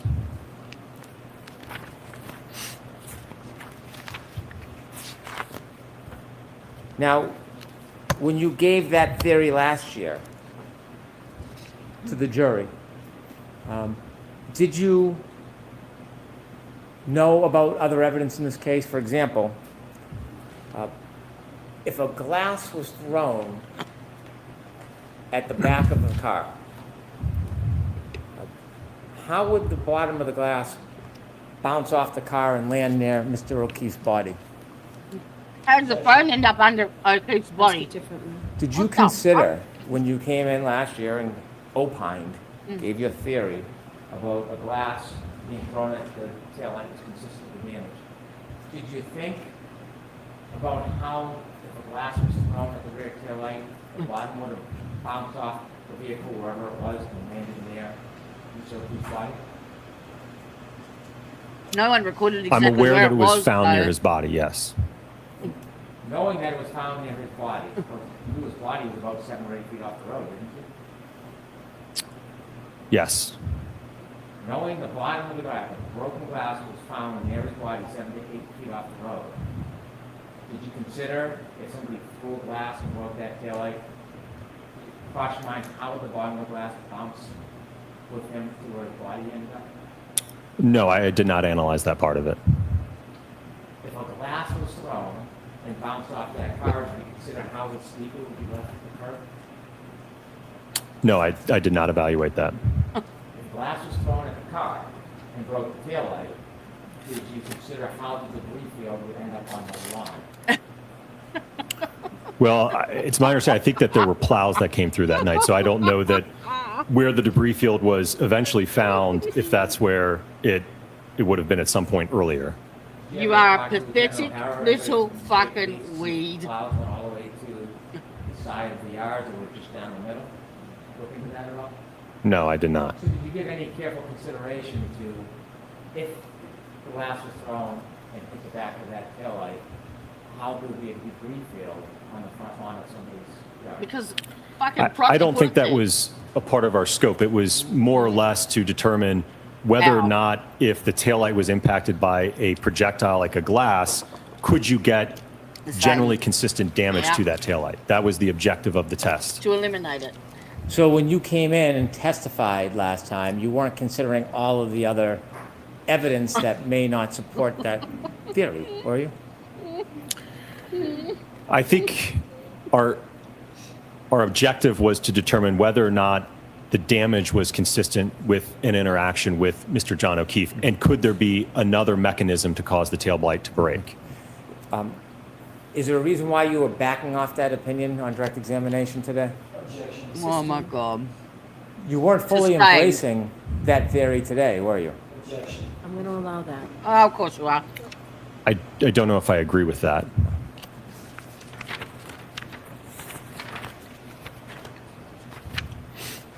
In this case, you provided reports recently. Yes.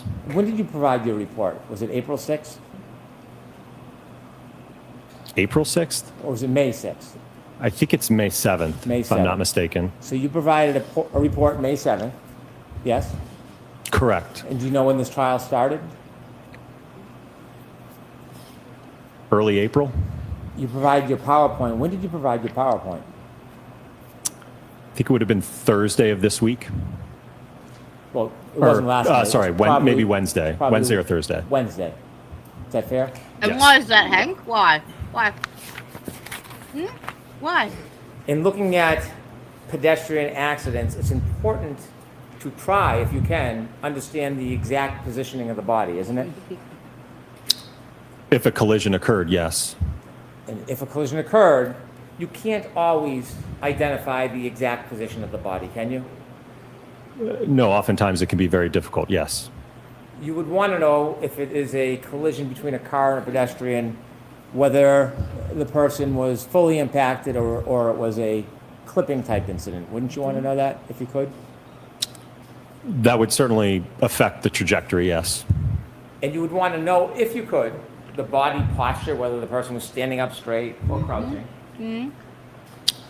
If a collision occurred, yes. Whether they were turning or standing straight or Oh, they my had their God. arm out. That's helpful information, isn't it? It can be, but when we're talking about how quickly this impact duration is, right? If you recall back to the PowerPoint, right, we're talking about a 10 millisecond window. So however the body is positioned at contact, that's how it's positioned. It's not going to be able to have any significant movement or change in orientation in that 10 millisecond window. The position of the body can change the trajectory of the person who's hit, can it? Sorry, can you repeat the question? Positioning of the body, the way they're positioned, that can change the trajectory if they're hit, after they're hit. Yeah? It can, yes. Whether they're moving towards the vehicle or away from it could affect the trajectory, couldn't it? If they have some relative velocity, yeah. Trying to determine the point of impact when you're looking at a scene, it's important when you do trajectory studies to know where the point of impact is, isn't it? If you're going to utilize studies that look at projection of pedestrians when you're contacted at the center of gravity and you get projected some distance, you can rely on those studies, but you have to have an understanding of where the point of impact. Let's just take a look at this, shall we?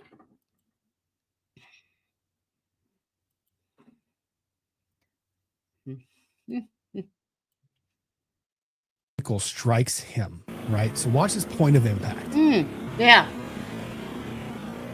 Welch's experiment. Where I did that vehicle is going 24. Right. Impact. Where is the center of mass of this? Where is that car going to hit him? You know? In 10 milliseconds, he is going to have the ability to move. That's going to hit him straight in the goddamn chest. And as you see, it hits his shoulder. Miles an hour. Look at that. That's the And point of his impact, hip. right? If that vehicle is going 24 miles an hour, look where his center of mass Yeah. is. Look where his body is. It's even like, it's only a couple of inches. That's not included in the impact zone as that car's going.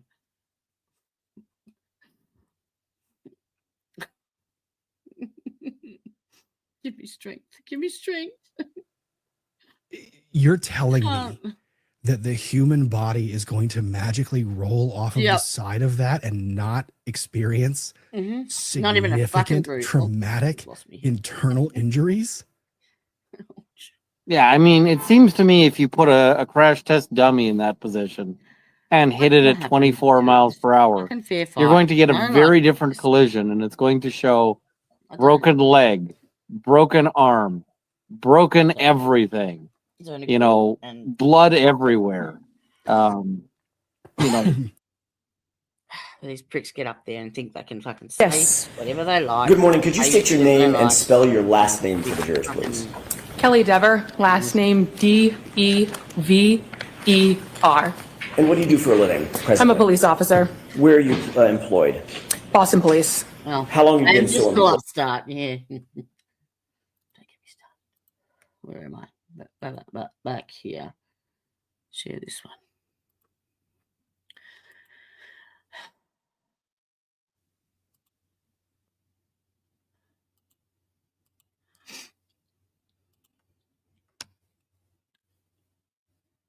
Is and where the point of rest is. You don't have the point of impact. If you don't know the point of impact, you don't know the exact body position.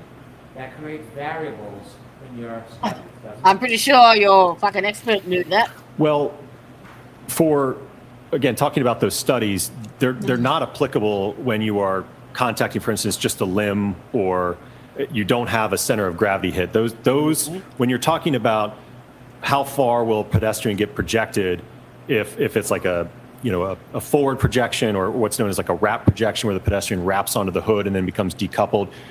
Those studies are applicable there, but when you're talking about where there's minimal overlap between the body and the center of gravity, then you can't utilize those studies. So you would not want to know where the point of impact is? In this particular case, no, I don't think it would be helpful. You would not want to know the body position? I don't think that it would be helpful in determining, because again, we have to start with, does the damage, is it consistent with a collision? So you would not want to know the body position. That's what you're telling us. You don't want to know that. Well, if the evidence indicates that the contact is inconsistent, then that's kind of where the reconstruction stops. You can't go to a point of impact and a point of rest if there was no contact. So you don't want to know the body position. Can you answer that? No. I don't understand his question, Your Honor. When you're doing studies, you don't want to know the body position? No, what he's saying is, if he's determined that that impact could not have caused that injury, then there's no point going any further than that, because it won't matter where the center of mass is, because it's impossible to have gotten to that point, let alone the next one.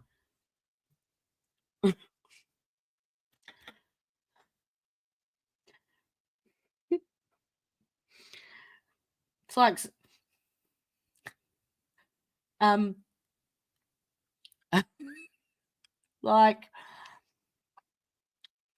you choke on a fishbone, yeah, and you eventually swallow it. Do you bring it back up so that you can have a fucking look at it? No. There's no point. Can you answer that, Dr. Long? No. Again, it depends on the type of impact. For the alleged contact in this case, you can't rely on those studies about impact location and point of rest. You get what I mean? Applicable to I was this. talking about studies. That's how as far ridiculous as this data, is. information. You, as the person doing tests, would you want to know the body positioning? Not if it's And this time we'll get an answer, and that'll be it. You got an answer every single time. Uh-huh. Can you answer that, Dr. Wong? No. I feel like I've answered it the best I can. Your Honor. Okay, next question. You don't like that question? Ah. Assistant. Strike. Jurors disregard that. Okay. When you were doing these video demonstrations, Was it important to be as accurate as possible? Yes. Data changes if information changes, right? I'm not sure I understand your question. That's a tough question. You want to be precise as you can in ultimately having a conclusion regarding data, don't you? Yes. Could I have PowerPoint page 12, please?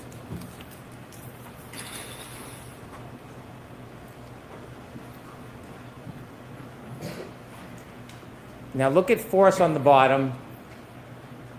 The first letter F signifies force, correct? Correct. And the last two letters, MA, signifies mass, yes? Correct. That's a very important part of that equation, isn't it? Oh, Yes. really? If you change the mass, it can change the whole analysis, can't it?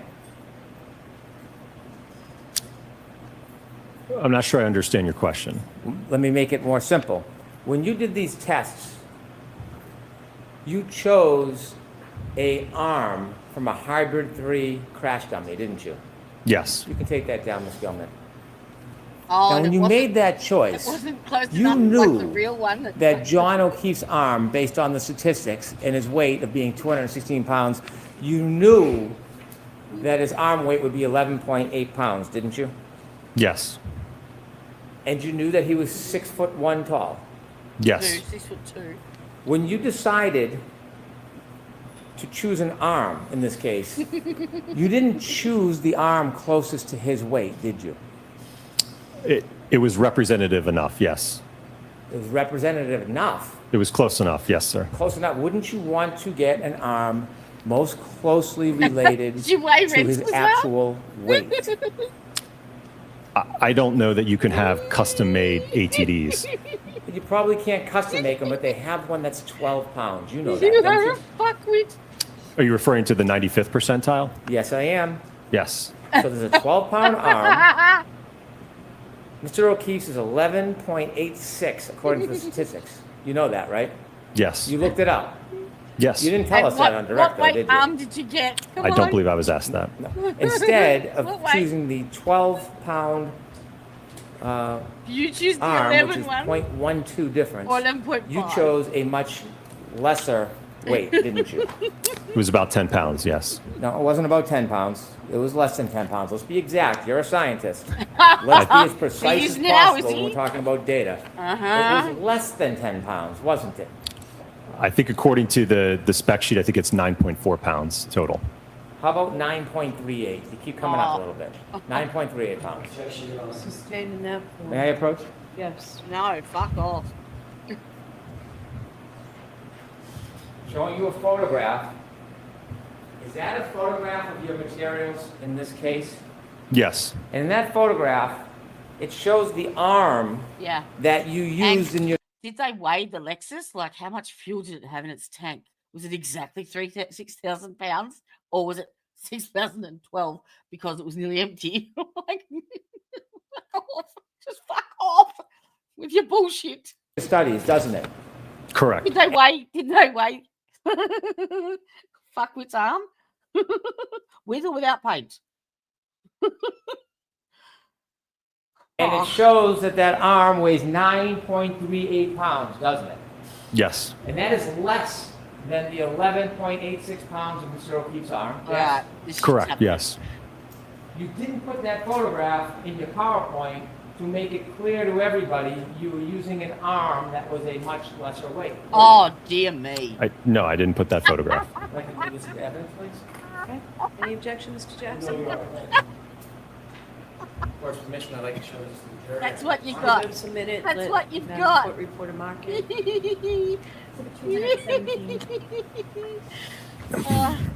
Yes, now you can. One look at you, and I know that you are an idiot. Correct. Correct. This is the arm that you used in all of your videos, right? This is the shit Correct, that's gonna yes. come up And you here. can see, could you zoom in, Ms. Gilman, on the Zoom weight? in, 9.38 pounds. Yes. There's a bigger difference between 9.38 and 11.86 than there is 12 and 11.86, isn't there? Correct, yes. So when you do the math, and have you done the math before on this? When you do the You're a math, condescending cunt. You really are. it's 26% difference, isn't it? In terms of more force? No, of mass, weight, 26% difference, right? I'm going to trust you. Yeah. Well, do you have a calculator? Don't do that. I do. Don't fucking do Can that you do ever. it? Sure. Not Okay. with this cunt. And before you do that, you took this from Mr. O'Keefe's 6'1". You used a crash test dummy that, what is the height on it? Well, the ATD, I believe, is 5'7". The Rescue Randy, I think, is 6 feet tall. We'll talk about the Rescue Randy later. We have questions about Randy. But let's talk about this. 5'9". You said 5'7". It's actually 5'9". Sorry, 5'9", yes. 5'9". And it's 170 pounds? 171, I believe. Mr. O'Keefe's not 170 pounds. No, not his whole body. He wasn't 5'9". Correct. Okay. So when you do the math and you take the 9.38 pounds based on the 171-pound doll, and you look at the percentage, doesn't it come out to 5.48% total body weight? Yes. Okay. And so the difference, when you look at it, it's a 26.3% difference from his actual weight, isn't it? Correct, yes. And so I'm probably at the 6th grade level on this, but isn't it very basic that the more something weighs, the slower something has to go to have damage?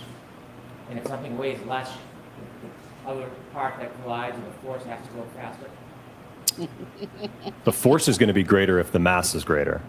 So if you throw a 5-pound rock into a window. Did you just hear what he said? The force is going to be greater if the mass is greater. You don't want it to be over.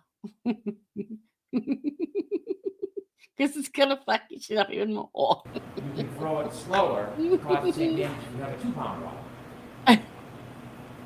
I don't know if I agree with that analogy. You agree that based on the 26% difference, Sorry, in I'm order back to his actually be accurate, stupidity back at to be him. specific, to be scientific, you then have to adjust the speeds that you presented on your demonstrations, and you have to reduce the speed by 26%. I don't agree with that. You don't agree with that. You think that having a lighter arm, so what you're telling us is having a lighter arm would cause the exact same amount of damage to the taillight studies as a heavier arm. Is that what you're telling us? Well, if you look at, for instance, the 29-mile-an-hour impact test, that's significantly more kinetic energy. So the momentum of a 6,000-pound vehicle moving at 24 miles an hour, 29 miles an hour, that's going to overcome whatever the mass is that it's hitting at that point. You're sidestepping my question. Sustained. Ask a question, Mr. Brennan. Just ask a question, no more. My comments. question is, are you telling us that having a lighter arm does not impact the damage in these tests as opposed to using the heavier arm? Certainly not in the field test, no. And so you disagree Well, that he's got when you more look at the qualifications weight than of you. those arms, do you disagree there's a 26.3% difference? Yes. You disagree? No, I'm sorry, what was your question? Do you agree there was a 26.3% difference in the arm weight that you used opposed to John O'Keefe? Yes, the hybrid arm compared to Mr. O'Keefe's arm, yes. And you are denying that there needs to be an adjustment to your calculation because the mass, MA, is different. You're denying that. I think, again, if you're, and this is something Dr. Rentschler, I believe, will No, I want touch to on. talk to you. I don't want to talk to Dr. Rentschler. Well, because when you're addressing the forces for injury and the mechanisms for injury, right, you would account for the difference in the weight. So you're saying that it makes no difference that you use an arm that was 26% lighter. Is that what you're saying to us? No, I don't think it would have made a significant difference, especially if you look at, for instance, if you're looking at the 95th percentile hand and the 50th percentile hand, correct.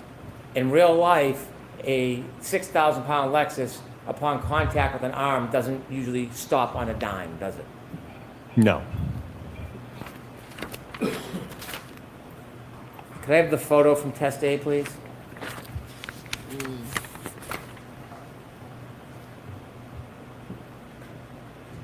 And so there is no break, but there is a crack in this light that was a result of this experiment where this light hits that restrained dummy, He's a yes? backward, isn't he? Yes. Yeah. And this is at 10 miles per hour in Yes. your world and 7.67 Yes, if you it is. take off the 26% weight. Yes. He's an idiot. Yeah. Come here. If we can move Come on, to test come B, on, lovely. please. Come on. Come on. Now this test B, a similar test, it has the same limitations, doesn't it? This dummy is restrained at the pelvis. Yes. Could you show the video, please? There's two videos. We can see the first one. Where are you going?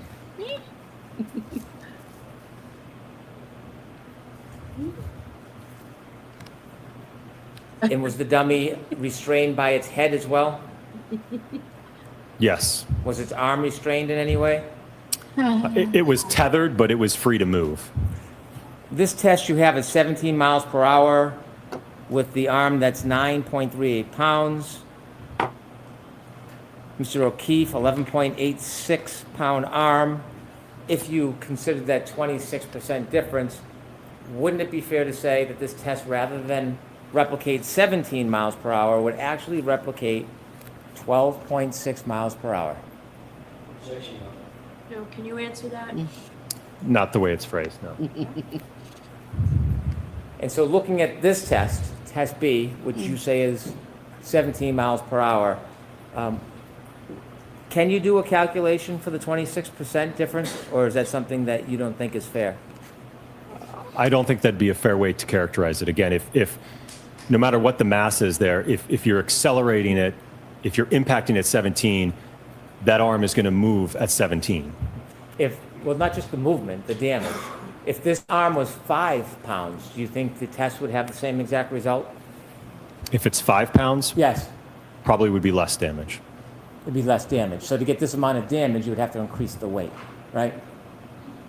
Sorry, what was your question? To get this amount of damage, you couldn't use a 5 pound arm. There'd be less damage with a 5 pound arm. Correct. Right, because the less weight you use, the less damage at that speed. That's Correct. basically how it works. Correct. Okay.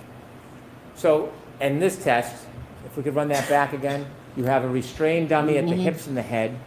There's no follow-through of the light or the body that's attached to that arm, correct? And at this speed, you can see the shards of taillight. You can see them move, can't you? When you say move, you mean just Not stationary. yeah, I mean they're moving from the taillight as they break. Detached from the taillight. Correct, they're And broken. that could create a debris field, yes? Yes. And you can see them floating in the air, some of them actually floating and then touching the sweater. Do you see that? Possibly. Some of it might be, again, some of that polyurethane foam. Yeah, some might be. And why don't we play it again so we can see clearly? Some might be taillight shards too, right?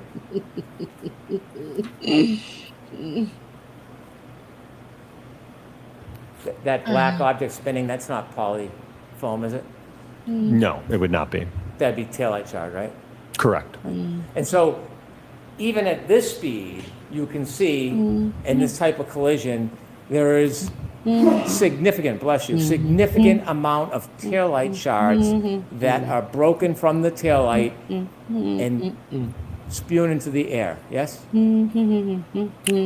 Well, there. I think on the one of the slides I had, I think I showed. Oh. Oops. Not really.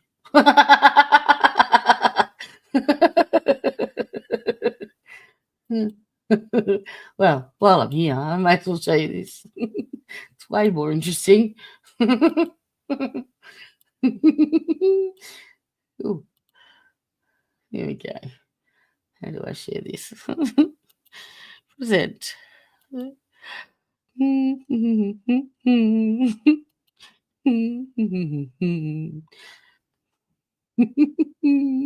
Oh shit, I picked the wrong thing. Oh. Can't do this. I can't. And at the stage. Oh, look at that. Look, look, look. Look, Fiddies. Fiddies.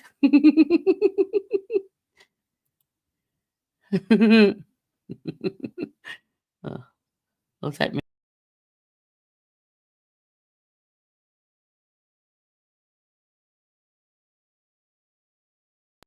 So there's some of the designs that I made up for the new merch. And then, but wait, there's more.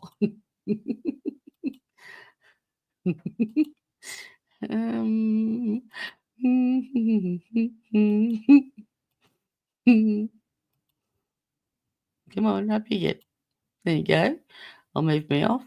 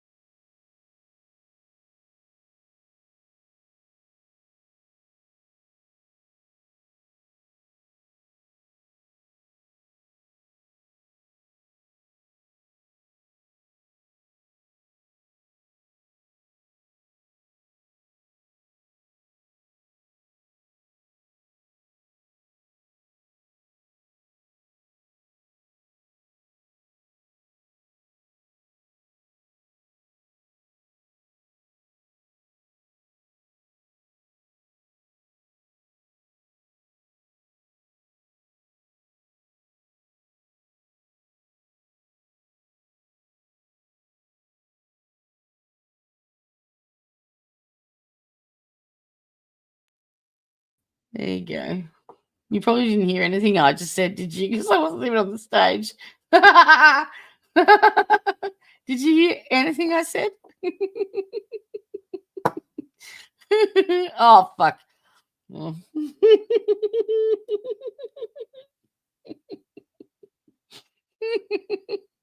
I was basically I'm going, I know I should get back to the trial, but my hand, I can't make it push the button. Won't do it. Bugger. That was funny.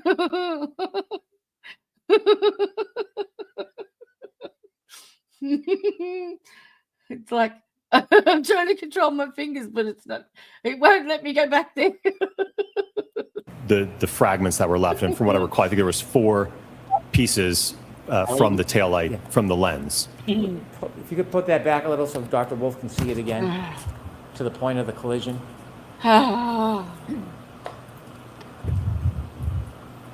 Even at this speed, go ahead. Stop. You can see pieces, large, small, medium, maybe even microscopic, are now breaking off from that taillight and being lifted into the air, aren't they? No. Yes, there are pieces coming off. And?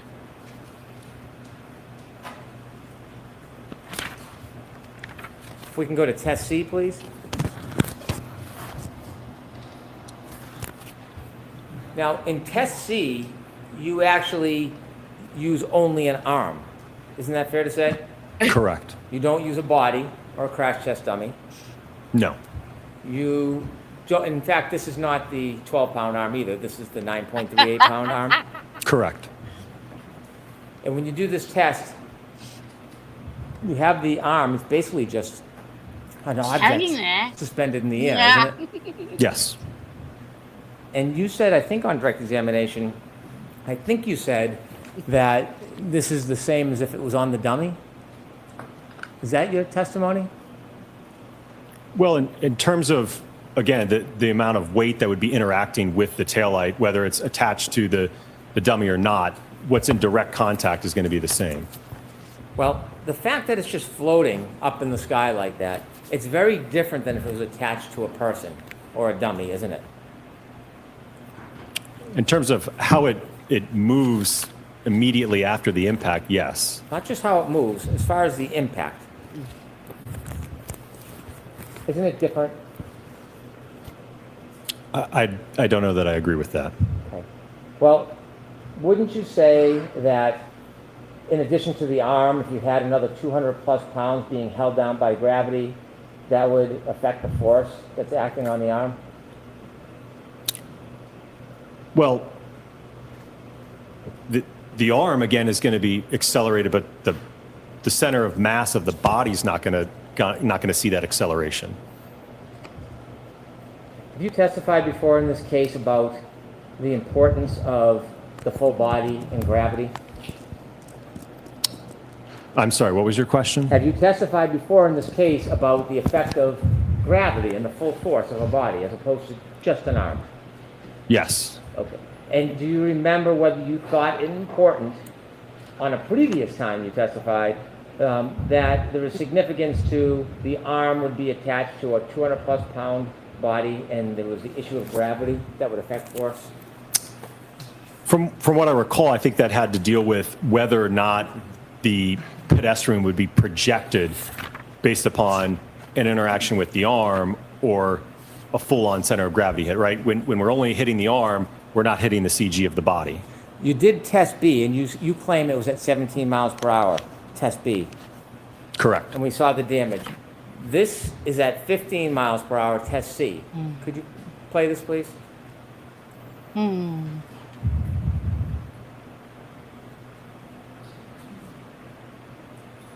It might be a delay, so you could fast forward a little bit, please.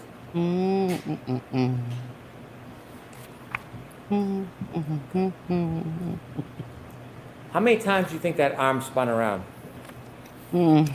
I don't know. That's not what would happen to a person who got hit. Their arm wouldn't spin through their body like that, would it? Correct, it Their would arm not. wouldn't spin that many times. No. There'd be the pull of their body weight, yes? I'm sorry, what was your There'd question? be the pull of their body weight. The body weight, yeah, would affect the movement afterwards, yes. Gravity, yes? Yes. Yeah. And so there's a reason why you do this test at 15 miles per hour. Is there a photo related to this, to the damage to the taillight? There is a reason why at 15 miles per hour, the damage is much different than the other test at 17 miles per hour, isn't there?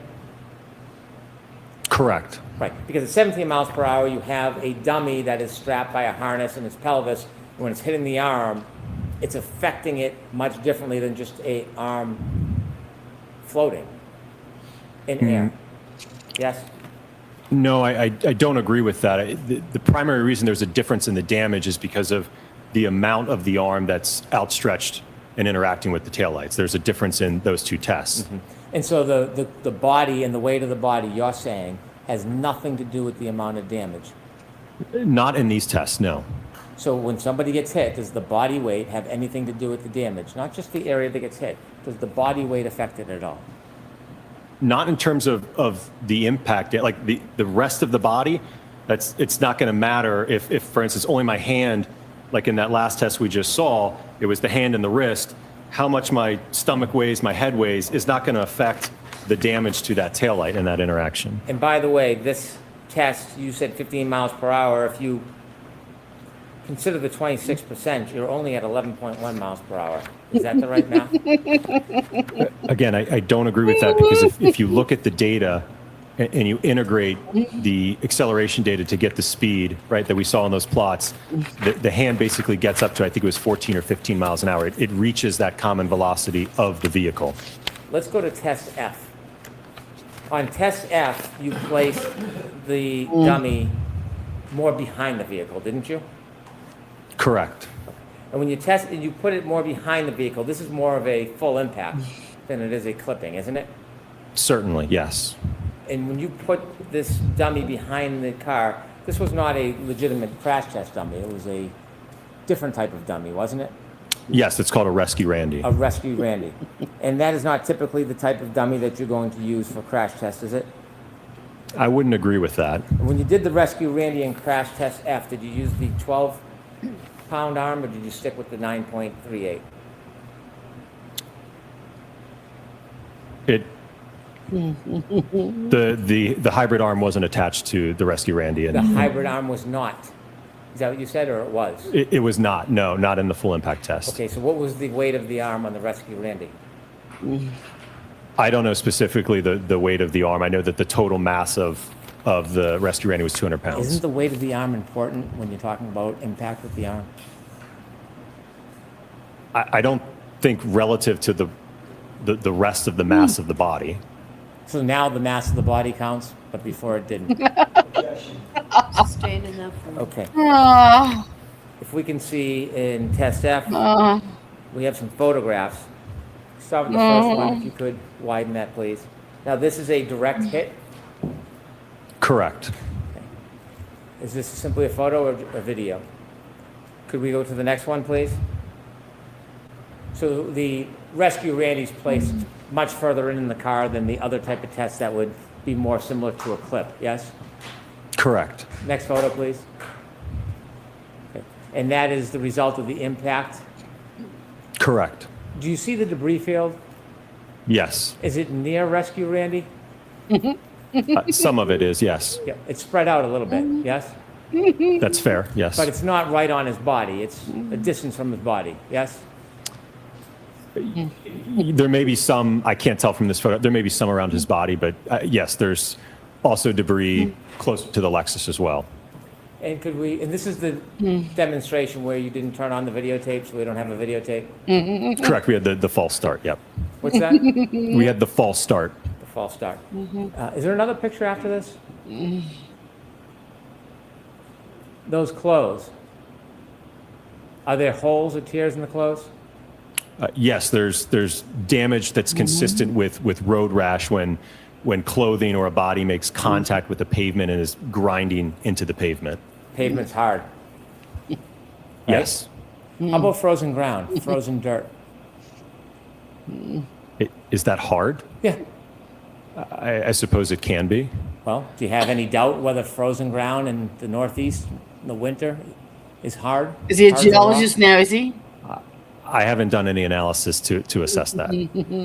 And so seeing holes in those clothes is what you would expect after Randy hits that hard ground, right? Are you talking about frozen grass or paved? I'm talking about Randy right now. These holes in the clothes are what you would expect after Randy hits the hard ground, correct? Objection. I'm going to allow that. Is that Oh, what of course you are. You stupid fucker. You really feel free are. to stand up and stretch. Feel free to fuck off because he's a being a dipshit. Have a look what I just got. Share screen. Oh, that one. Yay, look at that. I just got an award. 225,000 views. Yay! 225,000 people know now that I'm a fuckwit.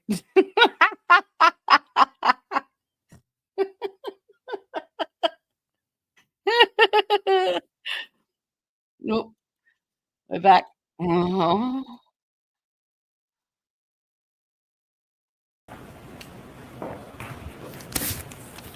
I must say, it was nerdy hot and nerdy sexy with Leslie going off the other day. And I don't know what did it, but whoo, Mr. Fiery. Like, oh, hello.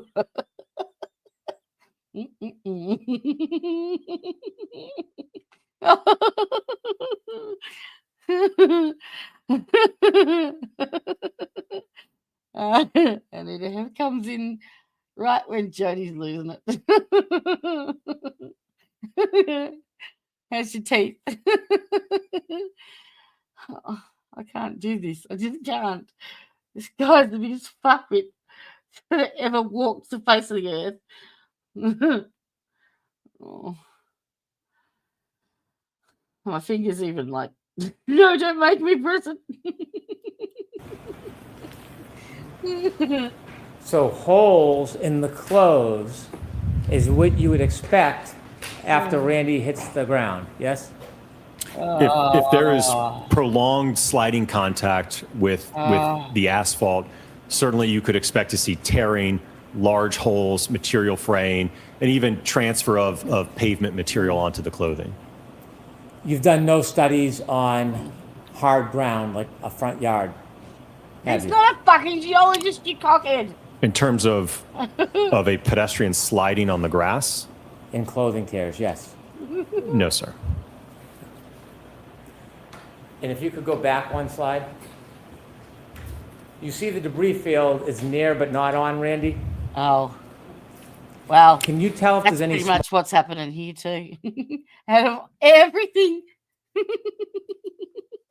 that you could possibly test for in a forensic analysis, everything, all the data, all the equations, Hank is arguing about a fucking tear in the clothing of fucking John O'Keefe's arm because that's all he can focus on. That's all he's got. And he's hanging shit on this Arca dude because he hasn't done any research, study in how material tears. I shit you not. It's fucking ridiculous.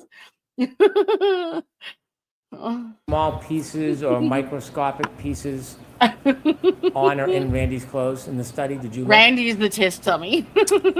No. Holy crap.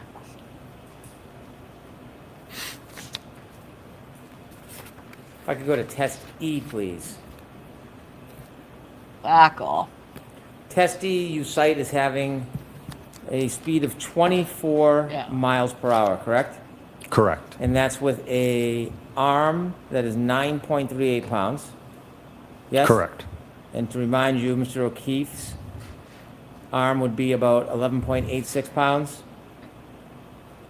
Yes? Correct. if you would reduce 26%, you'd be at 17.8 miles per hour, wouldn't you? Are you doing the math, Dr. Wolf?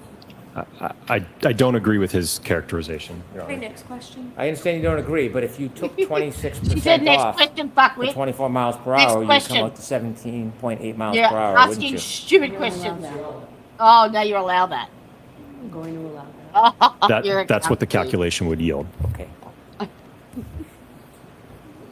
On test E, there are some differences between your test and what would happen in real life. For example, there is a harness, correct? Correct. And the Oh, harness prevents so the blue paint wouldn't have happened in real life either? Fucking hell. Is that because you've got veneers that you needed a specialized cleaning, or what's the fucking go with that? What was their reasoning? Like, for real? Are you for shiz? Ms. Lemaster. I liked our conversation better the other day. Oh, has this? I got limited monetization on was it yesterday's video where I put up my fart. My fart short wasn't appropriate. To meet their guidelines. Fuck them. dummy from being thrown naturally. Correct. The harness affects your ability or one's ability to see the study and see what the trajectory would be after impact, correct? Well, that wasn't the purpose of the study, to assess the trajectory, sir. No. I understand. I'm not trying to criticize, but it affects the ability It's to outside of see the the scope trajectory that he when was the asked. dummy's on a harness, doesn't it? Yes. Could we No, put we up can't. No. the first video no, on this, fuck please? off. A photo 115, if we can start with.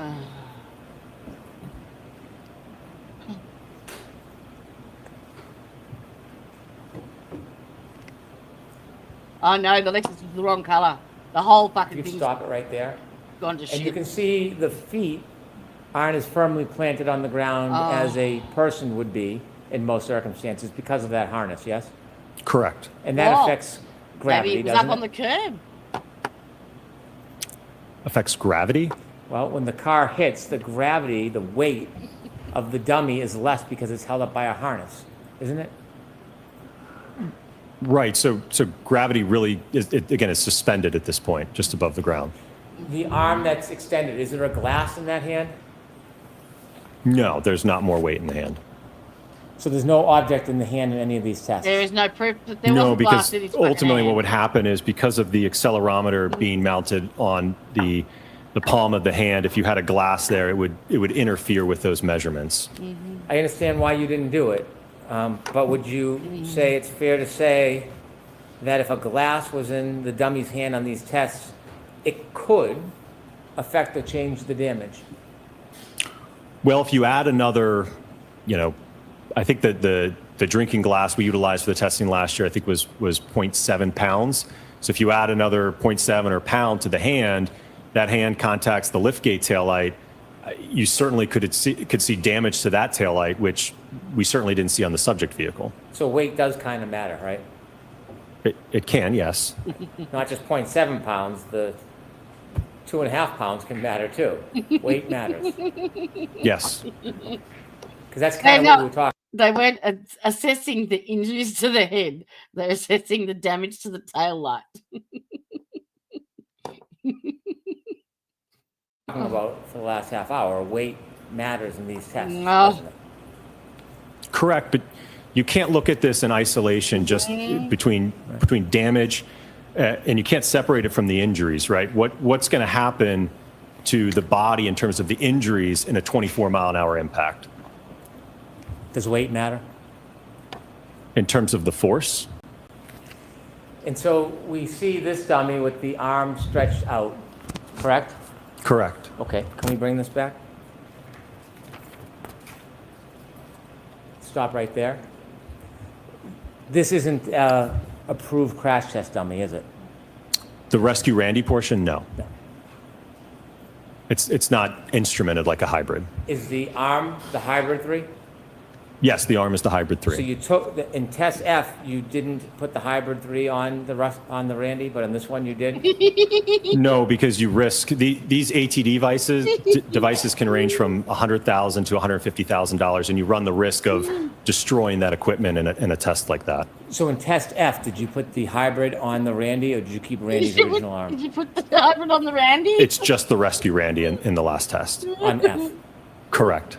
This one, you have the hybrid arm on Randy. Correct. So you're switching up between tests, what pieces you're using. aren't you? I would say adding, but Well, adding and subtracting doesn't have two arms. There's one off, one on. One's Randy and one's hybrid. So you're switching. yes. Different result. Oh my God. I'm not sure I understand your question. Okay. Are you trying to say a different result between test F and this test? Because they're not the same test. Oh, I understand. I understand. No, you If don't. we can have this come back a little bit more. Okay, and let it run. Rescue Randy needs blue paint. Stop. You can see the shattered taillight moving, and most of it's moving in the same direction, isn't it? Yes. And that's what creates a debris field after a collision, doesn't it? Yeah. And if that debris field was measured. Yes, I mean, components will break off and fall to the ground. Yes. Now, since Randy is on a harness, he's not going to be thrown the same way as it would happen in real life. is We're he? understanding that. Correct. And that wasn't the purpose of this test. Yeah. When you chose 24 miles per hour without the 26% deduction, which would make it 17.8 miles per hour, when you chose 24 miles per hour, it's because you had looked at the text stream data that had been taken from the defendant's Lexus, right? Correct. And when you looked at that data, you understood that during that event, 10 seconds of data is captured, yes? Yes. But that doesn't define the whole event, does it? That only encompasses what was recorded. And you said you chose 24 miles per hour because that was about the speed at the end of that 10 seconds. Correct. You do realize at the end of that 10 seconds, the car, the defendant's Lexus, was going faster. It was still accelerating, don't you? I'm going to allow it. No, of course you are. You can. From what I recall, the last data point, I believe the throttle was still at around 74%. Well, ARCA specializes in text stream data, don't they? Yes. Okay, so you are looking at that, you would agree that at the end of the 10 seconds, the defendant's Lexus was increasing in speed. And it didn't go up on the We don't know, wall again, beyond that data point, what the data is. At the end of that 10 seconds, the car was going up, not down, in speed, yes? Correct. And you can't tell how much longer that car traveled for after that 10 seconds, can you? Correct. We don't know. So when you chose the 24 miles per hour, it was just based on a data point. It wasn't based on you believing that there was an impact at a certain speed, was it? No, and the triggering event itself it's not a collision by definition, and nowhere in that data can you parse out whether or not any contact even occurred. We know that. Oh, The point is, yeah. you can't tell how fast the vehicle was going if it was in a collision from that data, can you? But your expert said it's Sorry, can you repeat the 24 as well. If Like, that vehicle what the was in a fuck? collision, you wouldn't be able to tell from that data what the speed was at the time of the collision. If contact allegedly occurred at some point in that data set, no, you would not be able to pick a row in that data and say, this is where the collision occurred. Or after that data set, you would have no idea. Outside of the data? Yes. No. Okay. And so when you look at this experiment that you did, if you were to add, you said 24 miles per hour, but that's not considering the 26%. If you were to add 7 more miles per hour to this collision, would you expect more damage to that right taillight? I need a break. Potentially, yes, but you're certainly getting into the realm of injury at that point. I'm not asking about that. I'm asking you a simple question about damage. If you were to add 7 miles per hour onto this test here, would you expect more damage to that right rear taillight? Yes. Okay, can you finish the video?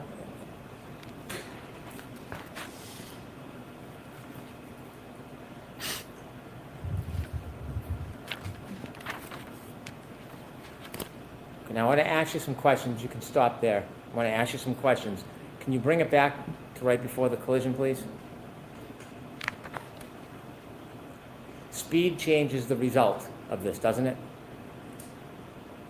In terms of the impact speed?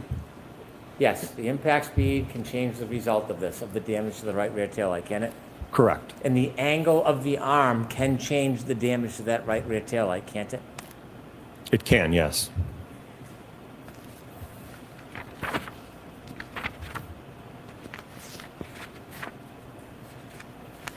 Did you take any pictures of the debris field after the impact and damage in this test E? Did you take any photographs of the debris field? I believe so, yes. Was it included in your materials that you provided us? It should have been in all of the test materials that was provided, yes. Was the debris field within a certain range? Was it within a certain circle, 10, 20, 30 feet? That sounds about right.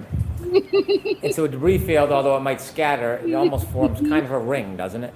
I'll give you a ring, you motherfucker. It can, yes. And it can form that ring away from where the body lands, can't it? It can, yes. And in this test, which you say is 24 miles per hour, without the reduction to 17.8 miles per hour, in this test, upon impact, there is a number of pieces of taillight that shatter, isn't there? Yes. Did you count how many? No, but Cert did. About 19 pieces. Oh, 19 no, not pieces. that. It wasn't Could you 19 move then. forward just a little bit? Oh. And when No, they break and no, no, scatter, no. some of them go up, some go down. Stop, please. No, it's Yes? not. It's not that. I just have zero tolerance for fucktards and idiots, and this guy is the leader of both. It is so ridiculous. Correct, yes. Some of them come in contact with Randy's arm, yes? Correct. Now, Randy being on a harness, it's not like real life when the Lexus goes by, could continue to push him with it, right? He can't go with the car or the Lexus because he's on a harness. Yes? So, Correct. He's not going to move from that position. So he's saying that that blue paint at 2 miles per hour is way better at assessing the damage. If you can move forward, do you see Randy's feet? Oh my God. See the right foot? Yes. It's twisting, right? Oh. Correct. Turning. Poor Randy. Stop. Randy, no, Could you've you got show your the photo of the ankle. sneaker, please? Yeah. And don't tell me that they could not see all those that debris pattern when they arrived. They found what? 4 pieces of clear shit. None of this.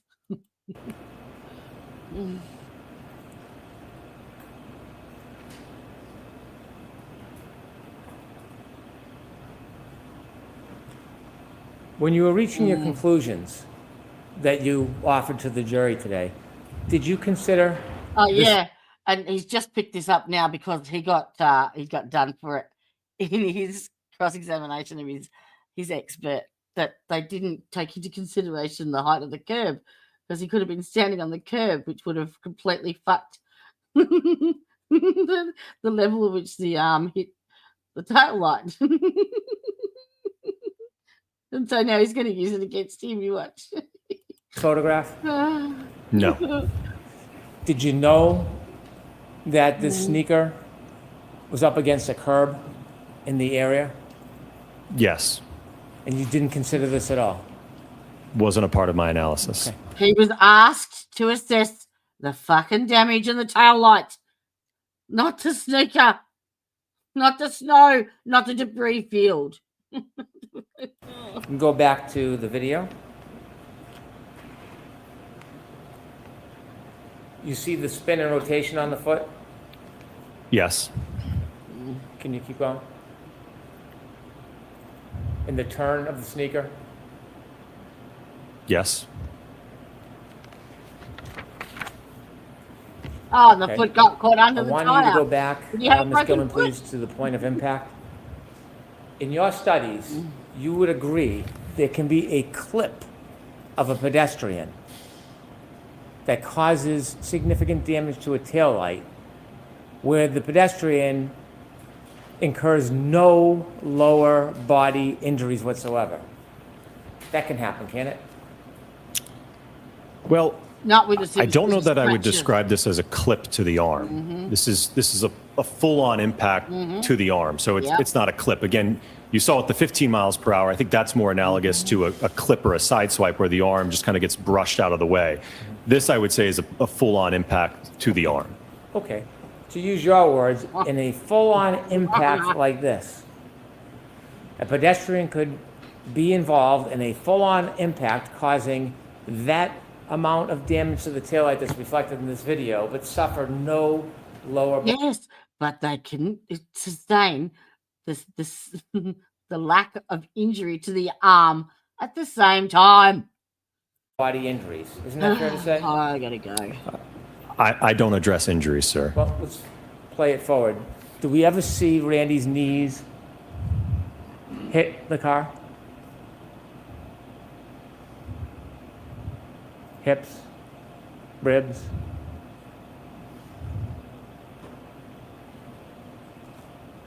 I see the foot getting run over, Mhm. but I don't think there was contact with the legs, no. Would you agree that a pedestrian could be in this type of collision and suffer no lower body injuries based on your presentation here?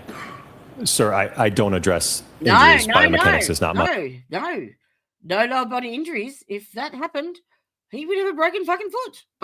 Simple as that. my area of specialty. You said it's common in vehicle pedestrian collisions that there is some type of bumper displacement. Have you Correct. said that? Yes. Okay, bring it back to the beginning, please. Stop. Any bumper displacement in this collision? In this specific test, no.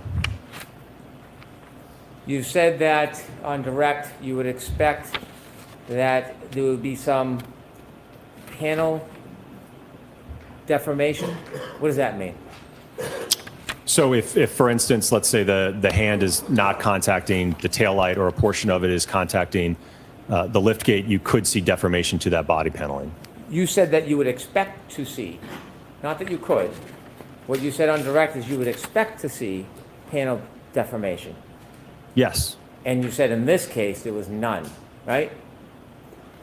Talking about the defendant's Lexus. You said, I would expect to see panel deformation, and in this case, the defendant's Lexus, there was none. That's what you told us on direct. Correct. Let's watch let's watch your video. Play it ahead. Is there any panel deformation, stop, in this? No, sir. Okay. So when you said on direct examination, relative to the defendant's Lexus, you would expect panel deformation, there was none. There are examples, one that you gave us yourself, where there is a collision causing this amount of damage to a taillight where there's no panel deformation. I'm going to allow it. Right? If I recall, I think you're referring to my prior... I'm going to allow it. Fuck off. Have a look at these. Come on, get on. Oh, hang on.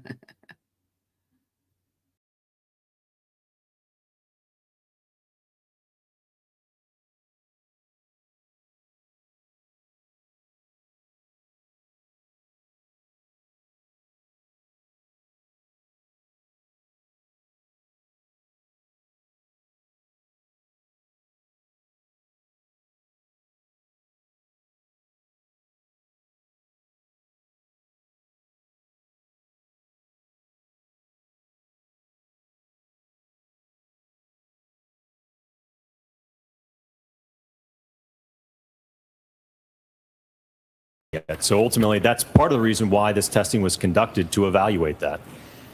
In this case, the damage to the right rear tail light, there's no panel deformation here, is there? Correct, there is not. When somebody is wearing a hat and they're involved in a collision similar to this, can their hat fall off?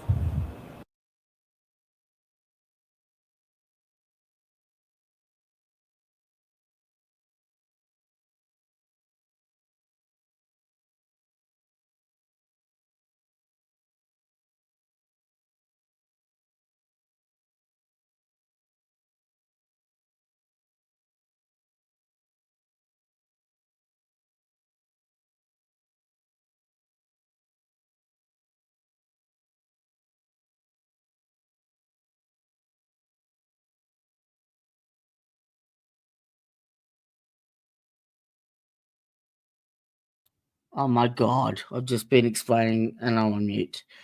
Okay, so start again. I'll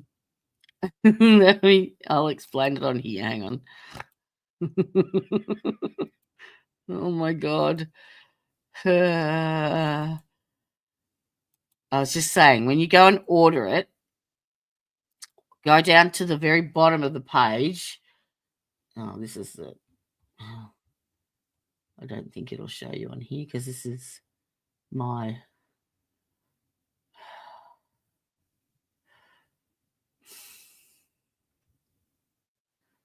Yeah, no, won't show you. When you go into the thing,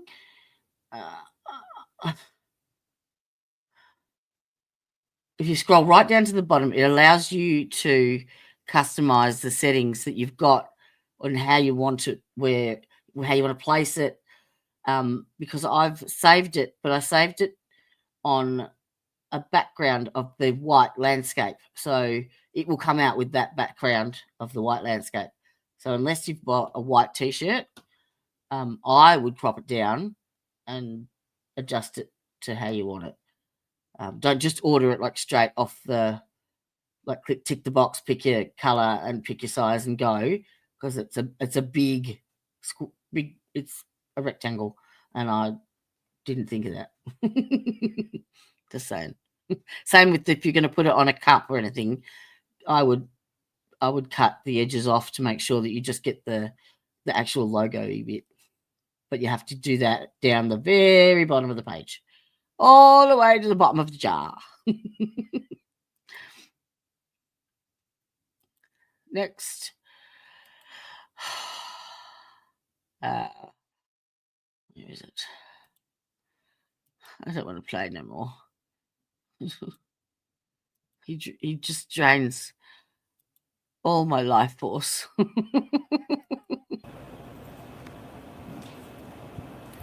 Potentially. Did you look at photos? Was there a photo of the hat, Miss Gilman? Oh, no. Before you came to your opinions and conclusions, did you look at this photo and see a hat on the grass? I did review this, yes. You're a fucking Did you give any consideration oxymoron. when you did your tests to whether the hat would come off Randy or any crash test dummy when you hit it at that speed? Really? No, that wasn't a part of my evaluation. You are you are the shittest engineer ever. You did not assess where the hat would land. Oh. Could I have photo 77, please? Mm.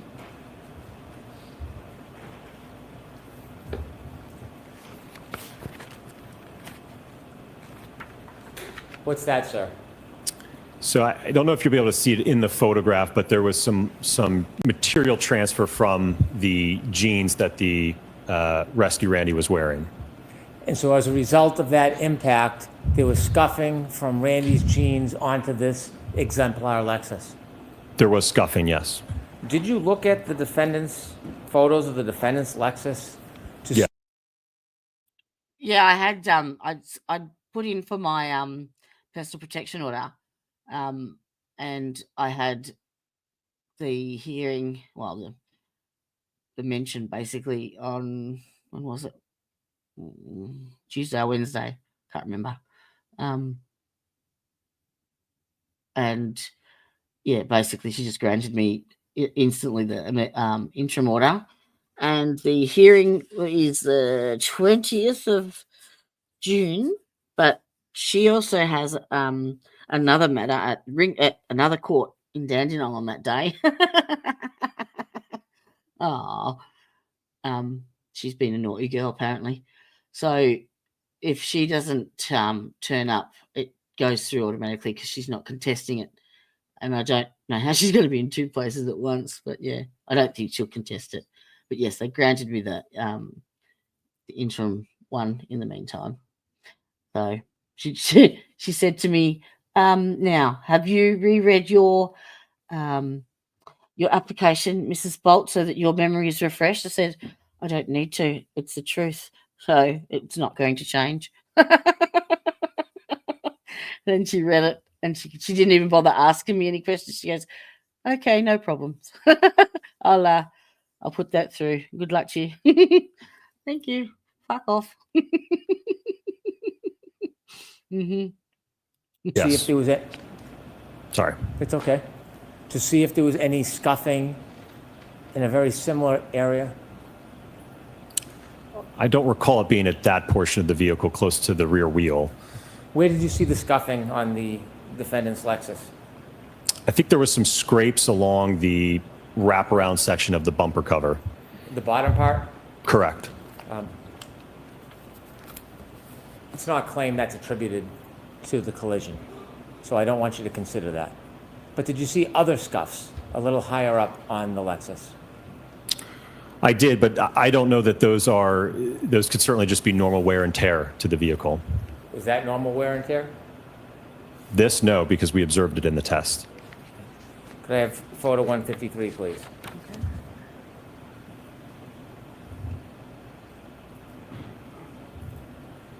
Now, this is a photo without the hatch back up. This is just the lighting fixture, right? Correct. And could you close up in on that? And you would agree if you went 7 miles per hour faster, it would cause more damage to that, wouldn't it? Yes.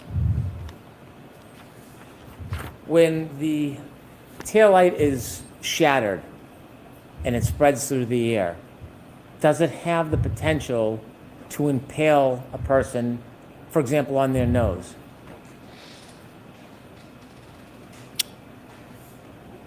I'm sorry, can you repeat the question? In your test, you saw that upon collision, there was a scattering of taillight that broke from the fixture, correct? Correct. Would those shards, as they float or fly through the air, would they have the ability to impale a person on their face or even their nose?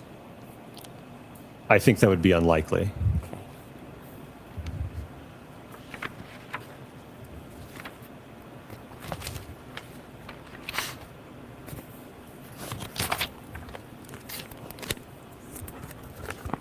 And finally, we've discussed, you now would agree with me that weight does matter, doesn't it? It can if it's significant, yes. I have no further questions. All right, Mr. Jackson?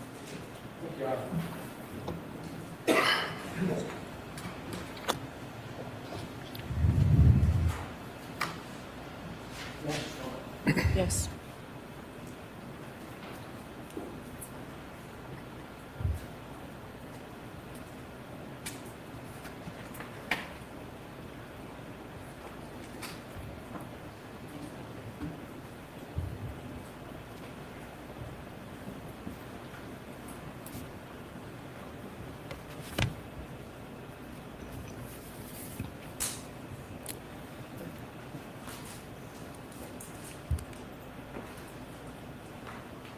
Can we, Dr. Wolf, go back to your do you have your PowerPoint Yes. set up? Your Honor, may I? Yes.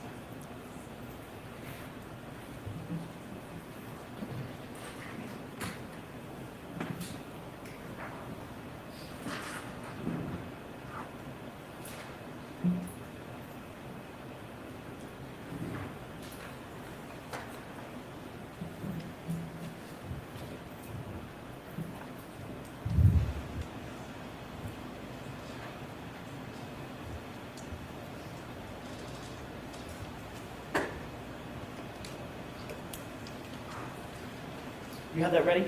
Yes. Can you go forward, and I don't have them memorized, so bear with me. Can you go forward to test E? And I'm going to ask you a couple of quick questions.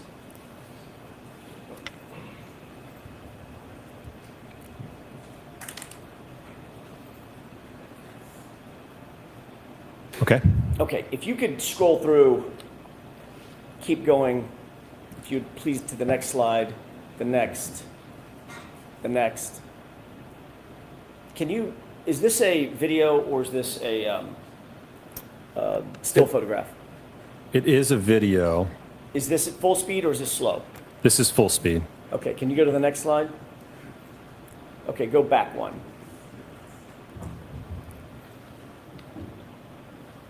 This is a test at what speed? This is the Lexus moving in reverse, contacting at 24 miles an hour. All right. Let's go ahead and play this at full speed if we could.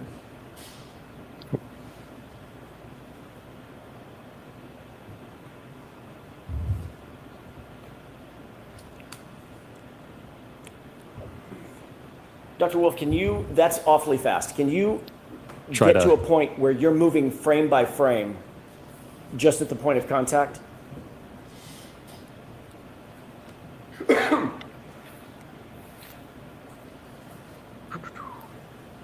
Am I able to display my screen without doing the... I'm trying to see how I can get this to work.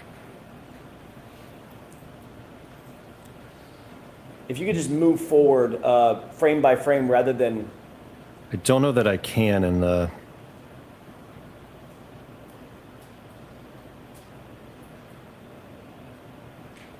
Oh, I missed it. Okay. It may be more difficult than we thought. Let me ask you a couple of questions based on that. Did you review that video in slow motion as well as at full speed? Yes, from a frame-by-frame perspective. And in terms of a couple of different questions about that particular test, when there's impact with that right arm, what's the speed that the arm gets to upon impact? In test E? Right. If the car's going 24 miles an hour, what's the expected speed of the arm? So the hand got up to a little over 24, the arm got a little over 21 miles per hour. The debris that comes off of the taillight, the fragments, what speed would they be going at the point of impact when they crack and are released from the taillight? At the impact speed or less. In order to penetrate the sweatshirt and cut the arm across, would the shards have to be going faster or slower than the arm? They would have to be going faster. If they're moving at a common velocity with the arm relative to it, they would somehow have to accelerate with more speed to catch up and go beyond the arm, essentially. Is that physically possible? No.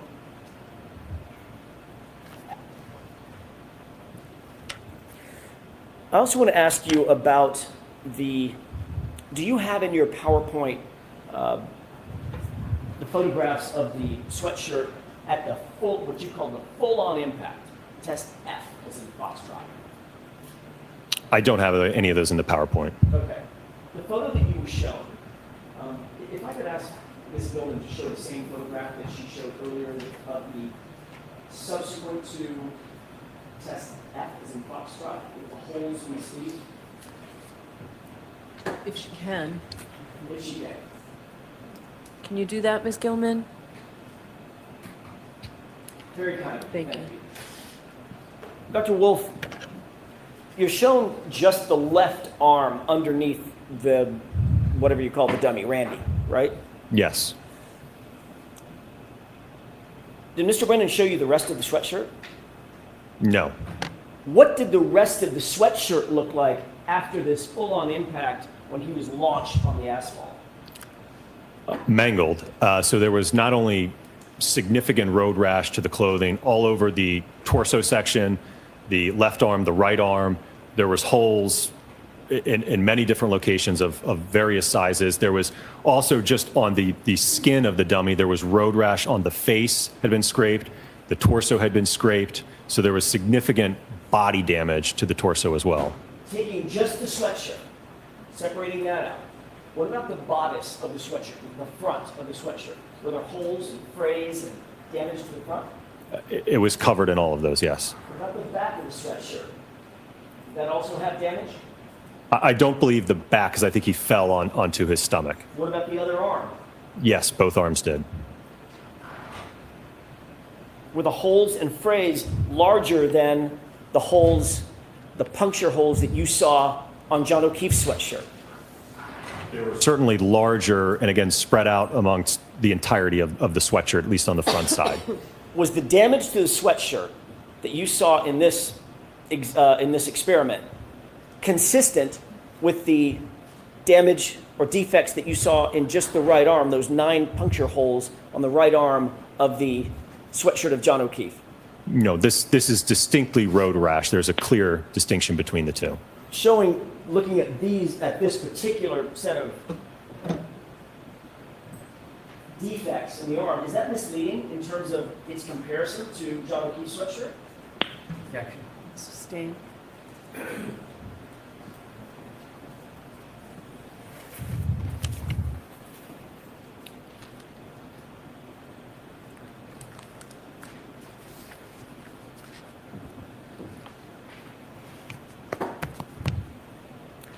Your Honor, I'm going to ask to approach very briefly on an issue we discussed earlier.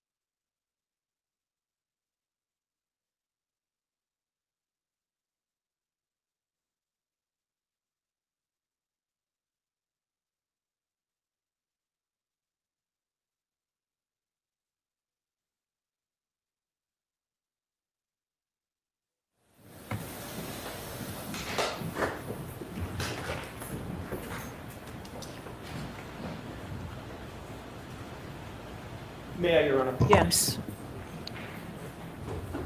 You were asked on cross-examination about some of the work that ARCA does on behalf of private lawyers, even insurance companies, correct?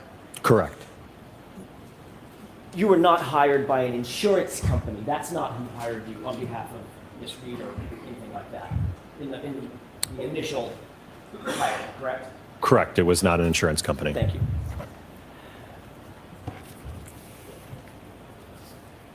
A couple of more questions, if it's okay with the court, Your Honor, before we break. Okay. Thank you.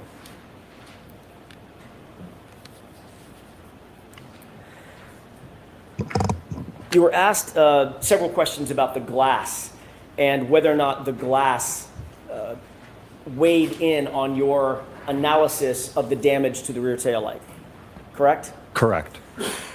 Did you consider that the glass on the rear bumper did not match the cocktail glass that was found close to John O'Keefe's body? Or were you aware of that? I don't think initially I was aware that there was a difference between the glass cup that was found and the glass on the bumper.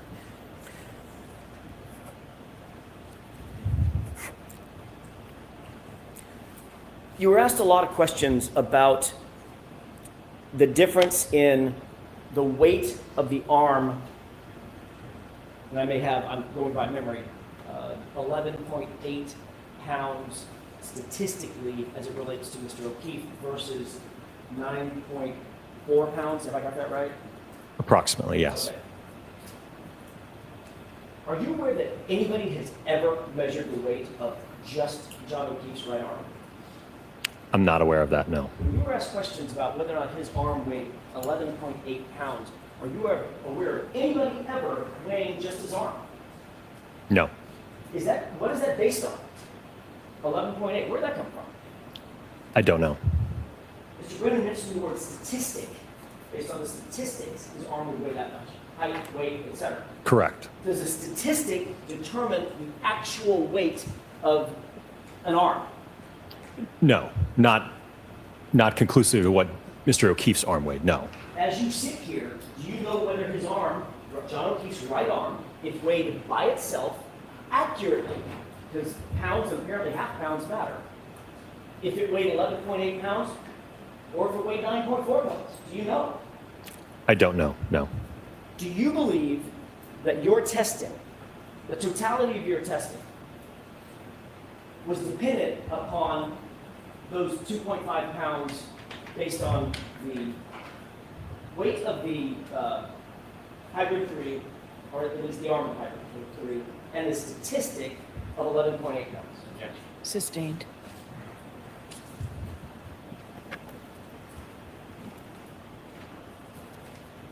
In what way does that differentiation of 2.5 pounds or approximately 2.5 pounds, in what way does that make a difference in terms of your testing?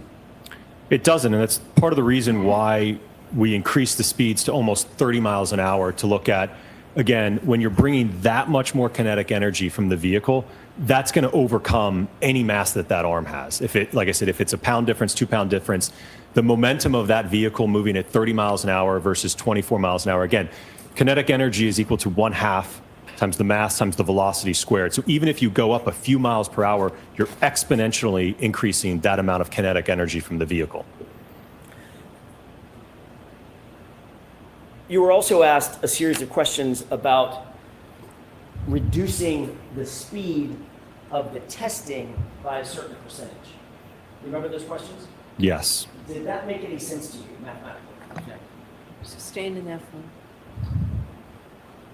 What effect, if you could tell us, well, let me ask it this way.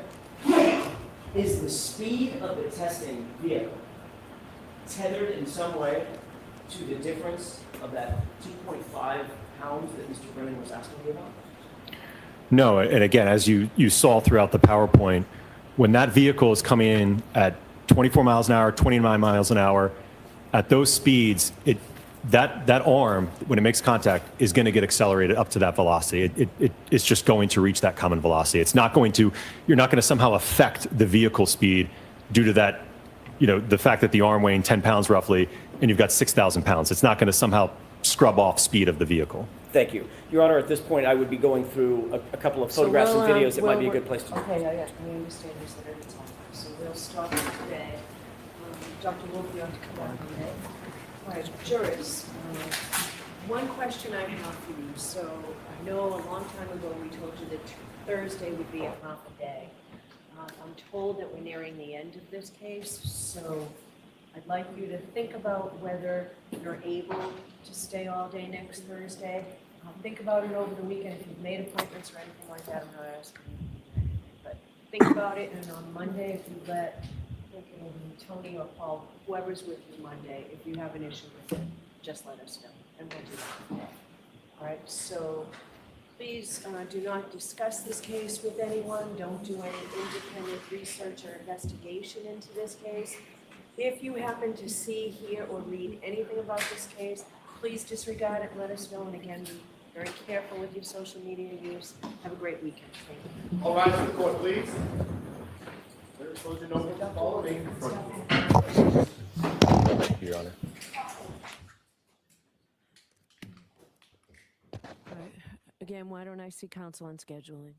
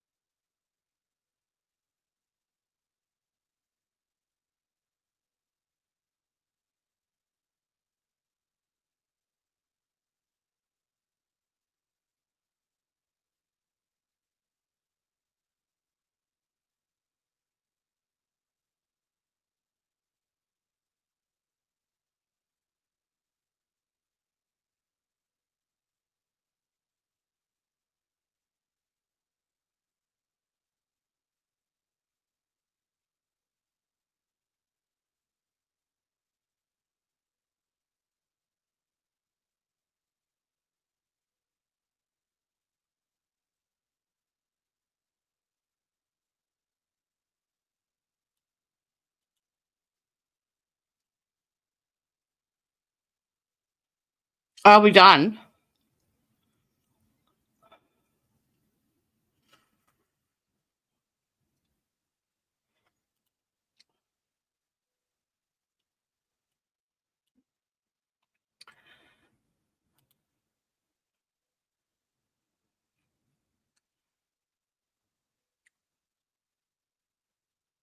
I think we're done.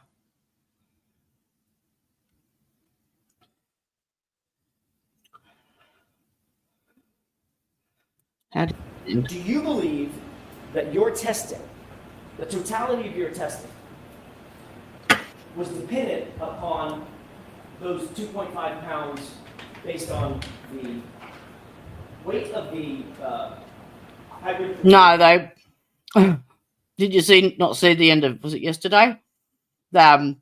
Elizabeth Little stood up and said, "We have one outstanding." She goes, "Denied."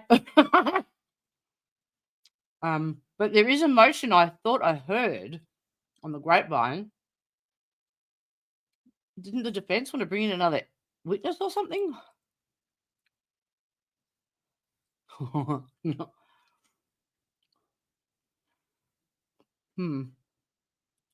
Or at least the arm of hybrid 3, and the statistic of 11.8 pounds. Okay. Sustained.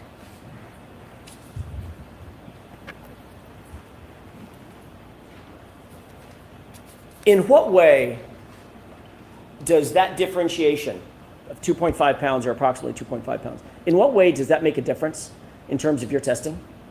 It doesn't, and that's part of the reason why we increase the speeds to almost 30 miles an hour to look at, again, when you're bringing that much more kinetic energy from the vehicle, that's going to overcome any mass that arm has. If it, like I said, if it's a pound difference, 2 pound difference, the momentum of that vehicle moving at 30 miles an hour versus 24 miles an hour, again, kinetic energy is equal to 1/2 times the mass times the velocity squared. So even if you go up a few miles per hour, you're exponentially increasing that amount of kinetic energy from the vehicle. You were also asked a series of questions about reducing the speed of the testing by a certain percentage. Remember those questions? Yes. Did that make any sense to you mathematically? Sustained in that form. What effect, if you could tell us, well, let me ask it this way. Is the speed of the testing vehicle tethered in some way to the difference of that 2.5 pounds that Mr. Brennan was asking you about? No, and again, as you saw throughout the PowerPoint, when that vehicle is coming in at 24 miles an hour, 29 miles an hour, at those speeds, that arm, when it makes contact, is going to get accelerated up to that velocity. It's just going to reach that common velocity. It's not going to, you're not going to somehow affect the vehicle speed due to that, the fact that the arm weighing 10 pounds roughly, and you've got 6,000 pounds. It's not going to somehow scrub off speed of the vehicle. Thank you. Your Honor, at this point, I would be going through a couple of photographs and videos that might be a good place to do. Okay, I understand you said at the time. So we'll start today. Dr. Wolf, you have to come down a minute. All right, jurors. One question I have for you. So I know a long time ago we told you that. So he's got 2 more questions, and she's making him come back Monday, motherfucker.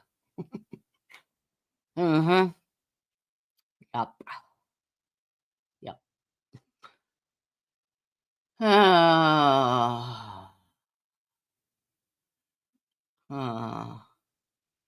So the word on the grapevine is that I think the defense has probably got a couple more witnesses and plan to be resting by Tuesday. Closing arguments. So yeah, this time next week it'll be done and dusted. Yup. Done. Jesus. It's a long haul. Anywho. I haven't heard a peep from Mandy. Not one. I did get a response from Steve this morning. Mm-hmm. Yeah. So,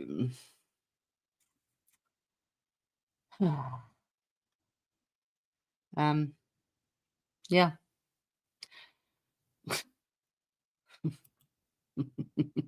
I did, yes. Yeah, no.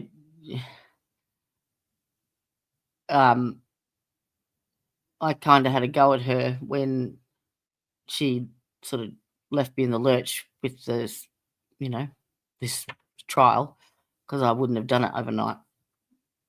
I would have done a recap sort of thing, so that I wasn't committed to 8 weeks of night shift. But having 3 people, we agreed to cover each other's backs. And then when she dropped out and Dan was just turning up whenever he felt like it, I emailed her and said, "What's the go?" Like, And she said, "Oh, he's an arsehole." I'm like, why would you refer an arsehole to me and then leave him with me? Like, what the fuck?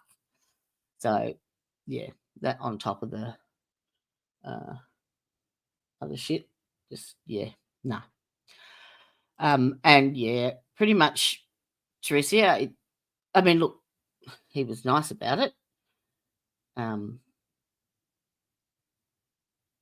apologised and still says that that's not his goal.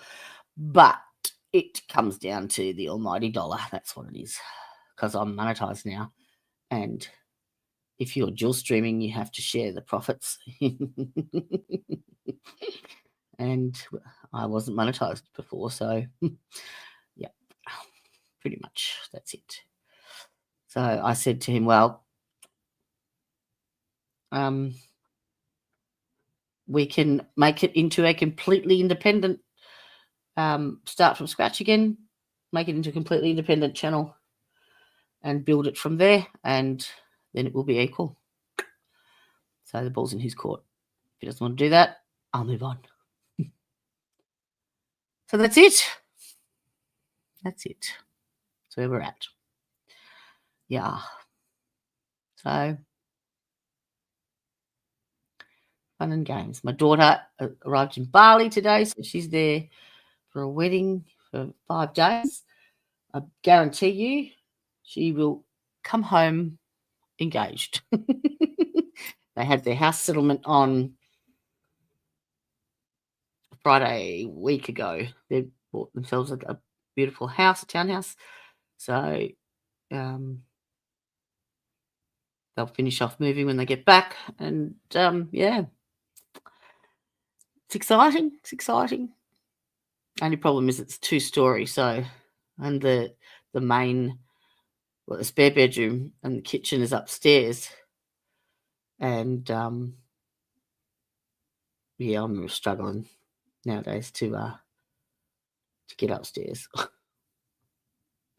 said to her, you better hurry up and pop out a grandchild for me while I can still lift it. It's pretty fucking sad, isn't it? Yeah.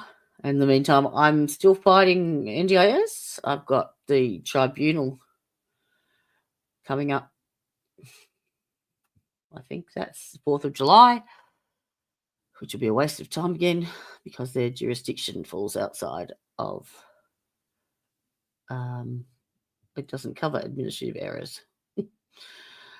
So I think I'm going to go to the media, and I think I'm going to do a get some legal advice because I can't get help from anybody, and despite everyone writing and professing the risks to my safety and because I live alone and blah blah blah blah blah, no one's bothered to do anything, and I've injured myself even further. So fuck them. They don't want to help me. I'll take them to court and sue them for permanent damage. Yeah. Yes. Yeah. Yeah. And was asking questions about someone hacking Lauren's phone or some shit as well. I sent you the link to her new page. Yeah. I wish I could come be security for you. Security. I haven't heard from Bri, actually. Sorry, just to change the subject. That just made me think of the bus and yeah. And yeah, I haven't heard from him for a while. Yeah. Well, see, what shits me is though, how many times did I say to him the other night that he's welcome? Because the StreamYard that I've got, I pay the bigger plan because it gives me 4 independent studios. So there's one for me set up for the defense rest. So I don't have to change any of the backgrounds or the logos. It's all set up with all my, my media and all sorts of shit. Then there's one set up for Tan for after the facts, although she keeps her boyfriend keeps buying her like all this stuff. So she has the best microphone, the best camera, the brand new fucking computer, a stand lift desk, the best lighting, green screens, you name it, she's got it all. And she won't fucking do a stream. I said, you better start streaming. Yes, he's been doing plumbing in his house, but he's planning on coming out to Australia. He's waiting on his passport. And I said to him, well, if you don't come down and fucking see me and stay here, or at least, take the bus, because I can't drive it anymore. It's registered, it's roadworthy, it's sitting there doing nothing. It's fully self-contained. You can go around Australia in it, knock yourself out. All you got to do, just pay for the insurance and the fuel, and it's yours. And yeah, so I said, if you don't, I'll be fucking pissed.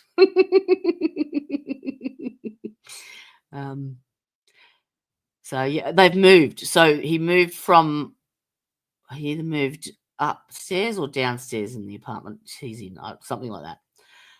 Yeah, that's going to be tricky, bro. Good luck with that.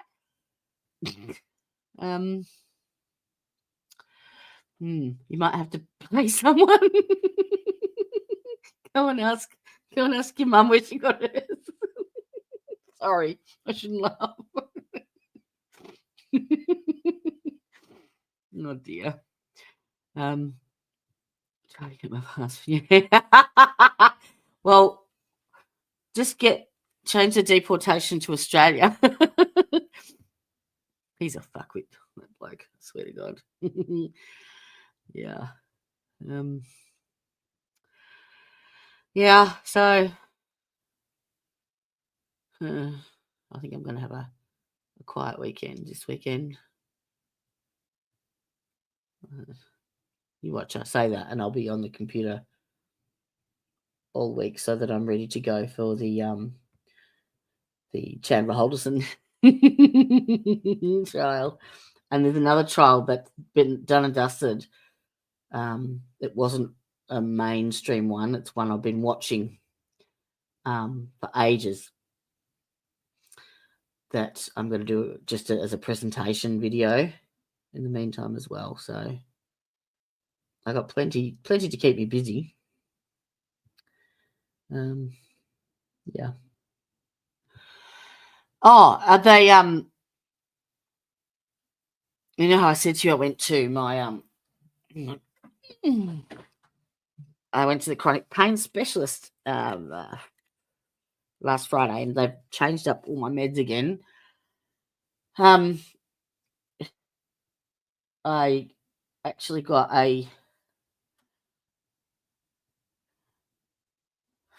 so you're looking forward to Chandler Halderson then? Or was that controversial? He just dismembered his parents, didn't he? Yeah, well, there's that one, and then there is where is it? Where's my bottle? Aaron Moody. No, hang on. It's another one I've been watching. It's been delayed and delayed and delayed, and then because it's boyfriend and girlfriend, Erin Murdy,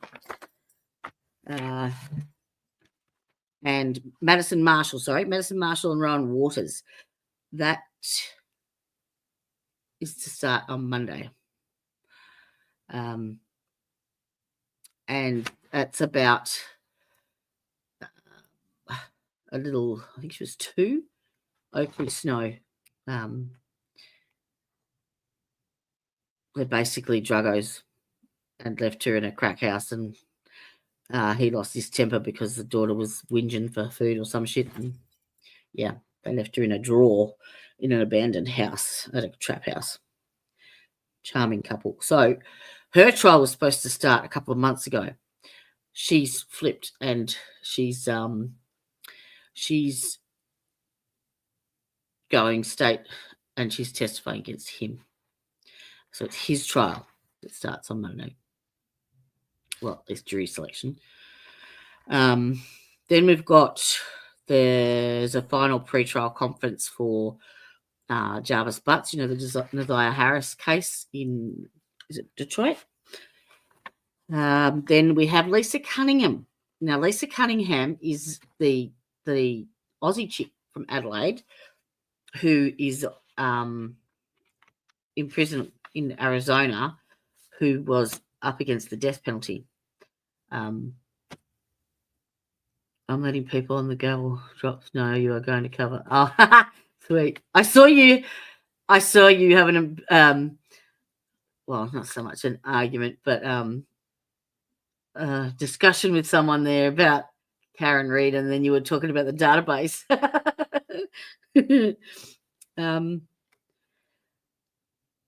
Yeah, so hers is 7th of July. The Erin Murdy one is, it's nasty. She had 3 kids. One of them was, I think, a 7-month-old baby, and she drowned all 3 of them. So that's shit. But the one I'm doing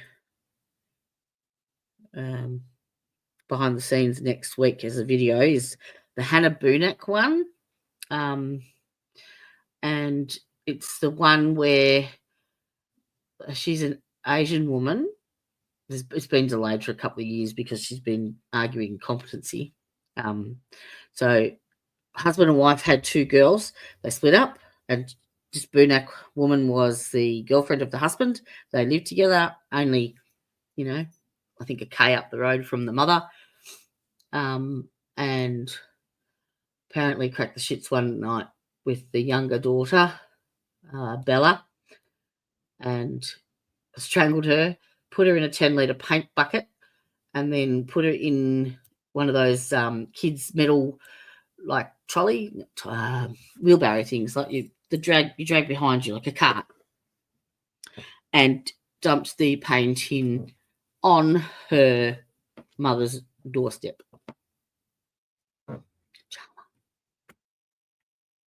I don't want to join the argument toxical.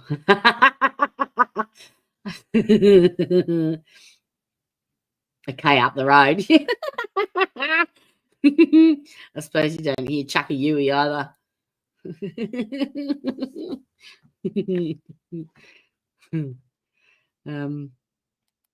So there's a few on the cards that I'm watching, and I think in amongst all that there's bloody, what's her name? Corey Richards, I think. But I think I'll have a break off the live ones just for a couple of trials. I need a more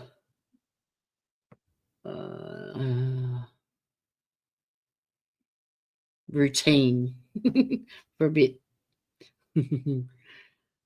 Yeah. I haven't heard from Toxic because I was friends with her on my other server. And so since I've closed that down, I had to rejoin, and I'm trying to reconnect with her, but I can't seem to. Yeah, I can do that on Do you know when it starts? Because I actually think it's not far away from.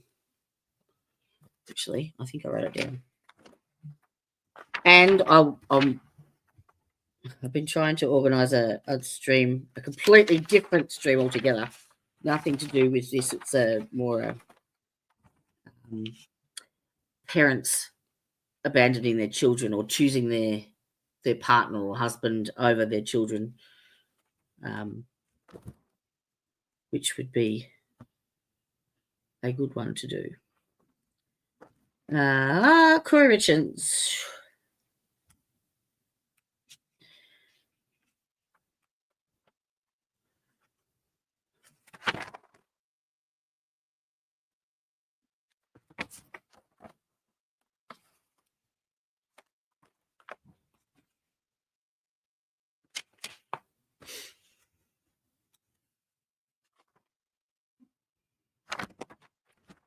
I know I've got it here somewhere. Put it down.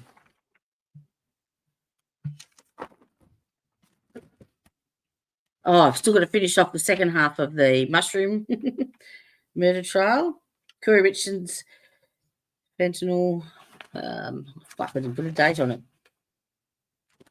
It won't be far away. Guaranteed. If I put it in here, it will be in the next month or two.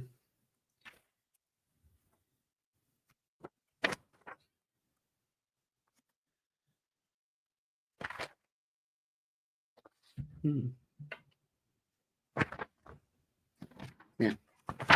Don't know. No fucking idea. Oh, maybe it'll be in there.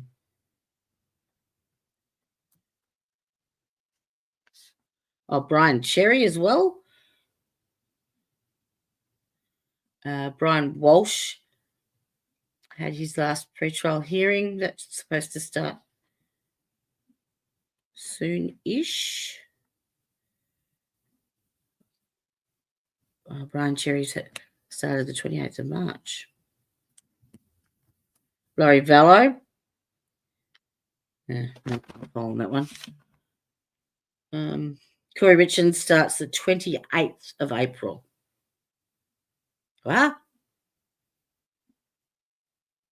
That can't be right.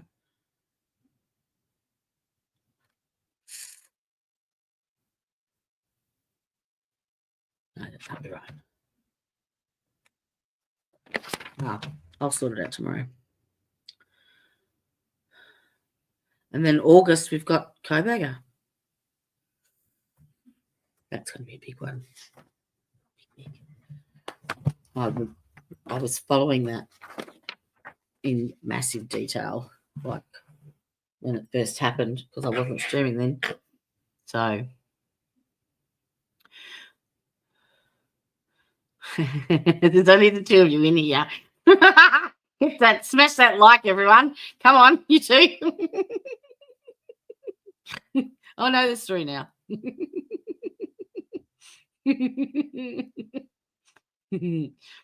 I've noticed there's been an extra somewhere more recently. All right, my darlings. It's 6:30 in the morning.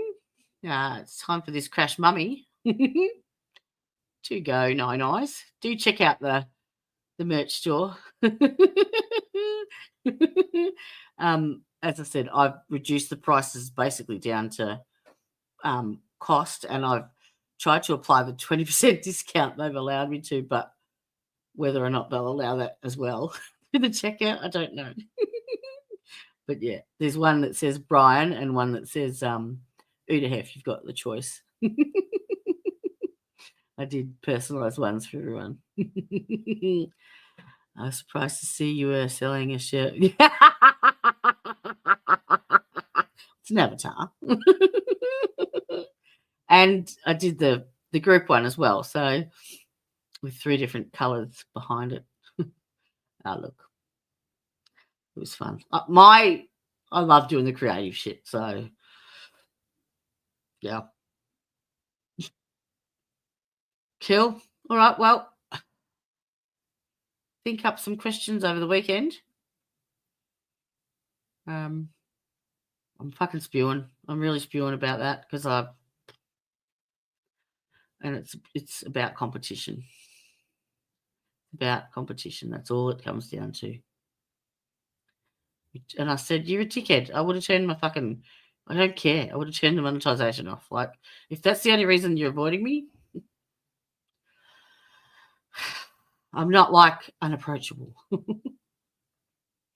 Never mind. Well, you have yourselves a fucking shit hot weekend. And if I get this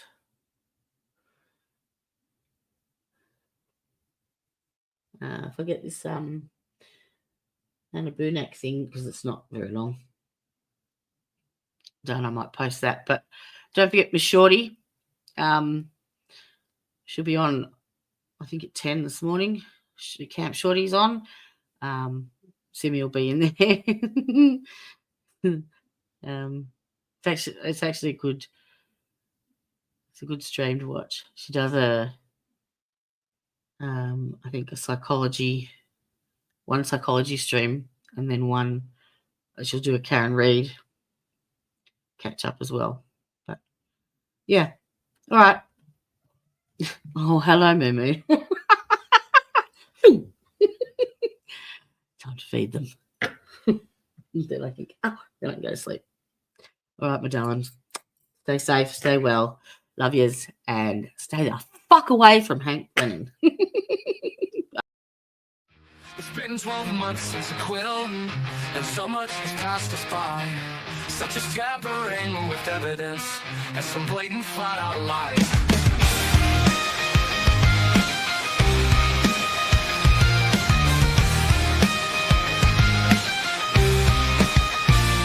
I bet he wears those silky undies, the ones with that chain made of lace. So you can bring in Massachusetts, cause we all ain't got no quit. And we all know that the truth is my car is